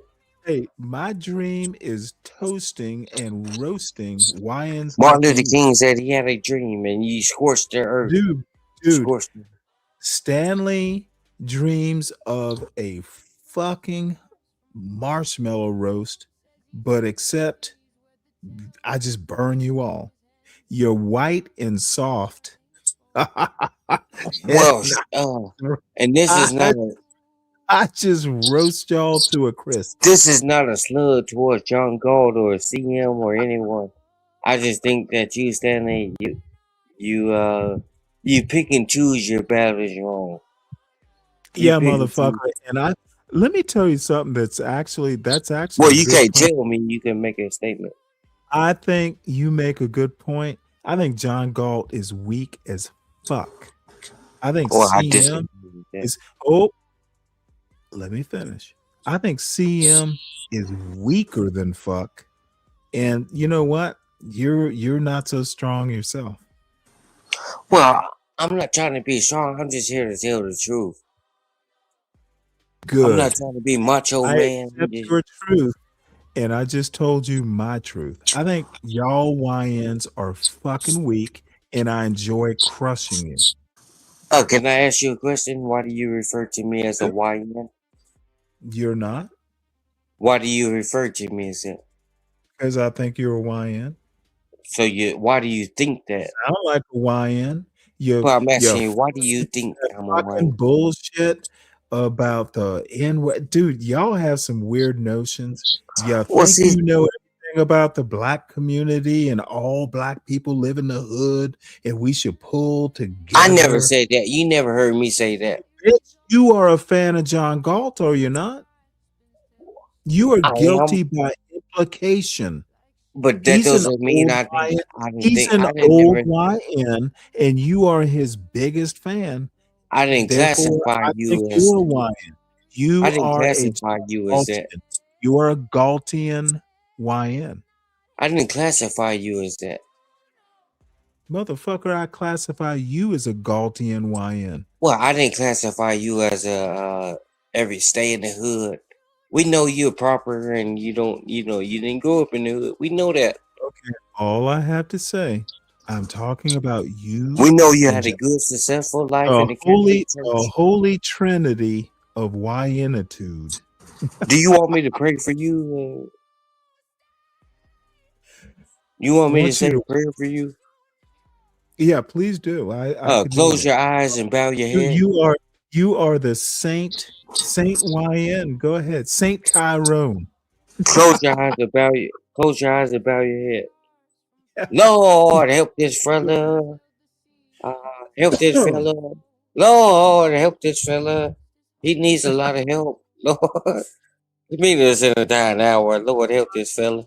Obviously got the Holy Ghost wrapped in a white sheet there. See, now you're talking stupid. You didn't have to mention nothing about a white sheet or a hood or anything. You make stuff just so outrageous. You make stuff a racial issue. You think that was funny? I thought it was hilarious. Well, it was okay. I wouldn't say it's hilarious, but you tried is what I can give you credit for. You tried. Yeah, well, for every good joke, it's 10 bad jokes. Isn't it time for your sick ass to get some rest or what? No, actually, I'm wide awake. As a matter of fact, you know what? I really should wrap this up. Folks, thank you so much for being here. Let me give a shout out to the people. Shout out to everybody that's against Stanley, and shout out to everybody that's with Stanley. You're here for a reason. You like it. Shut the fuck up and let me speak it. Let me try to give you a promo here. Thank my sponsors. Let me thank the sponsors. Hurry up. Saturday show sponsored by Dirty Dude. I sponsored you too. Did you check your cash app? No. Well, hold on. Let me check it. Let me also talk about the executive producers right quick. CKJ3 again. The Lupin Writing. And why did you take my wrench? It's already. Lupin, I see you shaking your head and go. Why did you take my wrench? I didn't realize I had. Why did you take my wrench? Did you have one in the first place? Well, bitch, you knew I had one. You be funny and you took it. It's my commercial. before you interrupt. What's wrong with you? Okay. I'll let you get to your weekend. I just thought about it. You took the wrench and I had to say something. I apologize. To be honest, you took my wrench because your butt hurt. What are you going to do to earn it back? I'm not going to do a bitch ass thing. If you give it, you give it. If you don't, you don't. Really? I don't see one. If you give it, you give it. If you don't, you don't. If you give a cash app, you give a cash app. If you don't, you don't. Yeah, correct. Did you not say check your cash app? I didn't say when to check it. I said, did you check it? Yeah. Well, I didn't ask you when to check it. I didn't say I sent you anything. I just said, did you check it? Oh, I got you. Well, you never know if somebody gonna send you something. Did you check for that wrench? Well, it's been gone for a couple of weeks now, and I haven't looked for it. You know what? And you're I just wanted clarification of why you took it. To be honest, it was a couple weeks ago. Who knows? Probably something. Well, I just want to know why you took it. I don't casually just take wrenches once I give them. Well, bitch, did you get butt hurt or what? Let me ask you to take a guess. Why do I take wrenches? Because I think you take it because I'm pleased with you. Well, you just asked me a question. You gonna answer it too? Rich, I took your wrench because I was pleased with you. You asked me a question and you gonna answer it too. I knew you would just take 10 minutes to answer. Well, bitch, you took the wrench because you don't like what I have to say. You bitch. Do you really think you're gonna get a wrench by calling me bitch? What, do you think you gonna get support by calling me a bitch? You know what? You don't need a wrench and I don't need the support. Okay. We got a truce. You want to call it a truce? Truce. Okay, motherfucker.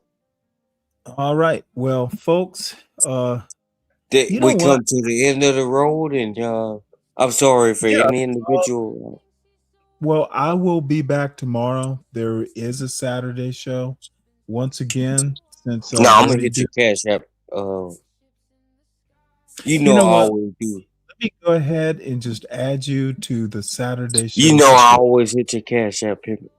How about let's just do Black Knight. Let me add you right quick. I said Portrait don't even like you. Yeah, well, people are sadists. I'm just here to give the pushback that the people I'm here to speak for the voiceless. Are you like Johnny Cash? You wear black. I'm better than Johnny Cash because you speak for the oppressed. I'm better than Johnny Cash. Sponsored by that was funny, stupid bitch. Mike 123 and the CKJ3. Shout out to the CKJ3. Black Knight is a little wishy-washy. Our executive producer. Black Knight is Lupin Writing and the inimitable. And shout out to Brian B. Brian Barber. Shout out to him. I'm sorry. Shout out to who? Ryan B. Oh, was he here tonight? Bardwell.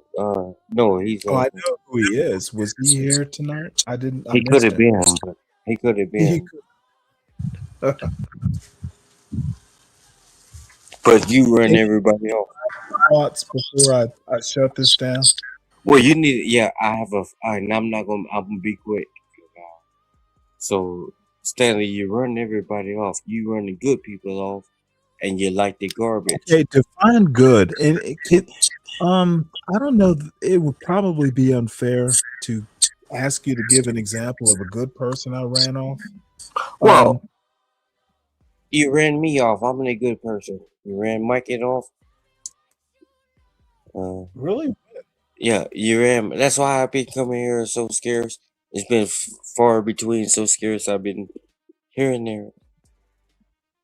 Would you be mad if I said you are much more appreciated when you're scarce and you just occasionally show up?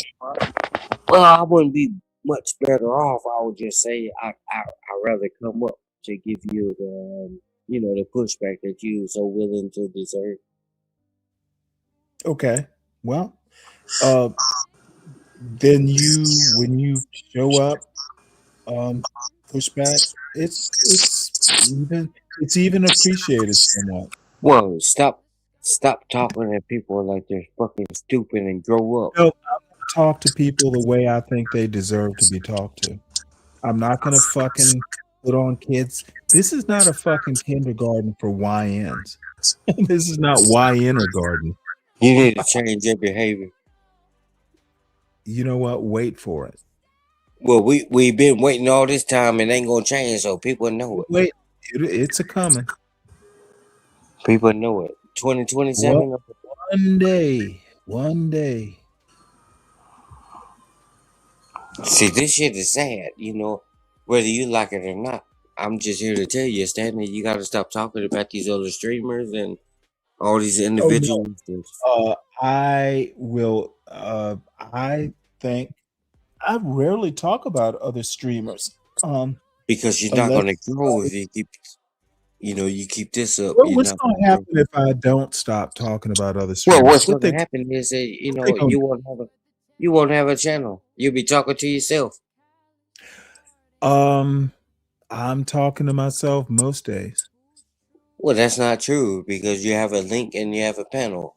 You get the idiots up here that agree with you, like certain individuals I'm not going to name, but Richard agrees with you. Yeah, certain individuals I'm not going to name. While I respect Richard, I'm. Oh yeah, Richard. I'm not talking about Richard. I know why you have to talk while I'm talking. Richard is solid. Mike speaks the truth. Well, Mike speaks his truth, but not mine. I don't tolerate fools gladly, Richard. Shout out to Richard. Yep. There might be improvement, but there won't be change. Anything else? Shout out to Richard. He spoke the truth on that. Shout out to Richard. And shout out to John Galt and the rest of these streamers. Don't let Stanley belittle you individuals. Okay, hey, like I said, I never fire the first shot. I just fire the most effective shot. Well, I just want to know, why do you give these people, if you think people are so stupid, why do you engage in that,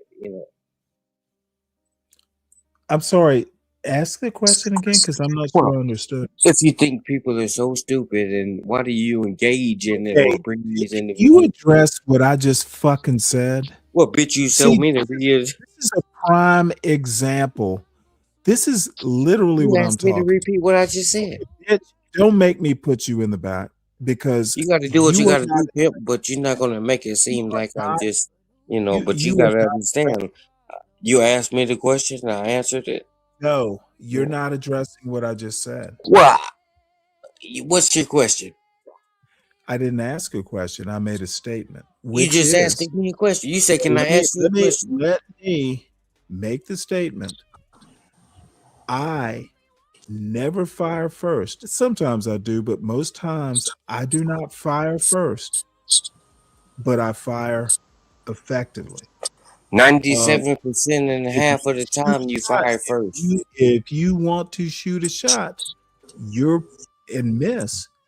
I'm not going to miss when I fire back. 97.5% of the time. And all I have to say is, if your feelings get hurt in the process, fuck you. You fire first. I rarely fire first. No, that's and you're lying now, G. All right. Come on, P. Be real with yourself, P. Now, see, what did you just call me? Be real with yourself, P. Okay. Now, this is the perfect example. Now, you call me P, and you and I had this conversation because I asked you what P meant. Now, you said P, you called me P. So why would I not fire back? Tell me. Well, P stands for... Bitch, you just fired first. Why can't I respond? Well, P stands for either player or pussy. Okay. And when I address I'm gonna take the last option. Oh, pussy. See, this is what people like you do. You want me to guess? Well, I'm gonna take the second option. Well, you And took the second option was a pussy. You're gonna keep talking. I am I'm because trying you. to tell you what I'm thinking, but you gotta overtalk me while I'm telling you why I'm firing back. This is the perfect example, Mike. You're not that clever. Okay, I'm bottom not trying to line, be clever. I'm just trying to I say the will truth. always fire more effectively. You asked me the question and I You answered. think that pea shit is funny? I don't, and I fired back more effectively. Well, what did you say that was more effectively? Okay, you said pee. I'm not gonna guess whether you meant player or pussy. I'm just gonna fire back. How about not call me P? I got a goddamn name. Well, you fired a blank shot because that didn't Last even I make sense. checked, you know what my name is, and it's not P. Yeah, I call you Stanley P. Is what I call you. Okay, and I'm gonna Because you fire know. back. I'm Because not you gonna know. sit here. I'm not gonna sit here.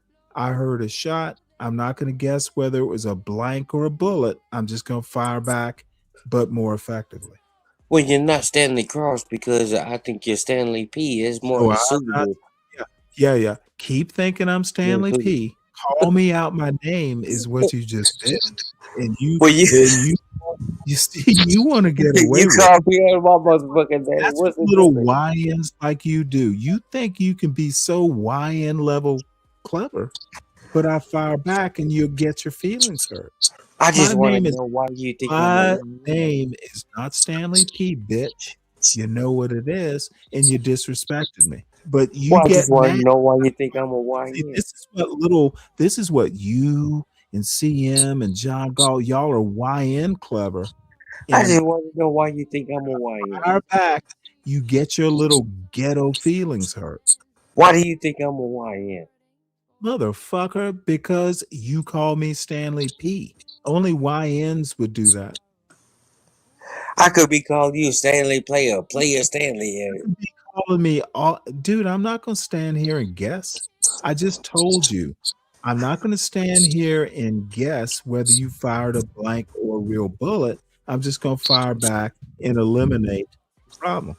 See, this is your problem. I'm going to tell you your problem. Let me diagnose you. Your problem is, Stanley, that you so caught up in you wanting to be right all the time. Sometimes you fail, it don't turn out how you want. Hey, let me like it. ask you a question. What is wrong with wanting to be right all the time? Well, there's a lot. Should I plan? Should I want to be wrong sometimes? Well, I don't think you should want to be wrong, but motherfucker, the statement was stupid. Well, it Again, wasn't. I you want to think be YN level clever. I fired back and destroyed the problem. But you have to Dude, understand. Who wants to be wrong? Well, nobody should want to be wrong. Right. Tell me You why have to I should. understand. Tell me why I should not want to be right. What? See, what you do is, Stanley, this See is that what you YN do. level fucking bullshit. You speak So it. You I speak should all want to this be shit. wrong. Well, I bitch, should let me want answer to it. be wrong. Well, let me answer the question. You so Okay. caught up in wanting to be articulate, very articulate, and want to be correct on that. Do you think me being articulate is something that I work hard to do? Well, yeah, evidently you try a lot. You sound like that. What is her name? Verbal assassin, asking me why I talk the way I talk. Bitch, I don't practice in the mirror. I talk the way I talk, like I've always talked. It's not practice. This is the way I talk. And this silly little bitch wanted to ask me a dumb question, and I just see that is a perfect example of firing the first shot, and I'm just more effective at the I just return. think you put on a show, I think you I do not put on a show. I think I am who I am, and I'm very goddamn Well, you're not. consistent. You're a pretender. You're a pretender. Tell me that I'm pretending, but I'm consistent. You're a pretender, but yeah, you are consistent because you got to keep. Motherfucker, pretenders. You got to keep your lie going. When have I ever been inconsistent with articulateness? First off, okay, you asked me the question. Let me answer it. So make it quick. The I'm first getting, time I knew you was inconsistent was when the presidential election between Kamala and Donald Trump. That's when I knew you was being inconsistent because you knew the baboon wasn't speaking the truth. Which baboon? Kamala. So how am I inconsistent in? Well, you said everything she said was okay. You really think she's a baboon? Well, we could debate that, but okay, just answer the question. I do it. You think she's a baboon?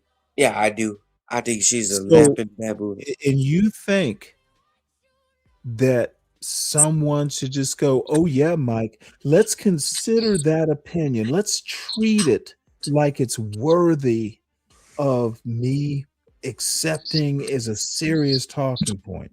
That's what you was wrong when Joe Biden Sleepy Joe. Answer my question. What was your really question? You really think you thinking, insinuating, or outright calling Kamala Harris a baboon is a position that I need to take seriously in debate? Yes, I think it's a position that you should consider. At least it's highly likely that she's what I called her a baboon. Cackling. Well, it's highly likely that I'm just going to go scorched earth and crush the hope.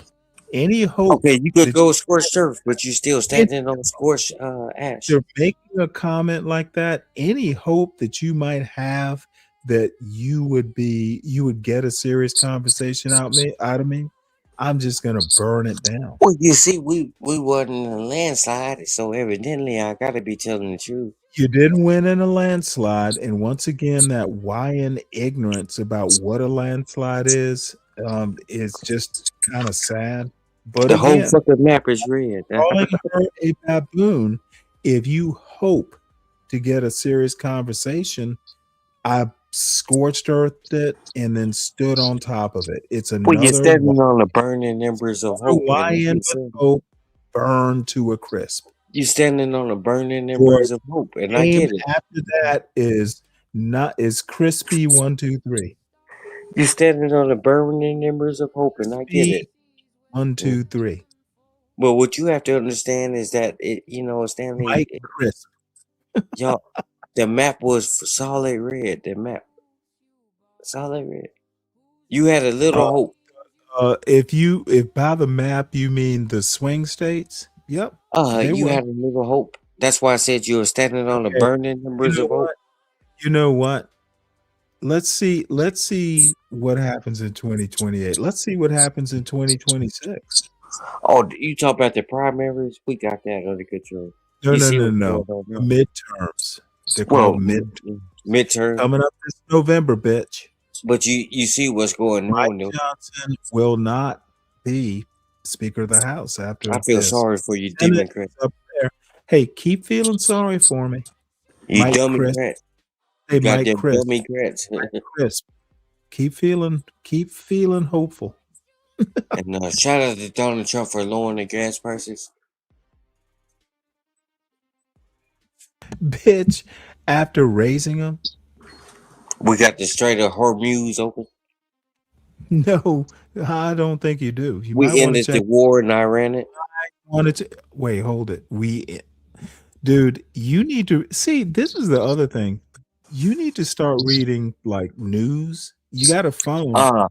Well, you got to be fair, Stanley. Donald Trump solved 7 wars. News on the phone. He solved 7 wars, and a lot of the stuff, that you should be happy for. Which war has he solved? Name one. Well, he solved a 50-year war between and see what you're gonna do. I know what you're gonna do. You're gonna make it seem like, oh, you're talking stupid. Bitch, you gonna call me a bitch or a motherfucker before I get finished. But I already know you. But you just gotta be fair. He solved all these wars that's been lasting 50 or 100 years. Only one we haven't, and it's a little tougher than we thought, was the Russia, Ukraine, but we gonna get that too. Make America great. and it's getting better. Make America better. See, when I run in 2028, that's my slogan. Make America better. Extension of Donald Trump. You know what I'm going to call your condition?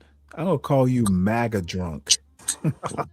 Well, you can call me what you want. What 50-year war has Trump solved? I'm still Well, I waiting. forget the two countries, but all you got to do is Google it. Which war has Donald Trump? Donald Trump has solved a lot of wars, and we just got the Yeah, war. name me one. Well, Iran is the latest. Oh, that war is solved? Well, I think it is. They would never own a nuclear weapon. Ooh, boy. Ooh, boy. Obama said he was going to do it, but he didn't do it. You must be watching the Fox News of Fox News. Obama said he was going to do it. You know, they all talk, but they don't do it. Did you see that ugly ass library Obama brought? This is the war that has been solved. U.S. strikes Iran following attack on cargo ship in Strait of Hormuz. Dude, did you see that ugly ass library Obama bit? Dude, I'm going to put you in the back if you can't address this news story that's up on the screen. Oh, I can't see nothing, dude. Here, sorry about that. U.S. strikes Iran. This is like 8 hours old. U.S. strikes Iran following attack on cargo ship in Strait of Hormuz. Okay, so what's wrong with that? We strike them? What's wrong? Which war are you talking about that's been solved with Iran? Well, I'm asking you about the stupid library. Don't ask me a question. Do you see this headline on the screen? It's I don't know. It could be AI. I don't know if that's the truth or not. Oh, you don't know if it's the truth. If we bombing them, then we doing the right thing. So you don't think this is truthful? Well, if we're bombing them, then we're doing the right thing. I asked you a question. You don't think this is truthful? No, I don't think it's solid. All right. Okay. Do you have any sources or? Yeah, it's Reuters, bitch. And why is that so credible? Reuters, bitch. Why is it so credible? It's not even an American news source. But I'm asking you, why did stupid Obama build that stupid library? Hey, is Obama president right now? Did Obama? Well, he didn't even pay his contractors. Obama strike Iran following an attack on the Strait of Hormuz? Why didn't he pay the subcontractors? Okay, I'm thoroughly lost. Is Obama president?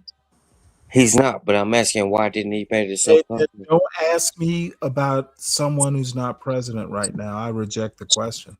Move on. Well, Donald. See, this is what MAGA blacks. We just signed a ceasefire with Iran, and you want to talk about Obama, who has not been. Obama hasn't been president in a decade or more.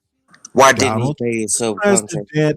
Bitch, why don't you give up Obama? It doesn't work anymore.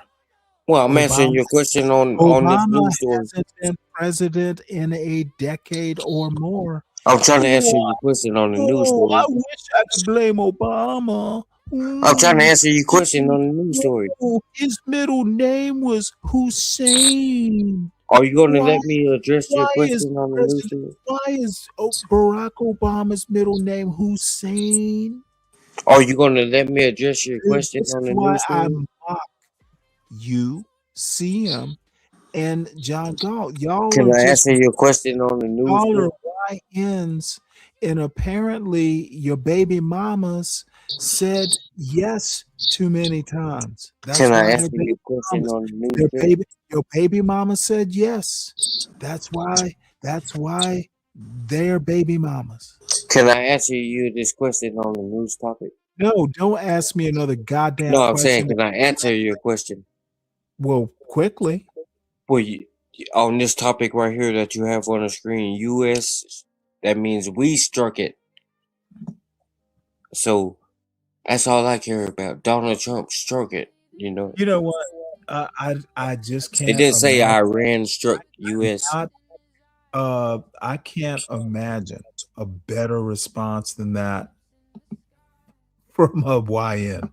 That's like It didn't say Iran struck us. We struck them. I expect from a YN. We struck them. It didn't say they struck us. We taking action. Y'all been 60 years, no action. All right. Well, the YN report is over. This is all the news that been 40 and 50 years, Democrats no action tonight, folks. So I will see you over on. Yeah, y'all take care, and I'm gonna head over. I'm gonna head over to see him. Y'all take care, and oh, dude, you have. Thank you for having me up. Tell YNCM that I might be over in a bit. Who knows? Thank you for having me up, and I'm gonna hit your Cash App shortly after they end it. So cool. Shout out to all the real ones. Best time to hit a Cash App is when the show is over. Shout out to Richard. Shout out to Richard. And shout out to everybody that rock with Mike. Dirty and Red Fuck Tsunami. the rest of them. Fuck the rest of them. But shout out to everybody that rock with Mike. All right. See. Tomorrow, by the way, folks, hit the like button on your way out if you haven't. If you hear this on a replay. Hey, real quick, Stanley, I got a couple of things to say before you end it. A couple of things? Yeah, and I'm gonna be real quick. Shout out to Stanley Cross. Appreciate you for having me up. You people in the chat. You people in the chat, hey, y'all support the host, give them a like. If you don't got the dollars to spend, we understand. We understand. If you don't have the dollars to spend, a like is free. Mike will match those $0 dollar for dollar. Yeah, I will do that. Somebody send 200, I'm gonna match it. Dude. Okay. Well, support the host and there will be a Saturday show tomorrow. I'm gonna be there. I'll be there. Well, good to hear. Excuse me. Right now, what I'm doing, Stanley, is I'm streaming what I'm on here now. I'm streaming it on my channel. Are you really? I am. Dual stream. I don't have to ask you for permission because I'm here. You don't? No, I'm here. Yeah. Okay. That's why I'm here and in love. Should be on around 3 or 4, somewhere around there tomorrow. So salute everybody. Have a good night. You have a good night. Make you some bread and shut the fuck up. Okay.